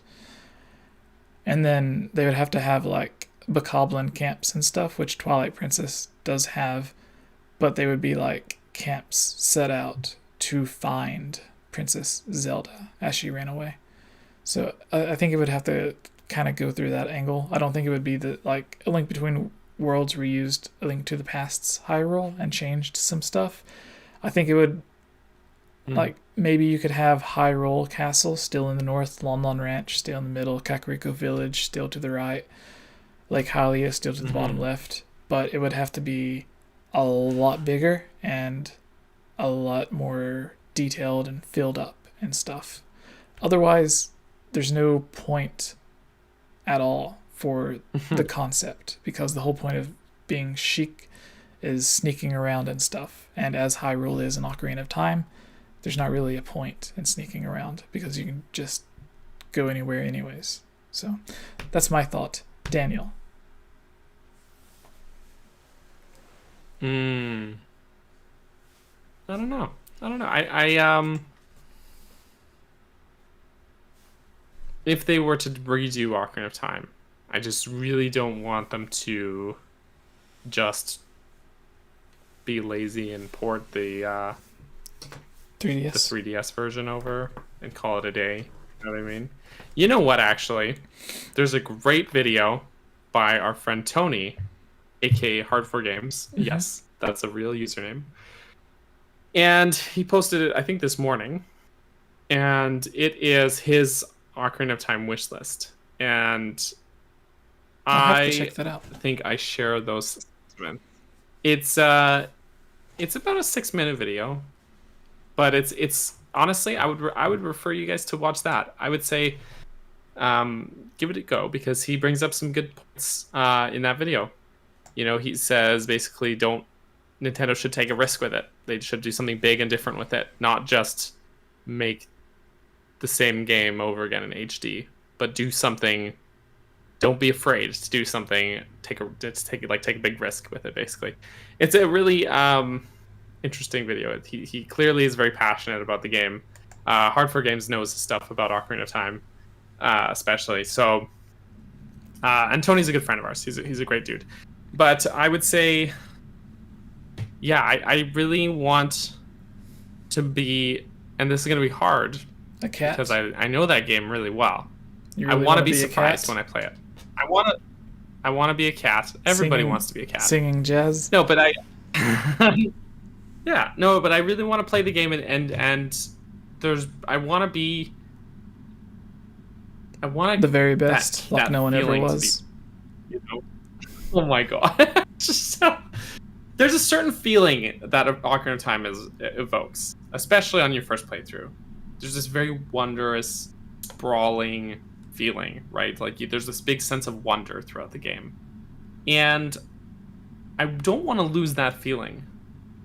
But the thing is that I've played this game so many times, and I don't know if I want to play the same game again and just put a shiny new coat of paint on it. There needs to be some more substance to it than that. Do you know what I mean? Add eyeballs to all the bosses. Which is why I meant real substance. So, I think honestly, it would be cool if they just gave a completion to the Running Man thing. And Zora's Domain unfreezing. I wouldn't. Yeah, you know what? I feel like it's a good chance to take those side quests that never, or like those little concepts that never got the chance to be sort of tied up, those loose ends. Yeah. And they're supposed to be filled out. In the expansions. Yeah. So. And I'm not saying like give me Ura Zelda, because you know what, we have Ura Zelda in a way. Almost everything that was cut from Ura Zelda ended up either in future games like Majora's Mask, etc., or in Master Quest. So in a way, we have Ura Zelda, in a sense. But I think that there's some loose ends that were still left untied, and like the Running Man sure is one of them, but I feel like there's other little dangly bits of the game that they could still tie up.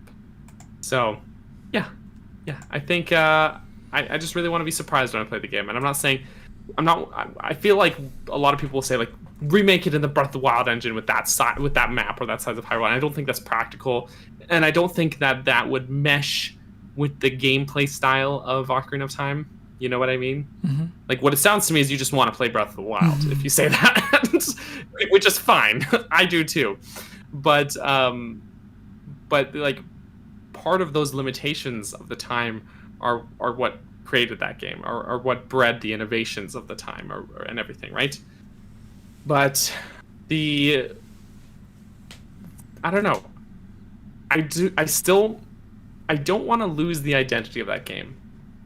But I also don't want to just buy the same game again without any added substance. I want something more substantial. So, I don't know. I'm being very vague because I don't know if I can properly articulate how I feel, because I have a lot of mixed feelings about the game. I adore it. It's a big part of my childhood, and I have a lot of nostalgia for it.